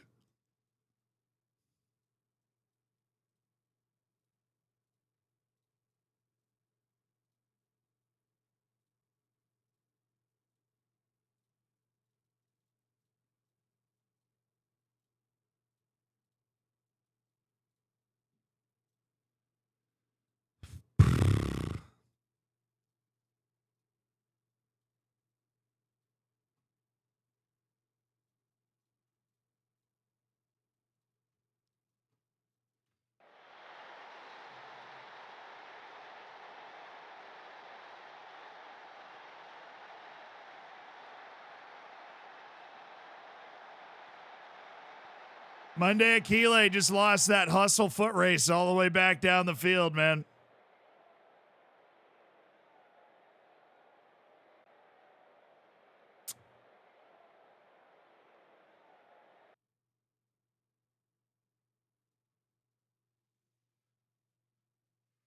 Miriam, thank you for the tier 1. Oh.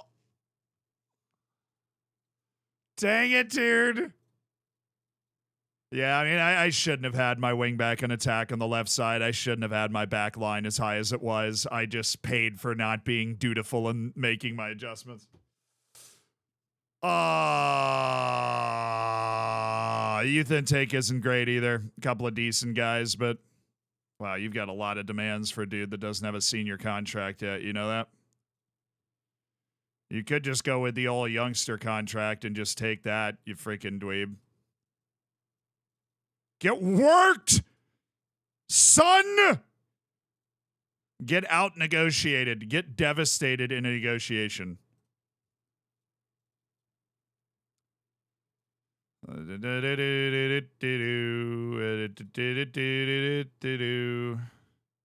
Why, like, everybody's like, dude, our facilities suck. I want to go on loan. Our facilities are hashtag not great, so I'm trying to go on loan. I'm bullying kids. Hey, they're like 15. They can handle themselves, all right? It's a man's sport, you know? Come on, lads. Dude's 15. He's basically Wayne Rooney already. New record for unbeaten matches in 21. 96 goals is a new league record. 4 goals in a season. I would imagine so. I'm going to go ahead and sign the rest. As long as they want a youngster contract, I'll go ahead and sign these other 3 guys. Because you never know when you're going to get somebody that absolutely reaches every ounce of that potential. They would still be a good first-team player for us. Oh, and you want to sign a goalkeeper if we didn't already. But it looks like we did. There's always a goalkeeper in every youth intake. Yeah, it's Rimco Safri. So we already want to have a young goalkeeper in every intake. Just have goalkeepers for every team. Thanks for that draw. This is pocket change bacon for me. Now look at Ninja splashing the bacon. I'm sorry, chat. If you'd been rolling your money into us winning every single match, we did finally drop points. I am sorry. I demand a refund from Monday. Yeah, Monday Akile needs to refund the bacon for not getting back on that play. Yeah. 1.1 million bacon went to Faith Areno and 16 other people, which is crazy. Rotundo is out. That's merciful. Dude's been struggling to get in the team. He actually played pretty well the last time he played. We just have better players. The Cup final, a little AZ Ajax action. Come from behind win for AZ. Excellent supreme drama. Oh, yo, Algeria just scored. It's Baghdad Bounajah for Algeria. Yes. Baghdad Bernajad from Al Saud. Brilliant football. Oh, yes. 1-0. Algeria over Angola 20 minutes in.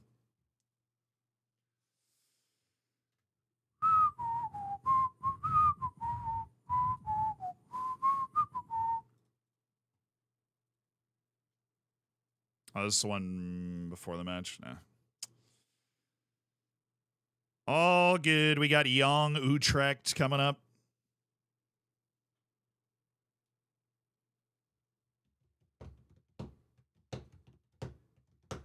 How many matches are left? Honestly, I don't even remember. 3? 3 matches left this season.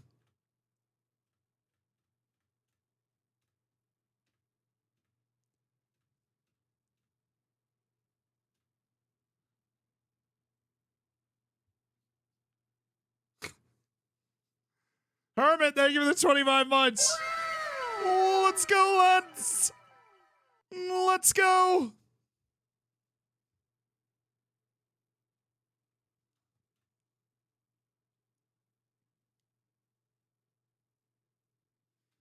All right, everybody trying to work their way back so they can play against Young Utrecht. The bets are still, people are still putting 800,000 bacon down already on me winning this match away against Young Utrecht. You know, I don't know. Maybe I'm a little scared, I think. I'm a little scared. This dude's a supremely talented midfielder. I am, dude. I'm having a great time today as well. We're unbeaten today. We had We've had some very fun conversations, from how to punish Man City to talking about Afcon and Asian Cup, and we read and learned about the penalties coming towards Everton and Nottingham Forest. So I don't think there's going to be too much on top of what Everton's already gotten. And Nottingham Forest, it doesn't look like they broke the rules by that much. So, how many of this community have been subscribed to Zealand's stream for over 50 months? Dude, that'd be, when was 50 months ago? Right, so it's January, so it's pretty easy to figure out. January 2023 would have been 12, 2022 would have been 24, 2021 would have been 36, January 2020 would have been 48, which means you would have had to start to follow the stream and subscribe consistently from November 2019. November 2019. I would have been streaming from home? Yeah, I would have been streaming from home. I was a traveling play-by-play broadcaster at the time, and my YouTube channel, which at that time was called FM Base, had been posting videos for a month. I had been posting videos on YouTube for 1 month at that point. Month and a half, maybe. I think I started like mid-September of that year, posting YouTube videos. So if you've been around 50 months, you've been around a long time, brother.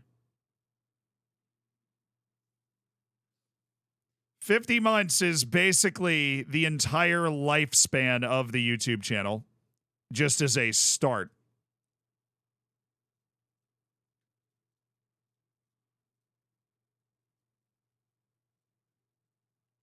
When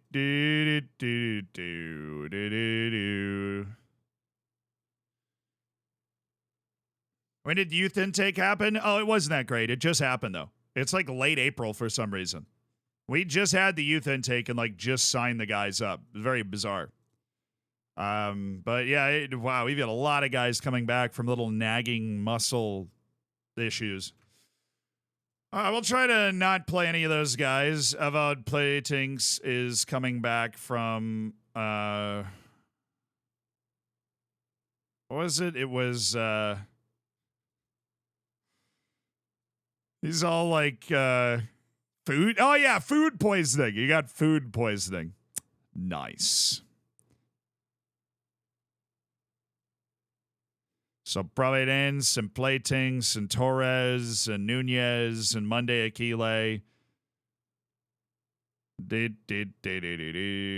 And Joaquin Torres not playing. Okay, so it is Uriel Selly. We're going to get Danel Sinani in there with a start. And Alves and Garib and Incham and Jose. Yeah, that's fine.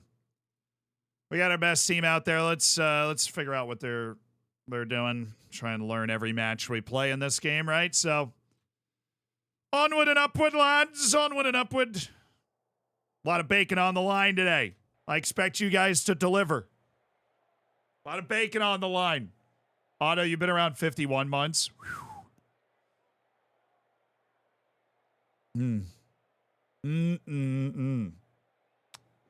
so 50 months. I've been doing YouTube for a month and a half. By 50 months. I was making some some elite videos, dude. I was making some incredible videos.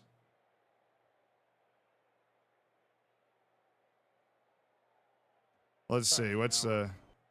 Pete's saying it up. Oh, we have to pay. What's the oldest video? Platform? I just break YouTube. What the hell's going on? What's up? Zealand here for FM Base.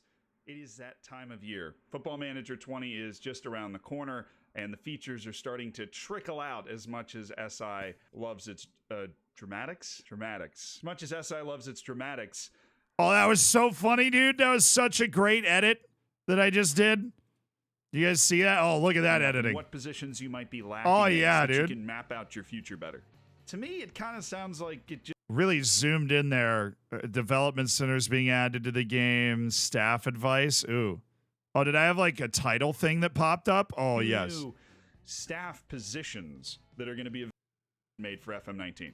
Most of this new advice, though, is going to be coming from not one, but two new staff positions. When's the thing pop that are up? going to be available to you on FM20. Pop up. The first one is called a technical director. This is someone Oh, who is yeah. essentially Oh. the head of youth development. Oh, yes. Oh, and I had different ones. Oh, did I have a like and subscribe thing? I see a like and Subscribe button. If you plan on or hope to enjoy more of that, and hit the like button, go ahead and help us out. Dude, this is Going back oh to the- oh oh the page turn. Oh, the page turn. I was in my bag, dude. I was in my bag. I was in my bag all the way in. You've never seen a transition like that before. That is Paleolithic on YouTube. That is Stone Age beating sticks together to try and start a fire on what a transition. Wow. Oh, Nurio Alves. How did we not score? Okay. Wow. Yeah, so that was my first video that I ever released on the channel. The funny thing is there was actually a channel, like I obviously made one video for FM Scout that's famous. And I did make a few YouTube videos for a different channel, but those have been since unlisted and are hidden from public view because those are the first YouTube videos I ever made. And they are horrifying.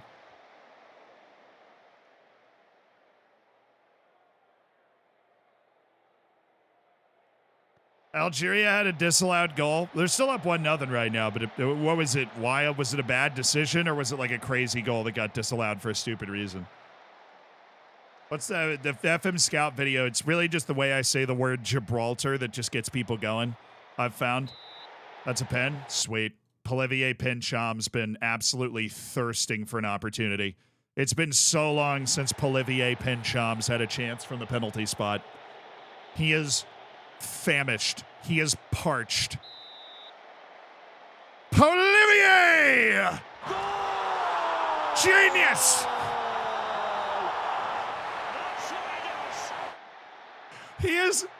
He's such a good penalty day. He's perfect all year. He's been so good. 19 goals in all comps for my midfielder Olivier Nchab. Tremendous signing. Perfect penalty record, I believe it's still intact. Oh, and it's Alves. What a miss. From Ivan Alves, he can't believe it. Head and hands.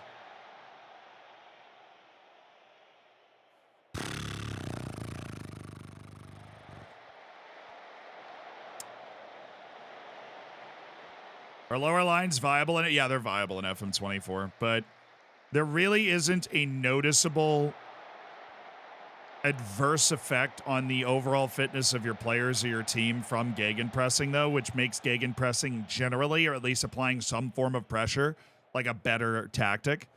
My boy EBFM did the work on that. It's very interesting research.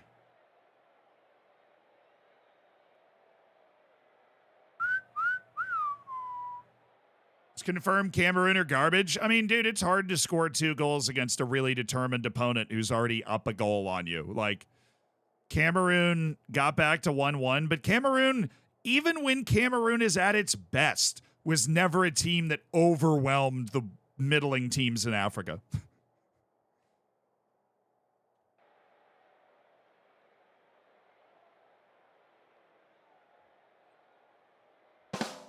Bro, you did not.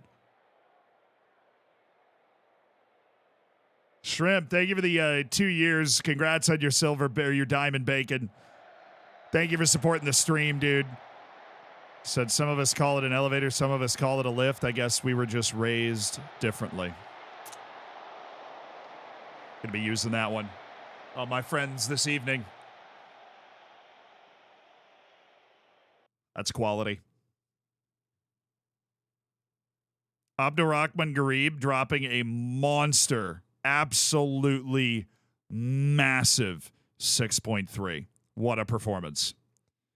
Robert Soldrikis actually going to get replaced by LaQuincy Ozefalk. He's on a 6.5. You know, I don't discriminate. If you're not having a good game, you're not having a good game. Time to get somebody else in. Ivan Alves also not having a good game. We're only up 1-0 on a pen right now, so not putting the ball in the net as well as we could be. Looking at you, Ivan. I'll take those grades. Nice. Good work, Shrimp. Enjoy your new bacon. Would you do an FC Vaduz save? No, I actually don't find that the Vaduz challenge super interesting. I feel like that's just, you know, a lot of work to get. Like, you have to win the Europa League just to get into the Champions League. Like, it's just, you know, I would rather just make that not be the way that it is for the Liechtenstein champ. Even if you win the Swiss League with Vaduz, you only go into the Europa League because you winning the cup in Liechtenstein supersedes you winning the league in Switzerland. Uriel Selly, it's Sefok! Nice work, LaQuincio.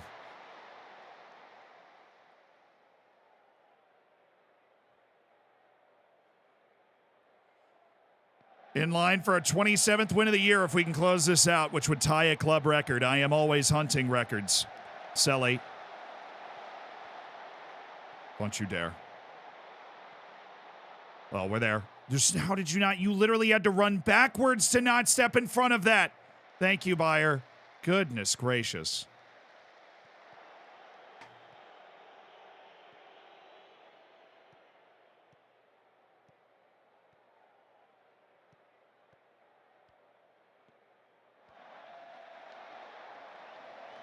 What do? We learn from our mistakes. Yay, go Zealand. Oh my God, Zealand, you're so great. How do you do it, man? It's crazy. I don't know. I just do that. I actually do want the wins record, so let's not give up a late counterattacking goal again, please. Although we have 3.7 XG, but whatever.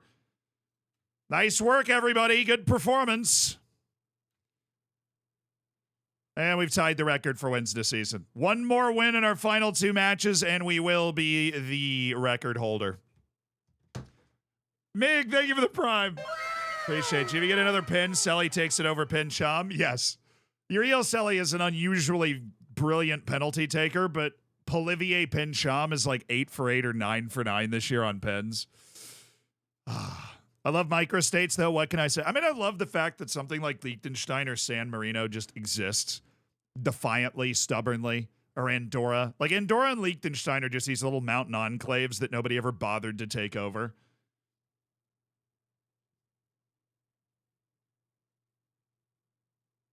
I actually been to Liechtenstein, too. This is a random fact. I got my wallet in Liechtenstein. They, like, make a bunch of leather stuff there. I went to Liechtenstein, was this 7 or 8 years ago now.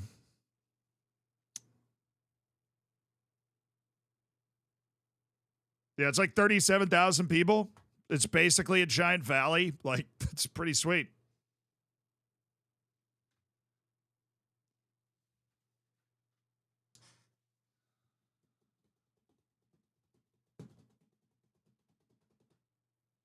I have a Liechtenstein flag signed by the reigning prince, and I have a copy of his book. What's that book about? How to luck into one of the easiest lives on the planet.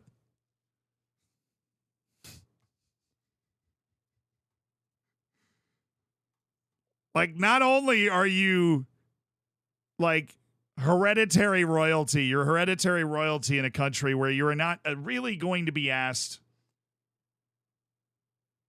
to, like,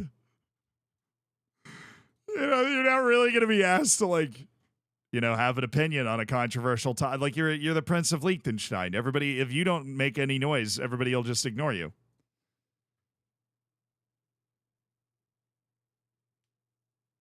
Yeah, I need that. I need those step-by-step instructions, right? So when I'm bouncing back down for, like, my freaking reincarnation and I'm getting to choose and I spin the wheel, like, how do I weight the die? You know, how do I figure out, like, Princeling of Liechtenstein. Yes! Suck it, losers! Princeling of Liechtenstein. Next dude's like,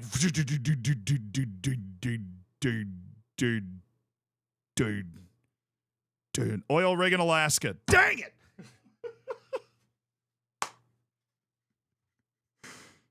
Come on, the guy in front of me just got Princeling of Liechtenstein, and I got the Alaskan oil rigs.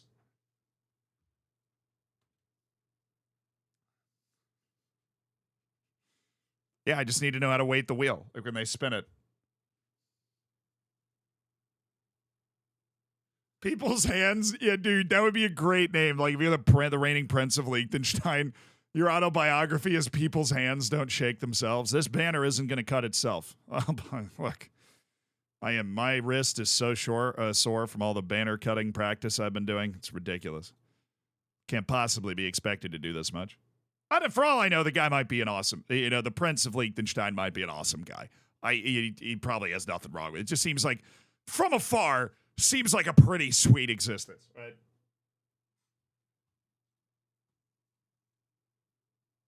The record, yeah, we have a negative $4 million in transfer budget. Correct, because we have a negative transfer budget business model. Sweet. Met an Italian Liechtensteiner, and she was basically in love with him. The prince is pretty popular there. Yeah, probably a great dude. Wow, Patricio, dude, you cannot stay fit for these last couple of matches. He just started his vacation early, and he's not telling me. Dude got a hair transplant and can't play for a month. What recruitment focuses do I have set up? I'm looking for free and loan players. That's it. I'm not looking for any. I actually do have one focus set up looking for potential first-team players, but that's only because we had a huge net positive transfer spend.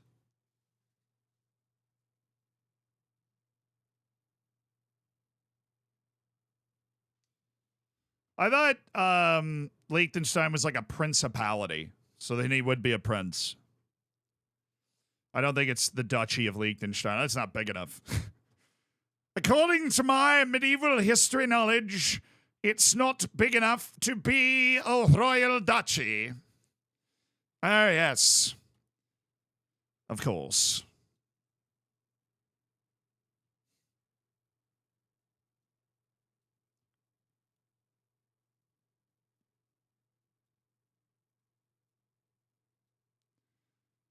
Do you like the roll on royal there? I've been practicing. The Royal Duchy.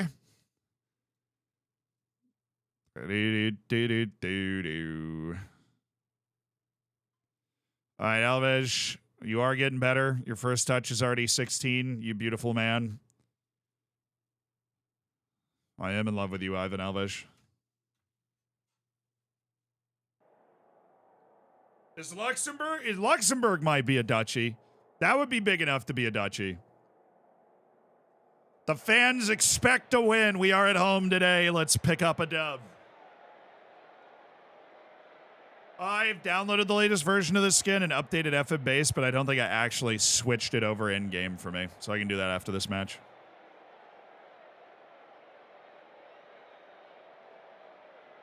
Rhoda JC are my local team. Let them win, please. They need it. Honestly, they don't seem very far away from the playoff. Maastricht, who's right in front of them, is in a playoff spot. So Rhoda JC actually does need to win this match.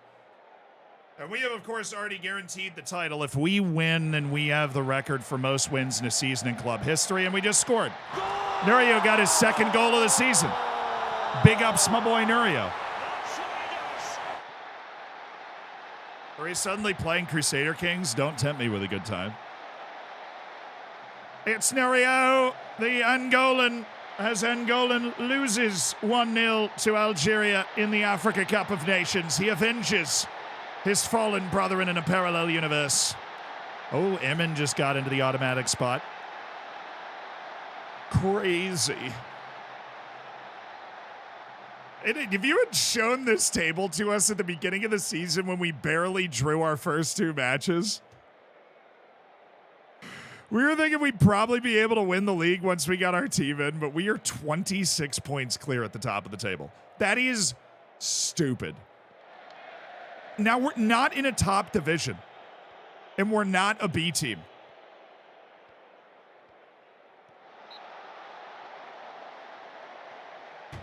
26 points clear. All the people wanted Roberts, Jumpman, Uldrikis. Garib, bring it down, brother. You're not scoring that header. I hate to break it to you, but you're not that guy. I'm happy with how we've dominated possession. Up 1-0 at home, possession in a dominant state. Tennessee whiskey again. Yeah, it's the second time we're going through the playlist. Great memory. Usually the playlists we have on are like 2.5 hours, 2.5 hours long. And so we'll usually go through like most of the playlist at least 2 times. That doesn't bother me because that's playlist is plenty long enough for like, you know, by the time the song comes up, I'm like, okay, cool, that song. You know, like it doesn't wear me out on the song.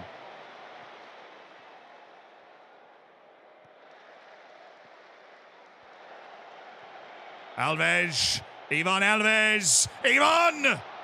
Oh, there it is, Joaquin Torres. It's Tennessee whiskey.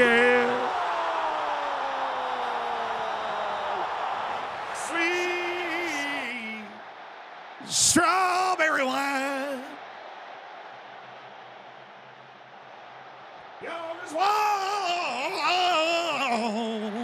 was a glass of brandy. I basically sound like T-Pain. Don't be too hard on Road to JC. We've been doing this to everybody. So this journeyman's been too easy. We started with no playing experience and no coaching badges, and this is our 4th season. And we've won like a bajillion trophies already. We won the African Champions League. We won South African 2nd and 1st divisions. We won every major South African Cup. Twice.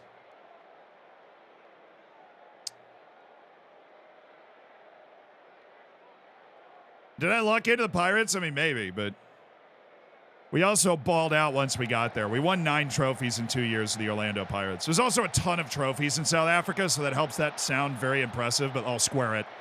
Yeah, I guess he didn't need to. 2 goals for Nurio. It's 3-0. All right, sweet strawberry wine. Yours warm as a glass of brandy. On the eyes on your love all the time. Voice of a generation.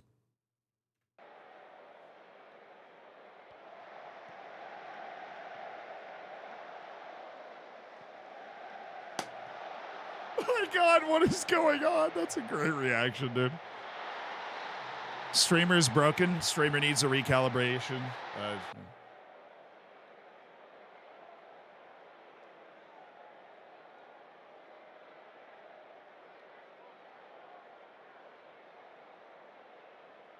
No, I mean, the honest truth is starting the journeyman, I had no long how it was going to take to get anywhere or how long, like, you know, what it was going to be like. We jumped into a club with huge financial difficulties that had just gotten relegated, and we managed to kind of turn all that around. I had never really put myself in that exact position before, so that was kind of fun to do, honestly. Like, from my perspective, I had a lot of fun coming into Knockbreda and being like, all right, we need a positive cash flow. We're going to have to get rid of a lot of guys, and we're going to have to rebuild a team with free transfers. And we built a sick team. Oh, Ivan Alves definitely is the type of guy I'm going to try and keep around my team. I love a good shadow striker. Most of this team's actually pretty old, though. Most of the guys we've signed, like from Torres to Sinani to Uldrikis, they're all kind of old. Like nobody under 26, really. So this is really just we signed a free team where this was the level that this team could be utterly dominant at, you know? Are we moving after this season? Very possibly. We've got one more match coming up, and then we've got, you know, our whole future ahead of us, really. I thought I was going to be done studying this freaking badge by now, dude. It's April 30th. Am I just slow?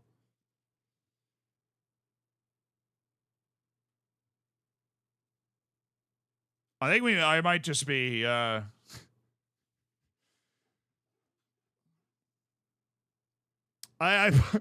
put all of my attribute points in I put all of my attribute points in handsomeness. I didn't put any in IQ, unfortunately.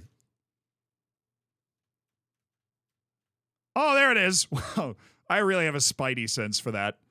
Can I ask for another one? Can you fund another one immediately? I have my Continental B. Please give me my Continental A. I have an A+. I literally have an A+. We're going into the off season. I have an A+. Fund the course. Fund the course. I might leave immediately, but fund the course. Fund it. I have my Continental B.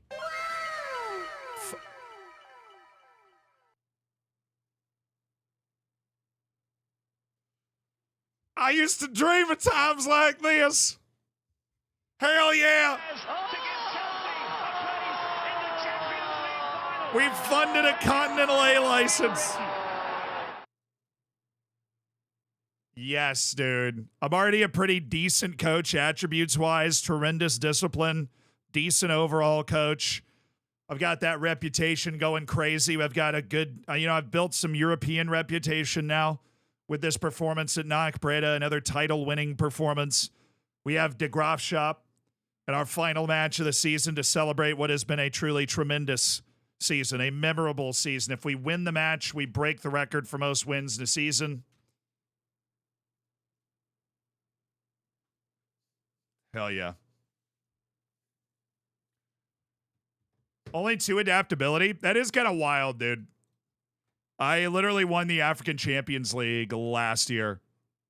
And you're gonna say I don't have any adaptability. I've come straight to the Netherlands and utterly dominated. Maybe it'll update after this year. It'll be like, oh wait. He gets the business done abroad. Did we get the youth intake? Yeah, it was no stars. Few potentially decent players at the level that we're playing at right now, but no stars.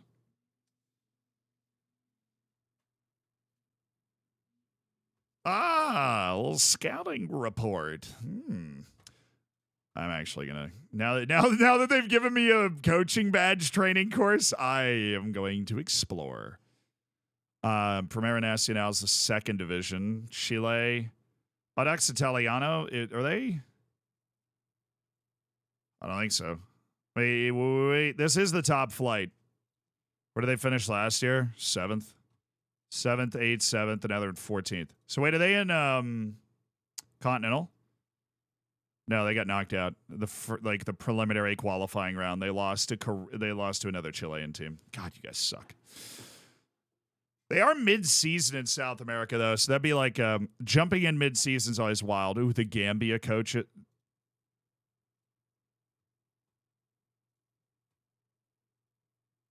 Omar Kali.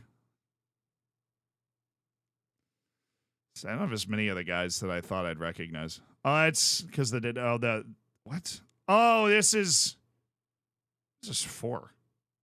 Where are all their players? Are these all guys that are playing Gambia? Was that what this was? The last thing they were playing? Yeah, it was the African Championship thing. Okay, so their national team's not right at all. Because it has to be people playing in the Gambian League, and nobody plays in the Gambian League. You do something. I was very confused. I'm like, Gambia has more guys than that. Is that the Super League? Ooh. Is there 11th in the Super League? Konyaspor. Finished 12th and 11th. And MLS has a couple openings. Montreal and Cincinnati. But I don't like MLS in Football Manager. Lorient. Gotta get Will Still It Up in Ligue 1. XWCE. Thank you so much for the Prime. Thanks for supporting the stream. Have I ever done a game in England? Brother, I went 6th division to win in the Champions League and the Premier League last year with a Taunton Town up the Peacocks. Up the Zeacocks.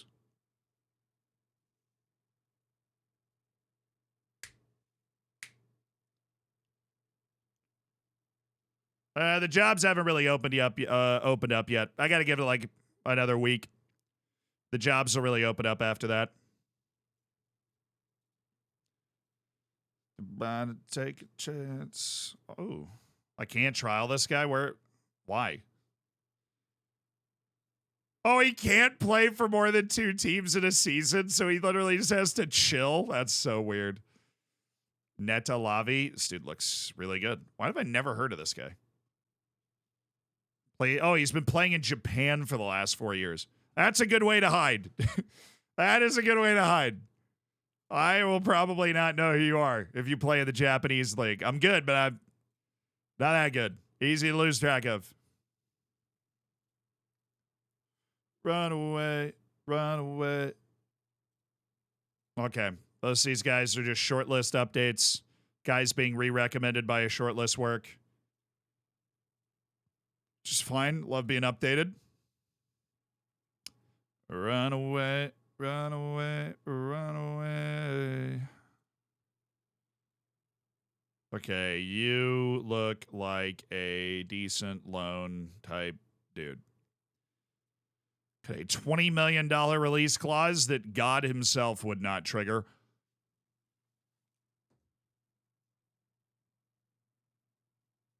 Somalia. My God, it's the best Somali player I've ever seen. He doesn't have any serious issues. He's 18. He's got room to grow. He's the best Somali player I've ever seen. Just a bolt from the heavens.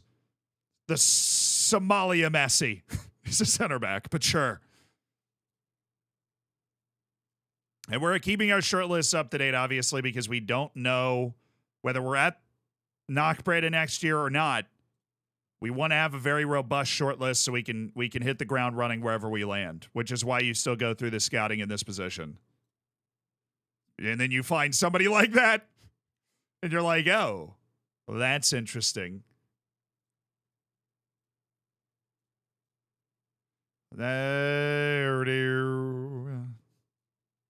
Sweet. There is a dude from Somalia that is absolutely good enough to be in my team. Would not be the worst center back on my team. Not for knock. Yeah, I know. Well, the reason we're not just offering him a contract right now is because we don't know if we're going to be here. Right? So we don't want to offer a contract where it's like he signs with the team and we never get to use him. Right? This is our last match of the season. It's a celebration of what we've accomplished this year. Tremendous season, tremendous set of accomplishments, but we're not going to put that offer in for him right now. We may want him at the next club. Why are you upset with training? Individual training he's been assigned to work on. You just really don't want to work on your passing, dude. I see you. You're just like, I don't want to improve my game. I'm already great. I'm like, your passing is 9 and you're an attacking midfielder. But you're right. I love you. How could I say no to you? It's a weird looking graph. Like Nurio just got a lot better and then stopped. And Abdurrahman's 30 years old. I doubt he improved that much. But that's what I mean. Like, Itcham's 31, Garib's 30. Like, we're not a team that's going to grow together. We built a team of free agents that are dudes that are, like, good at the level we're at. And that's it. That's what we have. He's got 16 bravery from the Civil War. Actually, is he from Somaliland?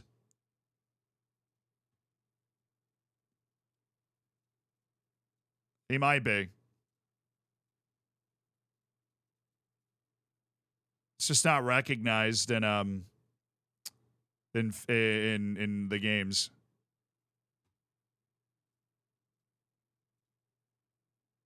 I didn't scout. Where did I put him?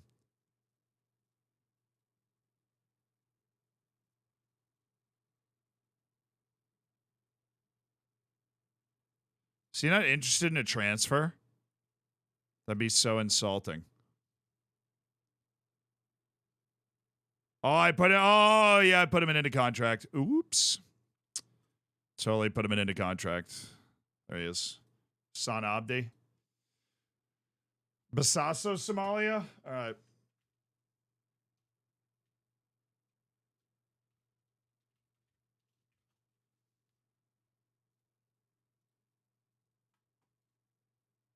This is not a big place. All right, Bosaso, Somalia is... That might be in Somaliland. I actually don't know where the frickin' border is, dude.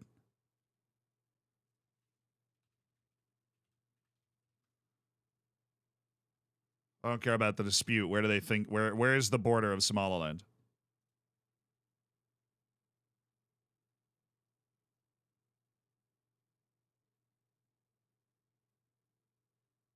I think he's in Somaliland. I mean, it's close. He's in like a little coastal town of Bosaso.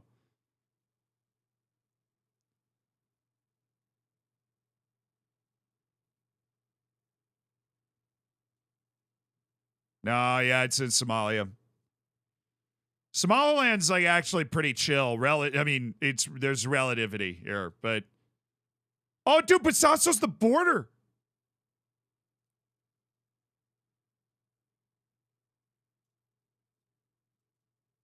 Oh, I'm sure that's super chill.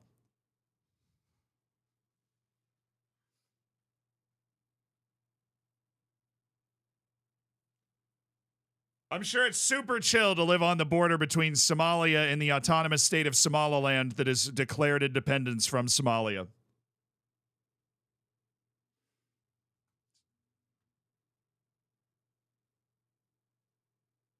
Yeah, I would have gotten out too, brother. Way to get to the Netherlands. My brother is a refugee, and he is balling out.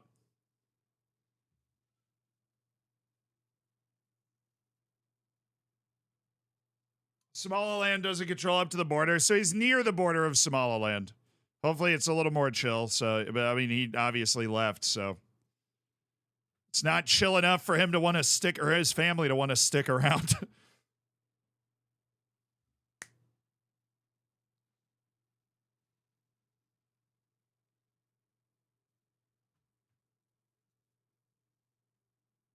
What league are you in? We are in the second division of the Netherlands, fourth year of our journeyman save, where we started with no playing experience and no coaching badges.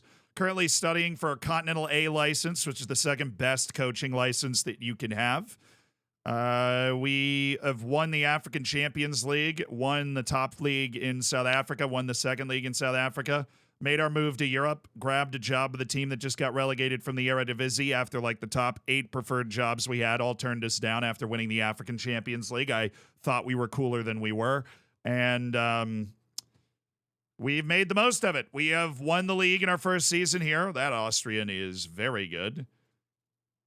And Luis Torres, still don't have all the information on him, but what a player. We've been able to study for 1 and now 2 coaching badges since coming to Europe, which has been huge because they weren't giving us any more coaching badge funding in South Africa. So we're on the move. We are on the move.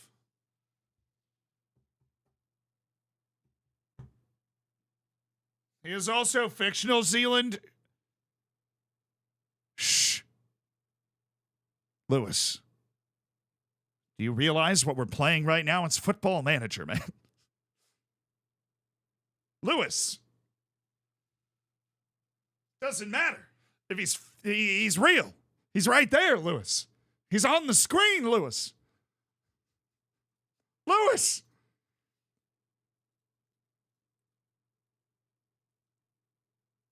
Guy's good. Slight aversion to big matches, but he's good.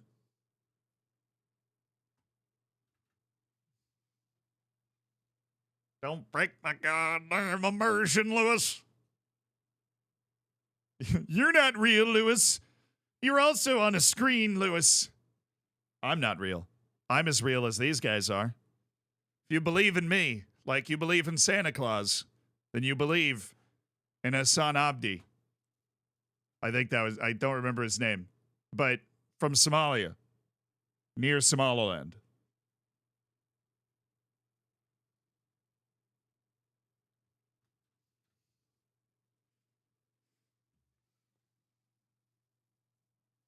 Not Hassan Abdi. I thought it was Hassan Abdi, but I don't remember. Hold on. Before we speak on this man.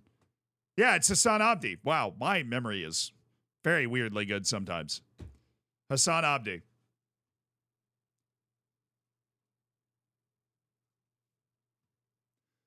Black Leopards are 8th in the 2nd division. After they got relegated after 2 years in the top flight, after we won the 2nd division with them, they are now 8th in the 2nd division. But at least they have a tremendous new stadium, Black Leopard Stadium in Polokwane. We did help them build a new stadium. What about the top league? Well, we broke the Mamelodi Sundowns, who managed to finish 4th after their reign of dominance. But now Kaiser Chiefs, the hated rivals. The Zealand effect, yeah. Orlando Pirates are 7th after our dominant quintuple last season with Orlando Pirates. They have fallen apart. They are in 7th. And Kaiser Chiefs, the hated rival, led by Calendario Gonzalez. F-Mom Hassan Gonzalez is going to win the Golden Boot in South Africa, dude. He's got 16 goals. It's him. It's that man again with all the letters in his name.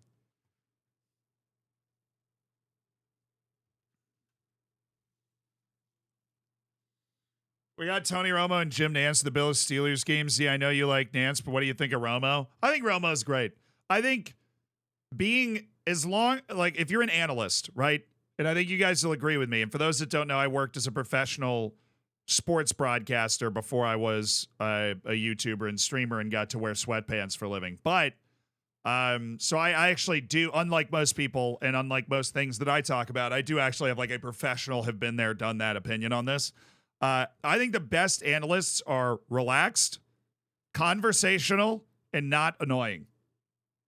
And I think it can be achieved very easily. Don't butt in too much, right? When stuff is happening. If stuff is happening, let it happen, and then be relaxed and conversational. Because if you're an analyst, you're already somebody we want to hear your thoughts. You played, right? You were in the game. You've been there, done that. We want to hear your thoughts. You're the main part of the show.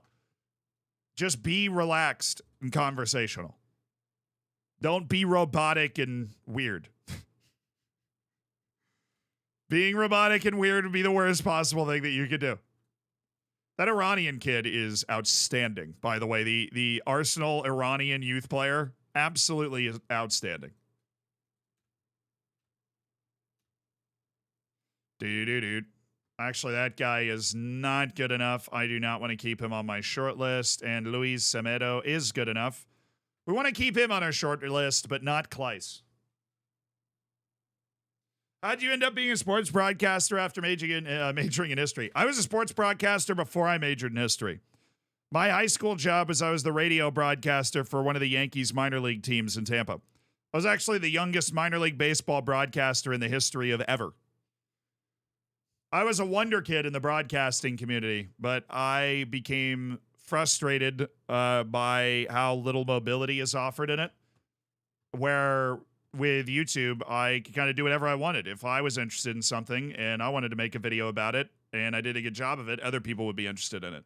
And if I was good at streaming, then yeah, I would go as far as that could take me. Where in broadcasting, you get to a certain point where you have to wait for somebody to I chafe under authority too. I have always chafed under authority, just a natural personal trait of mine.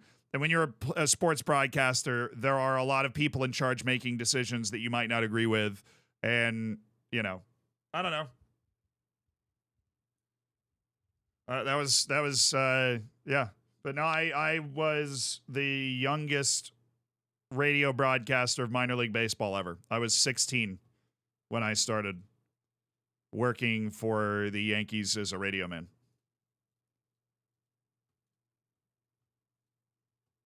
I called a MLS preseason match that Wayne Rooney was in when I was like 20.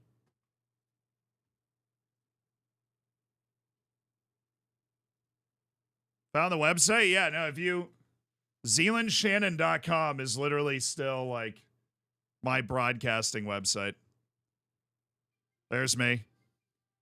professional play-by-play and sports broadcaster, my online resume. There's me hosting a sports broadcasting camp with John Gruden, the former NFL guy. There's me doing a college swim meet, actually. Natalie Calabont, who now is married and lives in Florida. There's me hosting a radio show in Charlottesville, Virginia when I was 18, actually. And all sorts of demos of me doing stuff.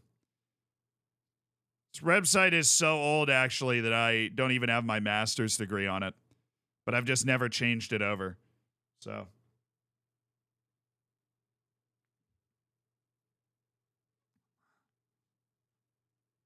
It's another life.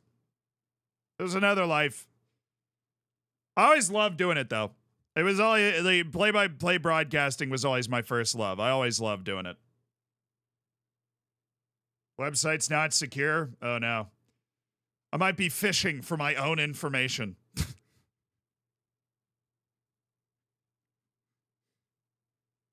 I got offered to be an MLS broadcaster, would I? No.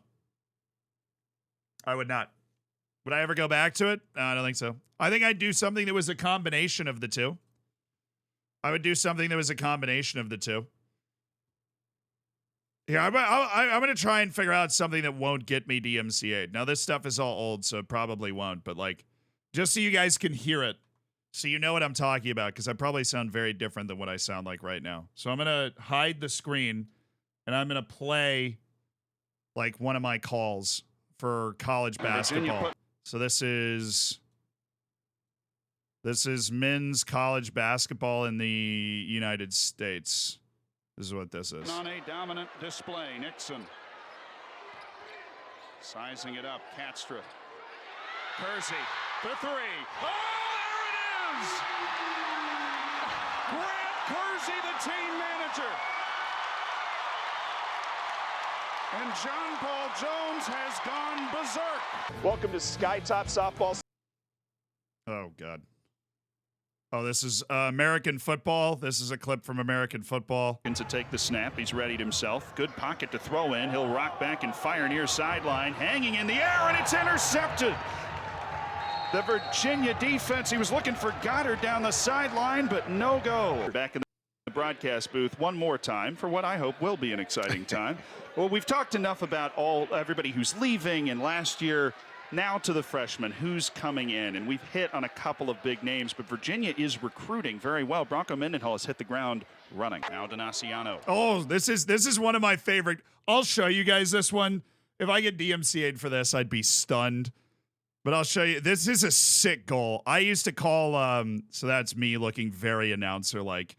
But this is this is such a crippling announcer looking like the polos, like me and the former football player Tony. Anyways, this is from UVA's soccer team. I don't know where Iracosi Donaciano is now, but Virginia was the 6th best college soccer team in the country, and Wake Forest is the 1st. And this goal is a banger. Donaciano working against Folds, has Bell overlapped. Donaciano to his left foot, shoots! A wonder goal for Iracosi Donaciano, and we are tied. That's where she is. Sharik. That goal was sick, dude.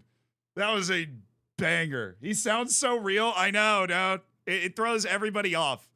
It throws everybody off. How profound. Yeah, but when I say like that, you know me. I try to typically be very reasonable if I'm wrong or right about something. I was incredibly good at sports broadcasting.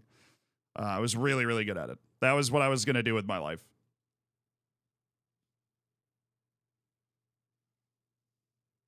And now we stream an Excel spread. I am happier doing this. I love sports broadcasting. I love the actual act of doing it. I did not like some of the other stuff around it as much. Yeah, that's the truth.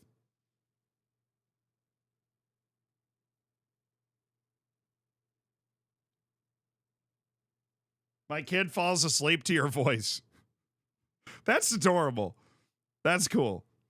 I'm sorry I yell so much. That probably disrupts that process.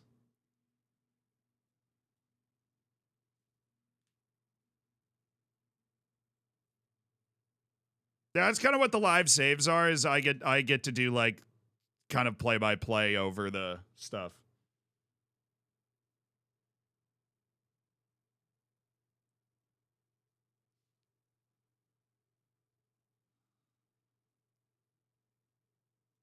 Trying to figure out who like I want to play. I'm going to play Bjorn Engels with Jonas Bayer in the last match since he's retiring. I've got some sentimentality there. Bjorn Engels is calling it a career. He's going down with a league title. I respect that. We'll go with Pereira, Engels, Bayer, Nunez, Bizot, Rodriguez, Incham, Nunez, Alves, Torres, and Ulriquez. All right. Great time to be alive. Let's go break the club wins record and win 28 of our 38 matches. I actually think I've already broken the wins record. I just didn't notice. We'll see when the table comes up. But 28 wins would be a new Nakbreda record for a season in the league in Netherlands. And I think we're already over that. I think we'd be going for 29 wins because we have 6 draws and 3 losses. It doesn't show us.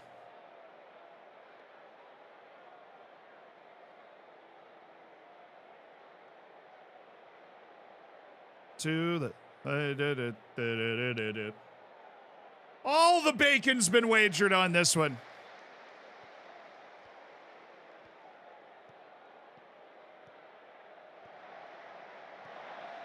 No, but I want to be clear. Like, I wasn't the best at play-by-play broadcasting. There's no guarantee at all I would have been like on national TV doing NFL games or anything. But I was in the conversation.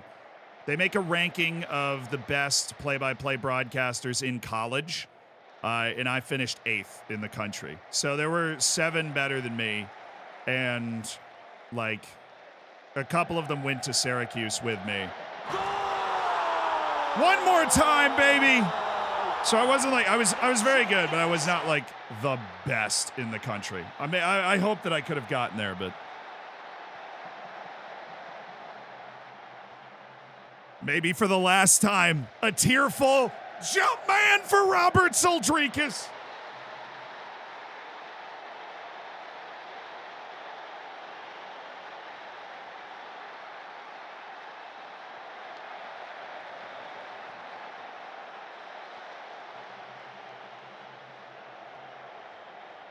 Ooh.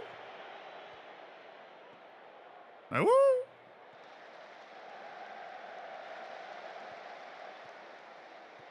I love the foul there. Oh, get it, Nunez. Uldrikis again. Robert Uldrikis.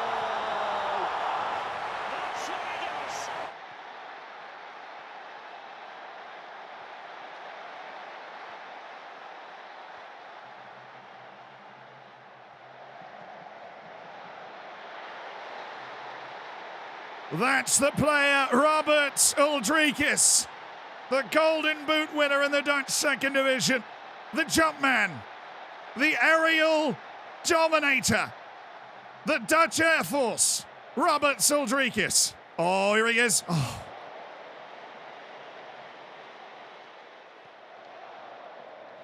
This team's way too good for this level. Yes, like I said, I think this team would have finished mid-table in the Eredivisie, as is. There we go. Pincham, Alves, Torres.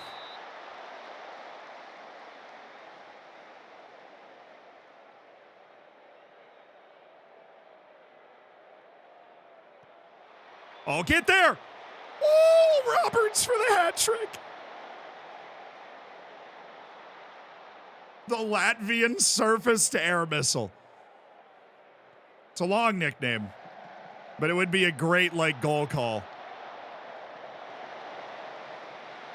Are we expecting to leave Knock at the end of the season? I don't know, dude. They're still funding my coaching courses. They absolutely love me here. I'm studying for my Continental A right now, and that'll finish at the 1st of May next year.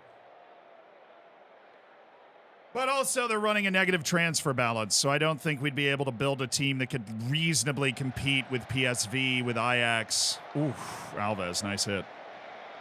I think we'd be best looking for an upper middle table, like an upper mid-table finish next year. And I got to basically decide whether I want that or whether I think the only, like, I don't want to go to a team. I want to go to a team where I can win trophies. And I think top teams in South America really speak to me in that way. Go to a good team in South America and I can compete for trophies that way. But I don't know if winning the Dutch second division is enough to get a job like that, you know? We might have to drop one more a year at a high level and, like, surprise in the Dutch Cup or something in order to do that. 93 points from 38 matches in a second division. That's what's up. Bjorn Ingles playing his final match. Decided to retire at the age of 33.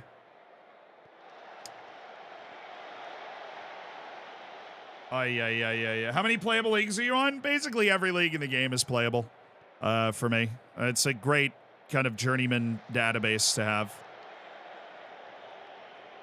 Do I watch NFL?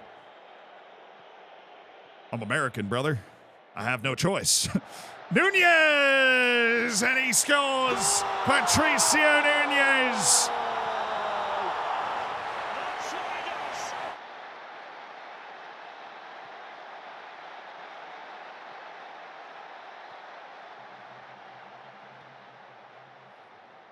Oh, excellent touch by old Patricio. He tried to go far post. It deflects near post. No chance for De Graaf, who's in goal for...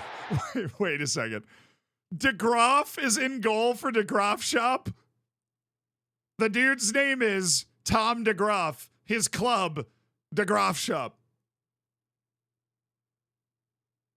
Sometimes you're just destined to play for a certain team, you know? Sometimes you're just born to play for a certain team. Oh, no. Wow, that was a heck of a cross, though. We should have been screwed. It's the owner's son, yeah. Well, it's the family business. We've been the goalkeepers at the Graf Shop for some time. It's like, well, do you ever consider that's why you're in the second division in the first place? All right, guys, standing ovation. Polivier Pin. No, we're going to leave him in. He's on 6.9 for crying out loud. Let's let him finish out the season. And same with Nerio. Let's let these guys run their legs ragged, finish the season out. Is there anybody on the bench that we really want to give time to?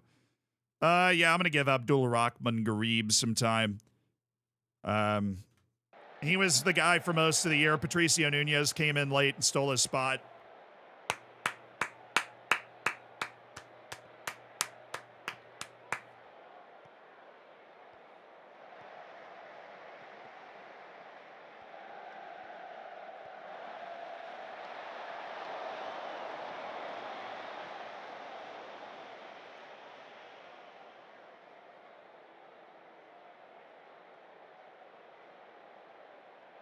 Have I seen the videos from Buffalo?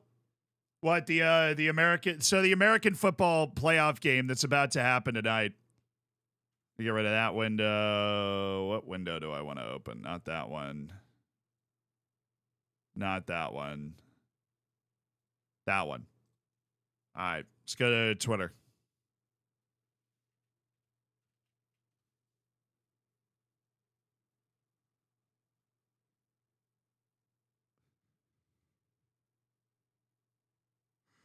Dude, this playoff game is about to be legendary.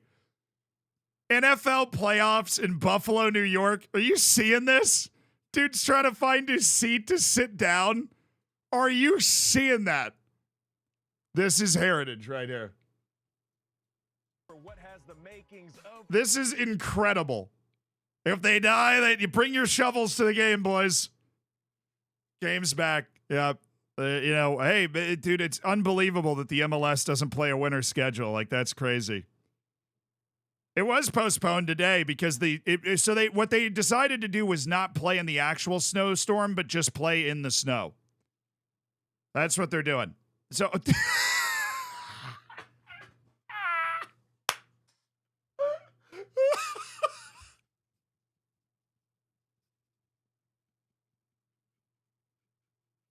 Dude's just steamrolling a snowbank to get his family to their seats in the game.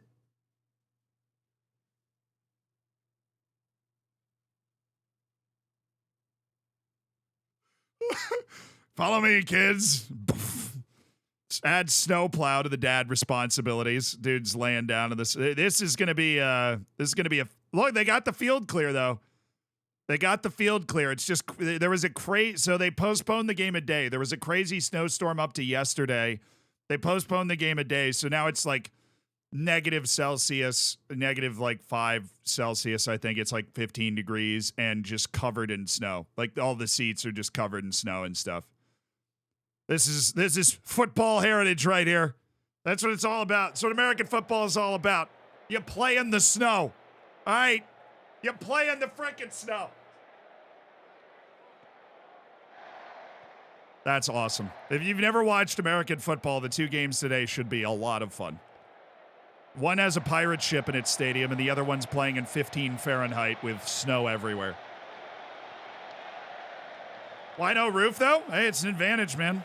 Buffalo is one of those northern cities, and those northern cities thrive in playing freezing games. They thrive and play. Like, we had it in Kansas City. It was negative 30 Celsius in Kansas City. They played on Saturday. And it was negative 30 Celsius. And you know what? They blew Miami out because Miami couldn't handle it. No, it wasn't 9. So, Buffalo's -9? Yeah.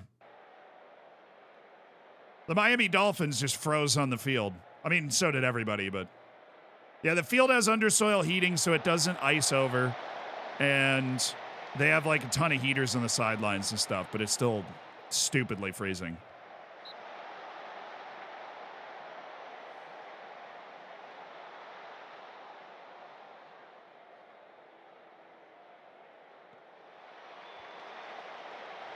Yeah, the head coach of the Kansas City Chiefs, his mustache froze over, which was kind of funny.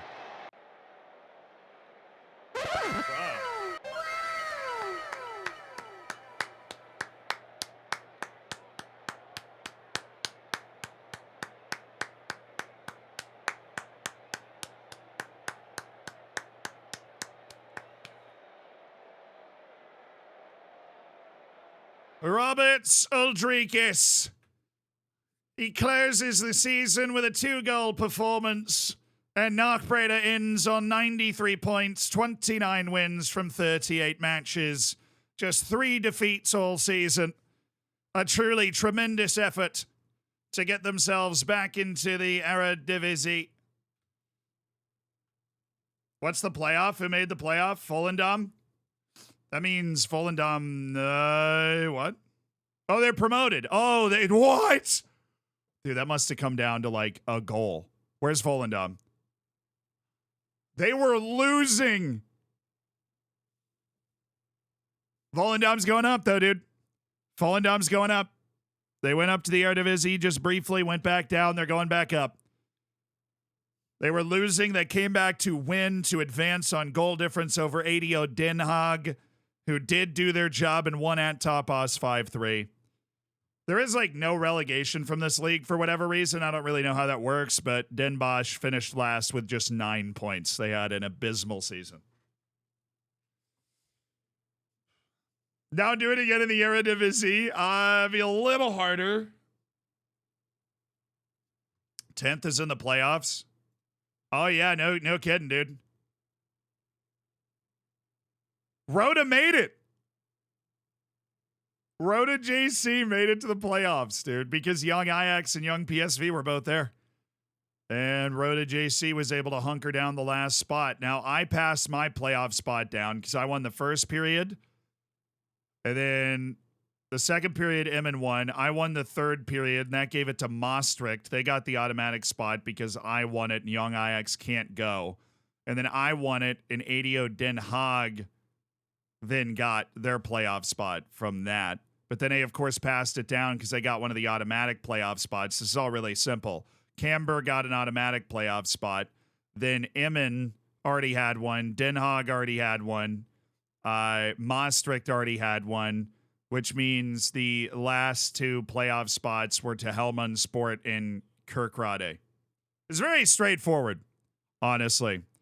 4 playoff spots were awarded by the periods, and then the last 2 are awarded based off league position. And basically everybody Well, there were two that got passed down, essentially. I passed mine down. Den Haag passed theirs down. Camber did not. Emin then passed it down. Maastricht then passed it down. And then there was Sport and Rota JC to the playoffs. Super simple. My brain's just going to explode. Den Bosch actually won a game. Wait, really? Who's the team?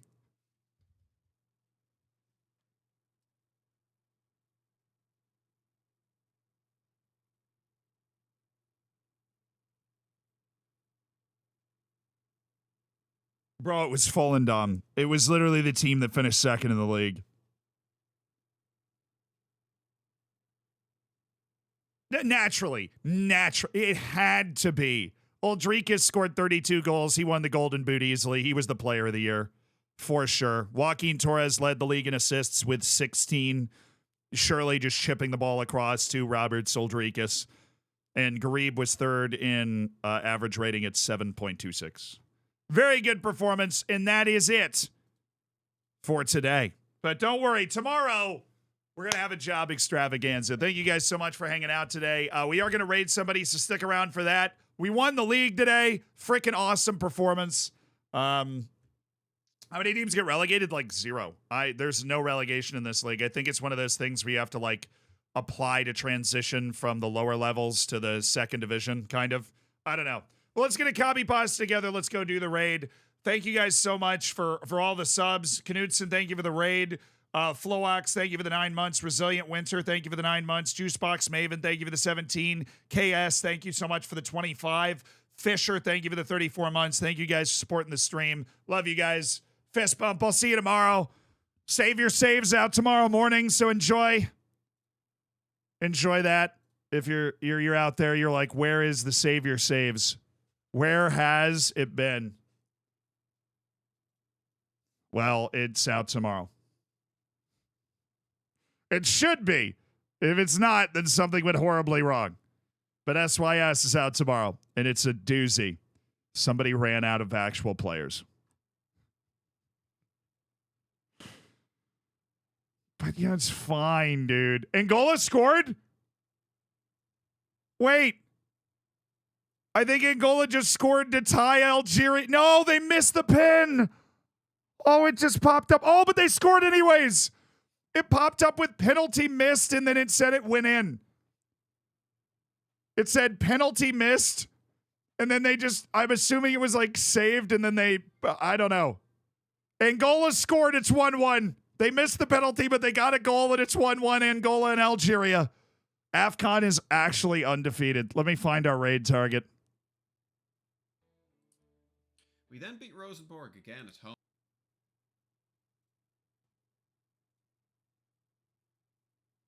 This guy's camera position is absolutely hilarious. I have no idea what's going on here, but this should be fun.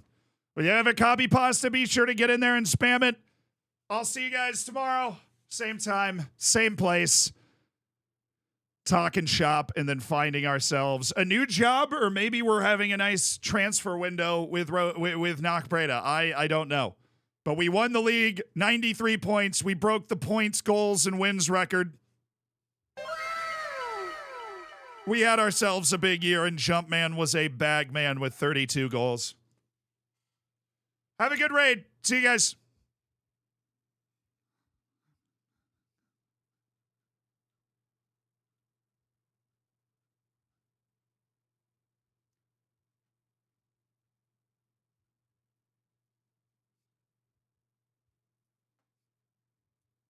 All right, word of the day.